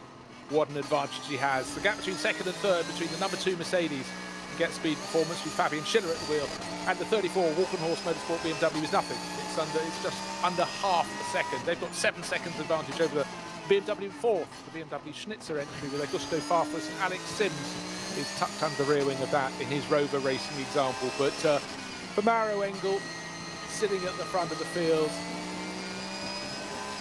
sitting very, very pretty indeed. But I'm really tickled actually, Peter, as I look, the fact we've got Mercedes, BMW, Porsche and Ferrari all in the top. We've got those makes of cars in the top 10 positions. Audi just outside. We need to find 8 and a bit seconds. Matteo Druri, they will be really disappointed. Audi over the years have been so strong in this, but Ferrari have been almost a novelty, a sort of outrider, if you will. And the fact that I think we really should blow their trumpet a bit. You said how good they were in the opening round, a spin on the very early on the opening lap, and they fought their way back up to pretty much where they are now. But 10th place this time around is far better than 10th place in LS1, because there is much more competition at the top of the field. So I think Octane 126, running that number 26 Ferrari, should be very, very pleased indeed. The form of Bjorn Grossman, Simon Trummer, Jonathan Hershey and Luca Ludwig, who's been racing Ferraris for some long time now, mainly in the ADAC GT Championship, the GT Masters Series, but here on the Nordschleife gaining more and more track time too. And that's been a really strong run for them. And a worthy mention too for the Conrad Motorsport Lamborghini Huracan down at zu sein scheint, wenn ich jetzt nicht völlig daneben liege. 15th position there, that had a great opening stint. And say we don't know exactly what happened to that first pit stop, but delayed, obviously some technical error or something problem, whatever caused it to be delayed. And that finishing position, as you've said a couple of times at least so far, that top 10 2 weeks ago is top 15 now, so they're still in that sort of credibility. But that top 15 position there doesn't really reflect that opening stint, and that car was running as like it was second overall, wasn't it? Yeah. And I would have expected that car to have been in the top 5, 6, 7 overall. I'm just taking a look at, well, of course, the pit stop times. They were very late at pitting, so their last lap time was 11 minutes 32 in the hands of Marco Mappelli, but early in the race he had the fastest lap. Now, Pittard, if I'm not wrong, he's got a bit of a wriggle on here and starting to give Schiller a bit more of a hard time into this final 17 minutes.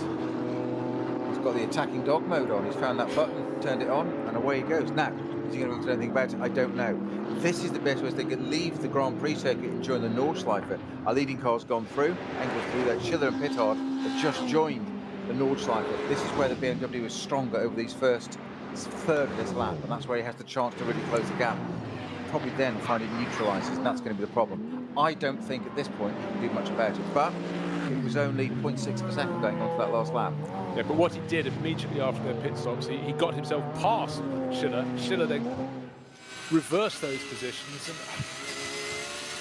and you could say that Pittard, maybe there was traffic ahead and he got them over right, or maybe he just thought, I'm attacking as soon as I can, and made that move. But I think the fact that Schiller is back in front is probably ominous for David Pittard there, because I think now they're settling down to their form. But the point you made, onto the twistier parts through Hatzenbach, that is the point at which Pittard and his teammate Mikkel Jensen were so strong through the opening 4-hour race of this championship just 2 weekends ago. And, well, let's see if history can repeat itself. Can he get himself back up? And I think it's really quite a big ask, because Fabian Schiller has looked very, very positive. And we saw him, this is his second stint. In the start of his first stint, he picked off 2 of the 3 front-running BMWs in one go down the start of the straight. So you have to say he's got that little bit of the circuit absolutely down pat. Tyres as well comes into it. How worn are they? How much have they used them? How much have they leaned on those tyres? What's left of the brakes? And what's left of the driver as well in terms of energy and concentration this part of the race? Pittard's fairly fresh into this car now. Schiller has done a great stint already. Can Pittard do that?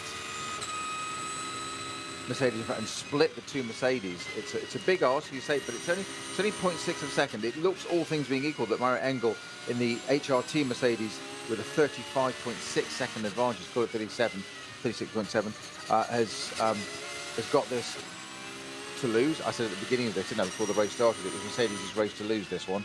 But it looks like it could be a 1-2. But David Pittard has probably got different ideas. Winner last time out. He would like to at least get one place high. He's not going to really, all things equal, catch that Engel Mercedes, but he could just get the one in front.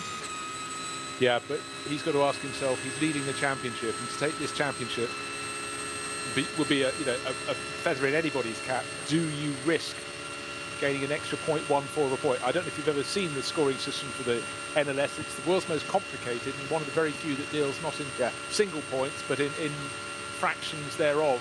But second to third, there's a points difference, but is it worth the risk? And he's got to think about that. I would agree. In normal circumstances, I would agree with you completely. Just go back 2 weeks to what we said pre-race of all the sense, all the thing we're going to do. The drivers being, they're not match fit. They've been doing digital racing. They haven't had the bit of the curves, the G-forces, all that. They might have been in a simulator, etc., etc., etc.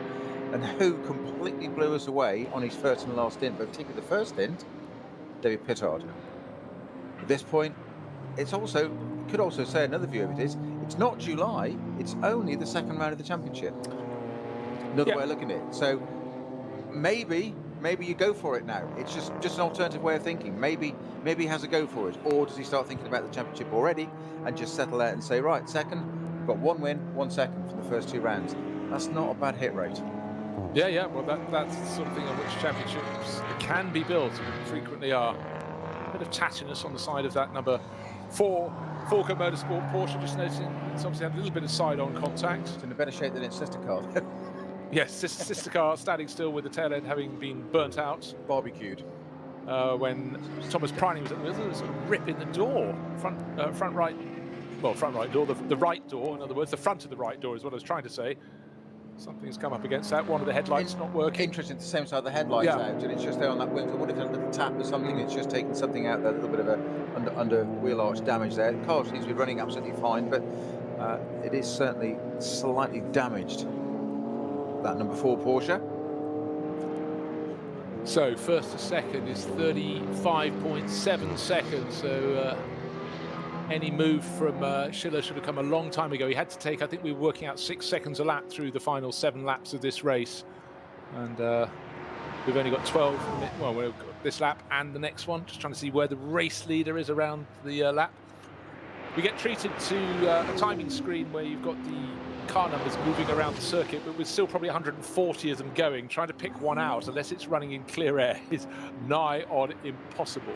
Well, that was the task you gave me 2 weeks ago. Why did I accept it this time around? Next time I'm going to sit on the other side of the desk. We can swap seats tomorrow, whatever not. Yeah.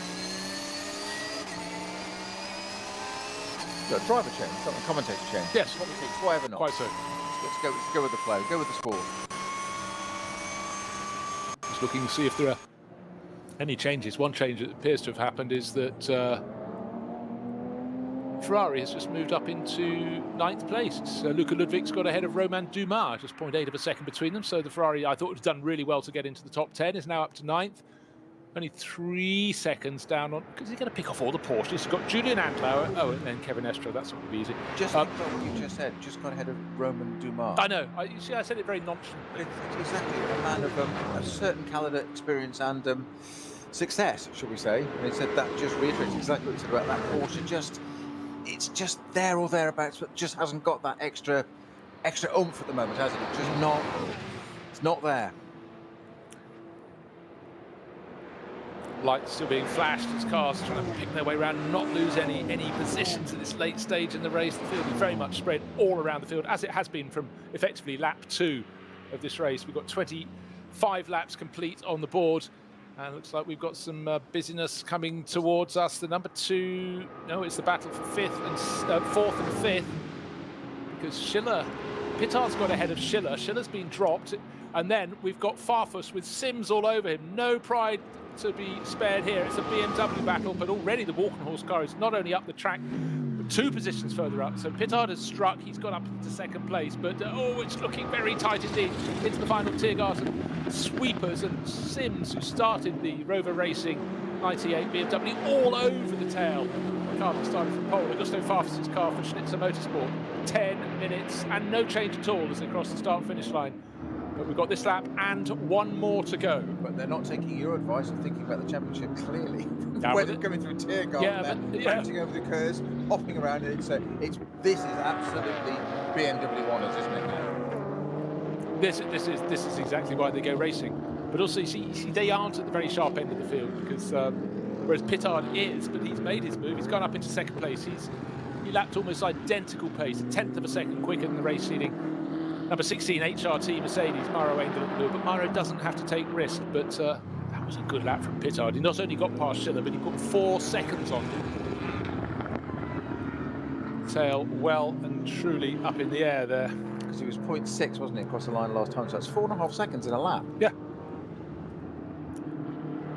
But then, in an international motor race, when you're probably in the most sorted car out there, the car that's looked best on its rubber through this race, you've got an advantage with 2 laps to go of 33 seconds.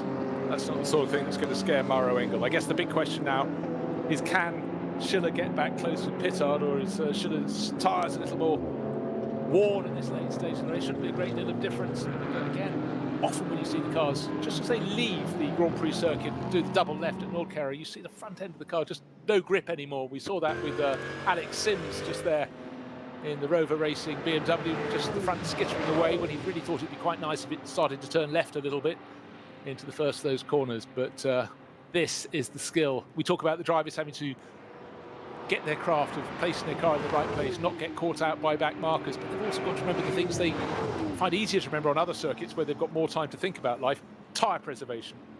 And I did wonder if Pittard, having got up into second place, lost second place, had gone too hard too soon on the final batch of tyres, but the fact he gained 4.5 seconds on Schiller suggests that perhaps it was the other way around and Schiller went too hard too soon. Any late movers in the form? I want to see next time around if Octane 126, they can move their Ferrari up from 9th. They went from 10th to 9th. Can they go 9th to 8th? But the thing is, Julian Andlauer just put in a far better lap, and suddenly there's a gap of 7 seconds between them. So I think the bolt has been fired as far as the Ferrari is going. 9th place would be as good as it can get. Let's just say about the 3 elements of sort of driving: there's track conditions, the car condition, and then there's racecraft. The 3 elements you've got to be thinking about all the time. But somewhere like this, because of the speed differential and the sheer volume of cars, 155 cars on track, as you said, you're constantly negotiating something. You then throw in the weather, so it's so demanding, it's so draining on you, concentration-wise, because you just cannot take a laps and laps and take a bit of a nap, and metaphorically, and sort of look at the gauges and stuff like that that we're used to, and because something just might happen. Weather, corner, dust, slower car, service vehicle, any number of permutations, and all of a sudden, game over.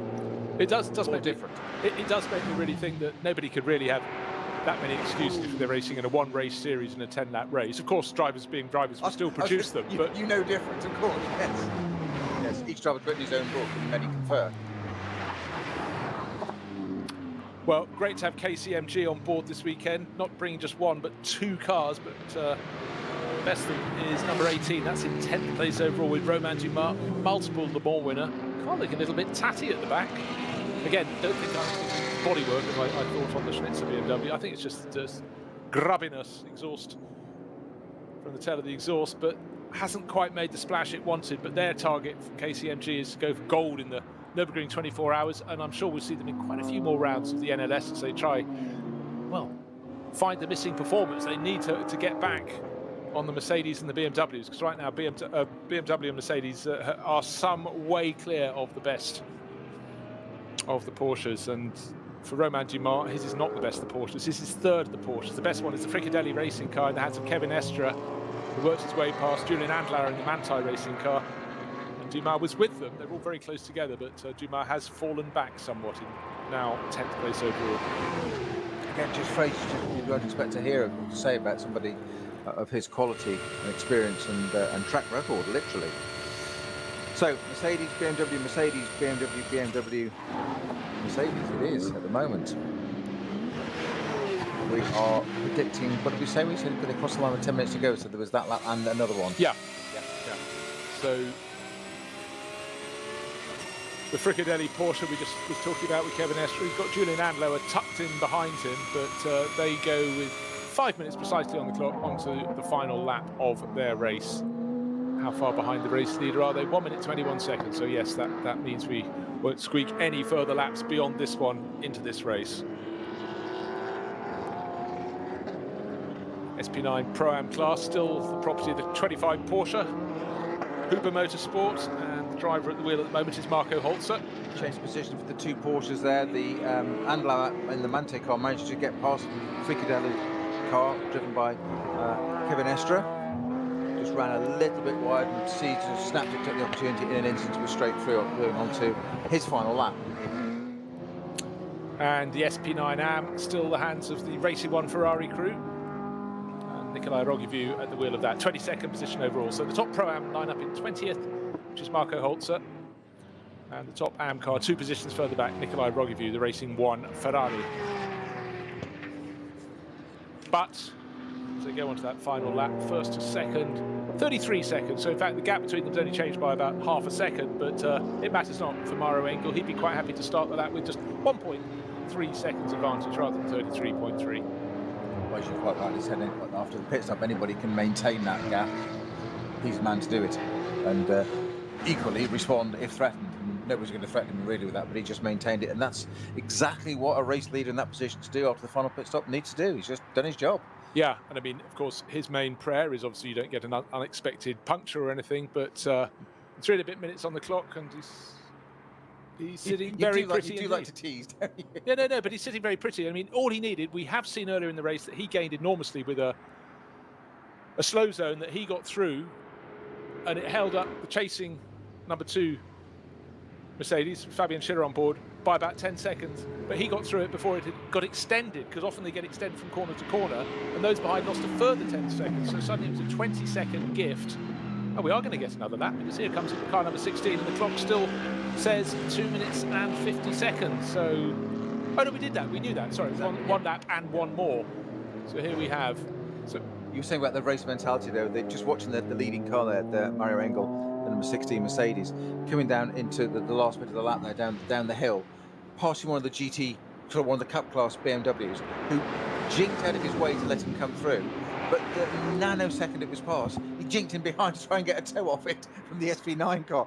Never say die. It's a bit of an opportunity. Might get the lap record. Right. We might not have 2 Mercedes on the podium, because Fabian Schiller is being caught quite notably by Augusto Farfus, who's been egged along by Alex Sims, who's still tucked in behind, hasn't managed to get past. But I do feel they're a bit closer than they were last time around. So Schiller will cross the start-finish line onto the final lap. Still in 3rd place for Mercedes, for the number 2 Get Speed Performance crew, but the BMWs are only just over a second behind him in 4th and 5th. Farfus being propelled along by Sims. 2 seconds. Yeah, 1.955. That's the gap between Schiller and Farfus. Farfus and Sims is 0.4 of a second. Oh, what they didn't want was that backmarking BMW between them as they went into turn number 1, but Farfus got the elbows out, just managed to jink back around him, but then trying to go up the inside off him as they go into the left-hander, into the second.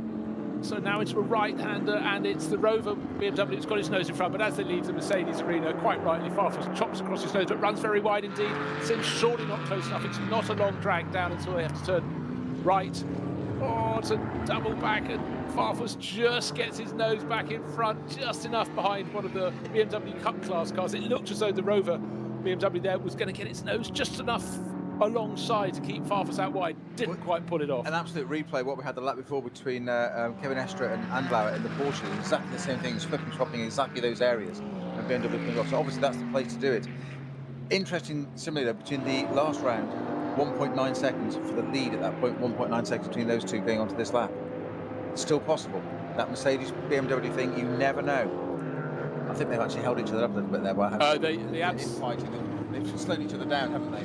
Yeah, good point, because the Schnitzer BMW was just a whisker under 2 seconds down on Fabian Schiller's Get Speed Mercedes, and by the time they've turned the double left at Nordkehr, it looks more like about 4 seconds. So that little battle. Also, the traffic seemed to land on their bonnets as it went through the Mercedes arena. At every corner, the battling BMWs had a slower car, trying to keep out of the way, but necessarily slightly being on their tail. Now, Lamborghini about to gain a place on this final lap. It was down in 14th, 15th position last time I looked, but suddenly in traffic, it's closing up all over again. Marco Mappelli, 15th, right on the tail of Christopher Haase, the number 32 Audi that was one of the last cars to come in and make that final round of pit stops. 38.6 seconds. In fact, so far clear is Maro Engel from David Pittard. We didn't even bother talking about the gap. It didn't matter if it came down by 6 seconds or went up. Such has been the advantage that the 16 car has had for the Hout Racing team. So this is the final lap of the second round of the NLS. And for the Hout Racing team, first that finished last time around. Unfortunately, when the classifications were issued, a time penalty cost them time. Time was added to their overall tally and it dropped them from first. Not that far ahead of David Pittard and Mikkel Jensen on the road, but when the timing sheets were issued, they were down in 6th overall. We've got a slow-moving car coming up. The Dottinger Höhe, lights flashing. It's not one of the front runners. Staying out of the way, but again, these elements can make problems. The RCF Lexus, that's the team that already had a problem with the sister car that came in. In fact, both of them had punctures. That was a front left puncture, and the other had a rear right. No, the other way around. Rear left for the Supra, run by the Novel Racing team, by Ring Racing, and now the Lexus not quite making it to the finish under its own steam. Because if it gets to start the final lap, which it will have to do, it's not probably going to, if it's a bad problem, it's not going to make it the whole way around. It's always going to pit, isn't it? And well, they could pit, maybe get sorted as an easy problem, get back out before the checkered flag is shown, because we've still got probably 6 minutes in this race. As the HRT Mercedes, Maro Engel on board, works his way around this final lap.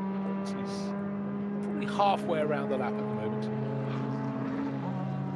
And as a lap time here is just north of 8 minutes, that does provide a few minutes for the Novel Racing team to get that Lexus RCF sorted and back out, but who knows what the problem would be. Rare shot late in the race, a long view down the start-finish straight and not a car to be seen. KCMG Porsche comes into the background of the shot, passing BMW from one of the junior classes, which of course being an SP9 he does very easily indeed, but for KCMG hasn't quite been the dream landing in this series, but I'm sure they'll go better and better from here. And that was Josh Bird, the Australian racer, but he's down in 18th position overall, so he won't be pleased with that at all.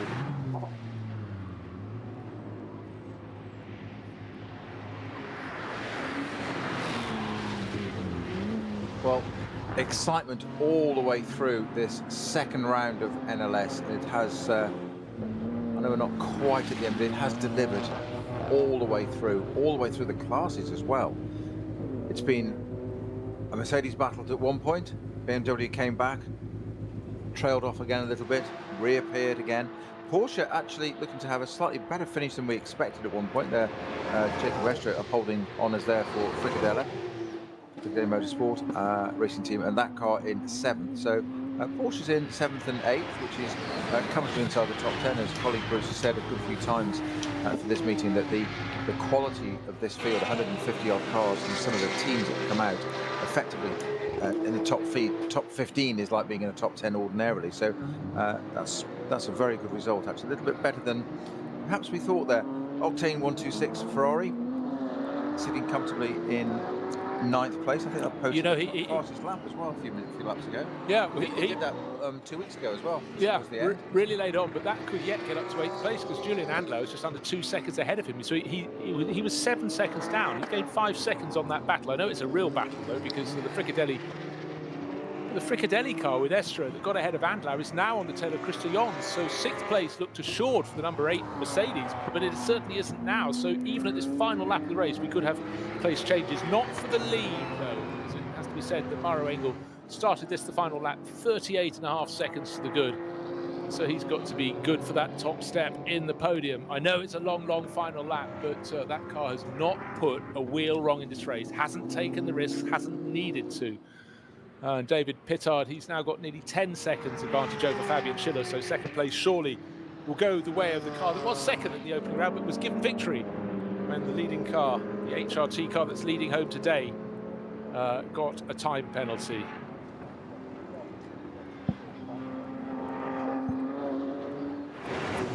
So the race is all but run. We're on the final lap, and we're waiting for the race-leading car from the Hout Racing team, formed literally a month ago with a lot of the personnel from Black Falcon. And for Hubert Hout, his car will not be a winning one, but one of his, not the car he's driving, but the car, one of the other cars he enters. He's running 3 cars in this race with Maro Engel on board. Has only got a left, a right, a left onto the start-finish straight once he's completed the long, long run down the Dottinger Her to head for victory. He started the final lap 38.6 seconds to the good. So in the pit lane and the paddock, we'll have Manuel Metzger, Adam Christodoulou, and the driver who started it off, Lukas Stoltz, cheering like mad because this is a really, really good result for them. Could have won last time around, they didn't. They ended up 6th at a time penalty. But today, 6th in the opening round has become 2 races in a row in which they've taken the checkered flag at the front of the field. That in itself tells you a story. He might have backed off a little bit. The gap may have come down to the chasing BMW of David Pittard. It matters not. Maximum points today in NLS2 to the Hout Racing team. David Pittard giving chase, pressing as hard as he can. Only now into the sweepers at Tiergarten. He's got the right and left and the Renault Clio to negotiate. Does that, but he did a good drive to get past Fabian Schiller, who reversed those positions. Then Pittard struck again, and the driver who's leading the championship comes over the finish line. His teammate Mikkel Jensen will be delighted. Christian Cronje's got to share in their joy this weekend as well. And the gap between first and second in the end was 34 seconds. So it came down slightly, but as I say, it mattered not. Then the acid yellow and black Mercedes, number 2 from Get Speed, Fabian Schiller, brings that home in 3rd place overall. He was another 7.8 seconds down in 3rd place. That's Mercedes, BMW, Mercedes. Then there'll be 2 more BMWs surely crossing the finish line next. Will it be Schnitzer, Augusto Farfus, or Alex Sims taking that 5th place? And now suddenly we've got really tight action. Christian Johnson's been caught hand over fist. He's got the Fricadelli, he's got the 911 Andlauer car, but has Estra gone past him? Yes, Estra got past him, so the Porsche got up into 6th place at the end. We knew the hunting was happening there, Peter, but Christa Johns just managed to hang on to that. Ferrari, in the end, ended up 9th, but it was only 0.2 of a second down on Andlauer. Another lap, Jons would have fallen back 2 positions, and it would have been the top 8 for the Ferrari. So they are really a feature of this championship now. They're not here to make up the numbers. 7th tomorrow. Okay. Then Yeah, there's cards on the table. Man's a I like to get in lunatic. early. So let's just run down the top 10 at the end of the race. The number 16 Mercedes won by, get this, 34 seconds. Then David Pittard 2nd for Walkenhorst and BMW. 3rd place Fabian Schiller in the Get Speed Mercedes. He was another 8 seconds down on Pittard. Then we had just 3 seconds back to the next 2 BMWs. Schnitzer just held on. Augusto Farfus from Alexander Sims, then a full half minute back to the best of the rest. But the important thing there was that Kevin Estra for Fricadelli on that final lap, he demoted the Get Speed Mercedes of Christa Johns to 7th place. Had there been really a few more corners, you felt Julian Andlauer and Luca Ludwig would put the Manthey Porsche and the Octane 126 Ferrari past him as well. Top 10 completed by a team that joined the championship this weekend. KCMG, Romain Dumas just managed, in fact by 10 seconds at the end, to beat the best of the Audis, which was Matteo Drudi, 11th place. So for Audi, they'll be licking their wounds, trying to work out what they can do to reverse things in the next race. When is the next race? It's some way distant. No, it's not. It's tomorrow. Still racing right the way to the finish of the race. The number 1 BMW being pushed round a wonderful vintage BMW M3. Go the cars in the 240i Cup class, and it's going to be, well, I'm going to have to look at the timing screen to work out what the gap is between those two, but very, very tight in the finish. And it was Fubrick just from Otto. So close. Changed positions after the finish line. Just Question for Hubert Hout. What did you do in lockdown? Answer: built an NLS race-winning team in 1 month. in 1 month. I was going to say it wasn't all of lockdown. Exactly. It's quite an achievement, to say the very least. You say really technicality deprived the win last round. As you said, 2 rounds in a row, crossed the checker line, crossed the line, taking the checker flag first. Lost it on a technicality last time. This time, they said they established that from the beginning. That was it. It was theirs from the outset, wasn't it? Really. They did, and I think not only did they get into the lead at the start of the race, Lukas Stoltz going out from the second row to take the lead, but they were able to sit on build a cushion and then just sit on that cushion. was a very comfortable cushion to sit on. It was. But So through to the end of the race, it's a minor incident, but really for the other 154 cars in the field, what a start. just let that sink in. Yeah, exactly. I would throw that in there. Even the best of the rest. At the end of the race, they were over half a minute down. 34 seconds built across 4 hours. That is, at this level of racing, a phenomenal performance. There were slight mitigating circumstances and a few advantages came their way, but not 34 seconds worth of advantages. So what a really, really strong day today for the Hout Racing team. Built out of Black Falcon. Black Falcon's still running, but running cars in the junior classes. But for the front-end runners in the SP9, it's the Hout Racing crew that have done such a strong performance. And for Mauro Engel, he will be smiles all round when he pulls off into the paddock. For David Pittard, sharing the championship lead with his teammate Mikkel Jensen, joined this weekend by Christian Cronjes as well. First in the opening round, second in the second round. They're waving the flag for the blue and white spinner for the BMW mark. And for Porsche, well, they'll have to improve from there. But Kevin Estre made it respectable with moving up to 6th place on the final few corners. But as is the want here, only the winning car parks right immediately under the podium straight away. But he could park the car, polish the car before the next 3 cars came in beneath the podium, just pulling a little bit further past the number 2 Mercedes, and in fact being flagged on down. Just the winning car sitting underneath as the car that came third slides away. David Pittard will be parking his Walk-on-Horse Motorsport car also in the pit lane. But the story today, not just Mercedes beats BMW, but Mercedes beats BMW handsomely. And Hout Racing Team puts its first win on the board. So a lot to reflect.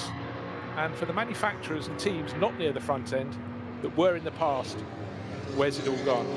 The target keeps on moving. That's the very nature of motorsport. And for a season that, frankly, the fact it's happening at all is phenomenal and an accolade to all involved. But the bar has been raised, and really raised by not just one peg, by a couple of pegs.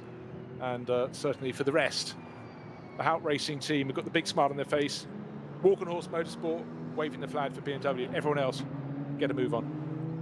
It certainly has set the bar, hasn't it? As you say, we can't reiterate enough that they really did win on track and should have won their debut race to win. It's only created a month ago as well. I know it obviously got lots of good personnel from Black Falcon there, and it is kind of like an evolution of that. So, but that's the point. Only a month ago, if you turned around a month ago and said, let's build a race-winning team, where we're going to cherry pick people from, what car we're going to do, what series, whatever, and they've done it in this one of the most competitive series in the world, and they really laid the marker down on their opening race, and so actually they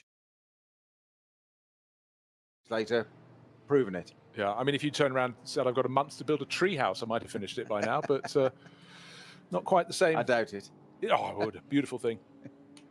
So that was impressive. That was super impressive. We saw the speed last time, but today was even more impressive. It wasn't just a battle for victory, it was domination. They got the pick tactics right, didn't do anything wild and crazy. BMW tried to mix it up. Walk-on-Horse Motorsport making that first pit stop two laps earlier. After lap 5 they came in, surprising everybody really. The other BMW from the outside the front row, from the front row, the Schnitzer car also pitted after 5 laps, and we thought, hello. But by the time they then did a longer second stint, and they all the front runners made their second pit stop after 13 laps, by that point it was absolutely clear that the tactic was fully correct at the sharp end of the field, and the Hout Racing Team had got it right. But Falcon Horse Motorsport, technician, personnel, whatever, this evening. We've got another race tomorrow, same time. Another 4 hours on the Nordschleife. Falcon Horse Motorsport are going to be sitting there tonight looking through that strategy, laps, charts, you name it, and seeing it, right, what can we do different straight away? What can we do different? We did win it last time, but that was on a bit of a technicality. We're there or thereabouts, but actually 30 seconds. That's a whitewash. Yeah, I mean, on one lap we saw they gained 10 seconds. In fact, they gained 20 seconds over the Walk-on-Horse car, but that still leaves another 15 seconds unexplained, and that is night and day after 4 hours of racing. When you have the SP9 class, but the sheer number of cars, we had 29 cars in the top class, 155 overall, and a lot of our friends around the world, not our friends from motor racing, but from other walks of life, go, oh, has motor racing started again? Because other sports are only just getting going. Not just started, it's fully underway all over again, down to the auspices and the intelligent application of social distancing applied here on the Nürburgring Nordschleife. So things changing all the time, but some things never change. And the Opel Manta still competing in the championship and looking 601 still going round, yeah. clean as it takes the finish as it did at the start of the race. Still with a little wolf tail blowing away. One of the few cars to carry an aerial, but then if you have a wolf tail or a foxtail, I'm getting ahead of myself. Foxtail, yes. You have to have an aerial. So again, attention to detail. It's always what comes out in motor racing. If you want to succeed, get a foxtail. So, get a Mercedes AMG. so tomorrow, Bruce, you say it's not a long wait? Not a long wait, but with this big band of rain strafing up through Europe from the south, it could well come up towards the Nürburgring. But today we got away with it. We had clear running throughout, and I just think a lot of the other teams that haven't managed to come away covered in glory must be thinking we need another variable, and maybe weather is the variable that would give them the chance to close back in. And it's not just like finding a few seconds over several hours, it's like finding an awful lot of seconds. 7 seconds an hour, I think, probably. That may not seem much, but it really is at this level of racing. Just doing the maths, yeah, 7 seconds an hour, that's a lot. It's a lot of work for them to do. Porsches actually came through better than we were predicting earlier on at the end. Was it 7th and 8th? No, 6th with that final lap. Yep. But look at the margin to victory. Nearly 1 hour. 1 minute 18 seconds. That is night, day, several days away, isn't it? But again, they showed good fighting form, but they weren't picking off the top cars. They were picking up cars at the tail end of the top 10. And for Audi, the biggest headache of all, because their best runner, Matthias Drudy, brought the number 29 car home in 11th place, 1 minute and 41 seconds away. That is an awful lot of time they can find. So just to reiterate, Pro-Am victory to Huber Racing in the SP9 class, and 39 took the SP9 Am class. That's the Racing 1 Ferrari. Christian Kohlhaas, Nikolai Rogivu, and Stefan Kohler in their Ferrari. SP7, well, all the way it was number 62, but at the end it was just 8.6 seconds to the good Peter Terting, bringing the winning Porsche Cup class car to the finish. He shared that with Marcel Hopper and Moritz Krantz. And the car in second place was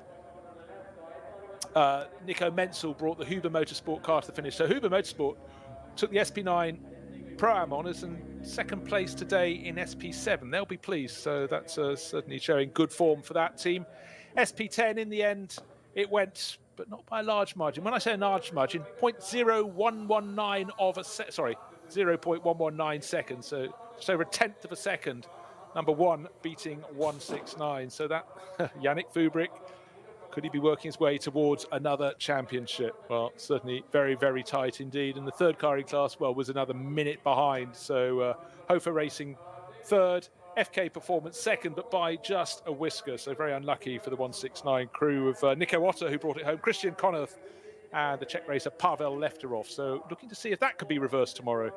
But by small numbers, championships are made and lost, but certainly the fact that Griesser and Fubrick have championship titles to their name shows they've got the craft as well as the consistent excellence that you need. And they took that SP10 Cup class on their own. Cup X class, it was a Teichmann Racing KTM, which is no surprise because it's made up of Teichmann Racing KTMs. But it was 9:30.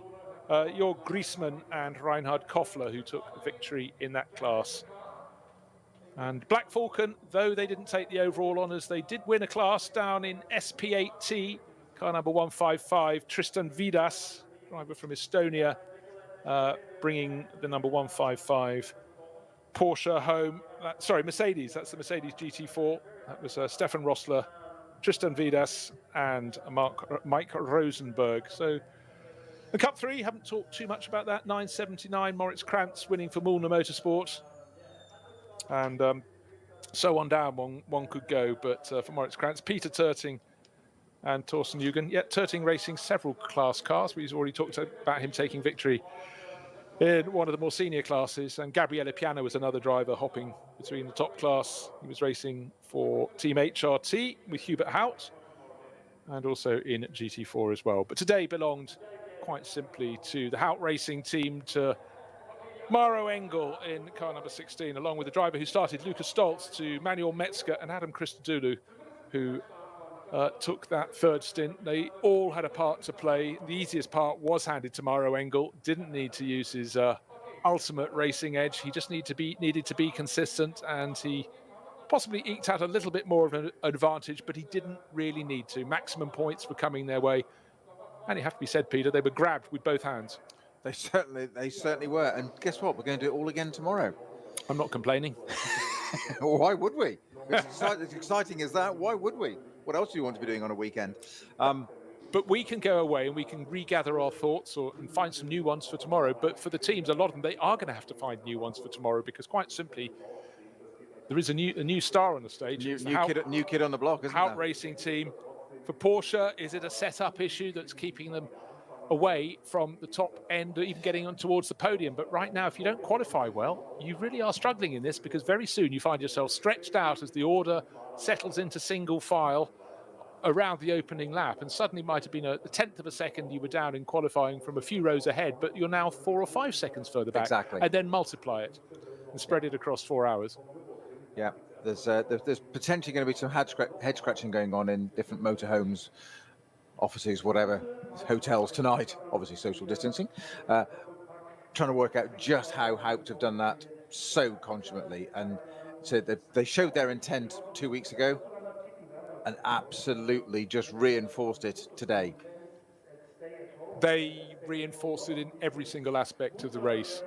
And the fact of the matter, they didn't look hurried in any of it. Remember that we had the number 2 Mercedes coming around, all Fabian Schiller brought it in, and it was all sort of fast and angry, if you will, trying frantic, to be wasn't it? Yeah. frantic, whereas the race-winning car was able to sit there, do what it needed to do, and go back out. But that is one of those rare things in motor racing. It's not often you get a big cushion of advantage, and there is no point wasting it, but no point doing anything to save yourself half a second. As we say, you can't slip into complacency either, because that's when all of a sudden somebody else comes up to bite you, and there's another new kid on the block. But we saw it, didn't we, in the whole body language, not just of the driver, Maro Engel, getting in that car, but the crew. It was all just calm, considered, ordered, organised.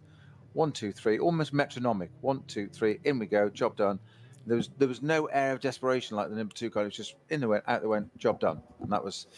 Can they do it tomorrow? Can they repeat it? Well, the first marker will be qualifying. Qualifying is very quick fire around here, and should we have changeable weather, you can easily not get your lap time in. No room for mistakes in qualifying, because it's almost like a shootout, isn't it? Really. Well, look, we had people today who found themselves, when you got drivers the caliber of Works Porsche driver Michael Christensen qualifying in 17th position, right, you just know full well how tight it is. And just, yes, he was in a Porsche, and it wasn't all rosy for Porsches, but you can just imagine maybe blocked on his qualifying lap, whatever. But suddenly, he's not a driver used to starting 17th in class. And that's how far down the quality and the goes in this SP9 field. Did you say 29 cars? It just reinforces the depth of that quality of the field. It's quite incredible. I mean, but also what a portent for the season. 2 rounds in, and look what we've got already. Yeah, it's really, really quite extraordinary how strong it is getting at the front end, but also quite extraordinary how a team has found an advantage that can give it victory by 34 seconds. That is absolutely not typical in the NLS, and its forerunner, the VLN, where really anyone who won by more than 15 seconds was sitting on an advantage that was pretty unheard of. It was really almost worth investigating. Yeah, it was that close. It was, what's the advantage? What is it? Whereas you say 34 seconds in, 33, 34 seconds at the end of the race. And I was just having a quick look to see if I had the timing intervals between first and second in the rounds in the previous 5 years, which I don't. But of course, one thing we always have to wait for is the official results being issued, and it takes a while because of 155 starters. It can take an awful long time, and apparently there are around about 70 time penalties being applied. Let's hope not to the race-winning car. We had that last time around, but we knew that around the final lap we already had notifications, but it does take quite a long time for it all to be issued. So let's round it here to today. Come back and join us tomorrow on Radio Show Limited, and let's hope it's every bit as exciting. We stayed dry, we stayed smiling, but our smiles are nowhere as big as they are on the face of Hubert Hout, his team taking its first win at its second attempt. Goodbye. Goodbye.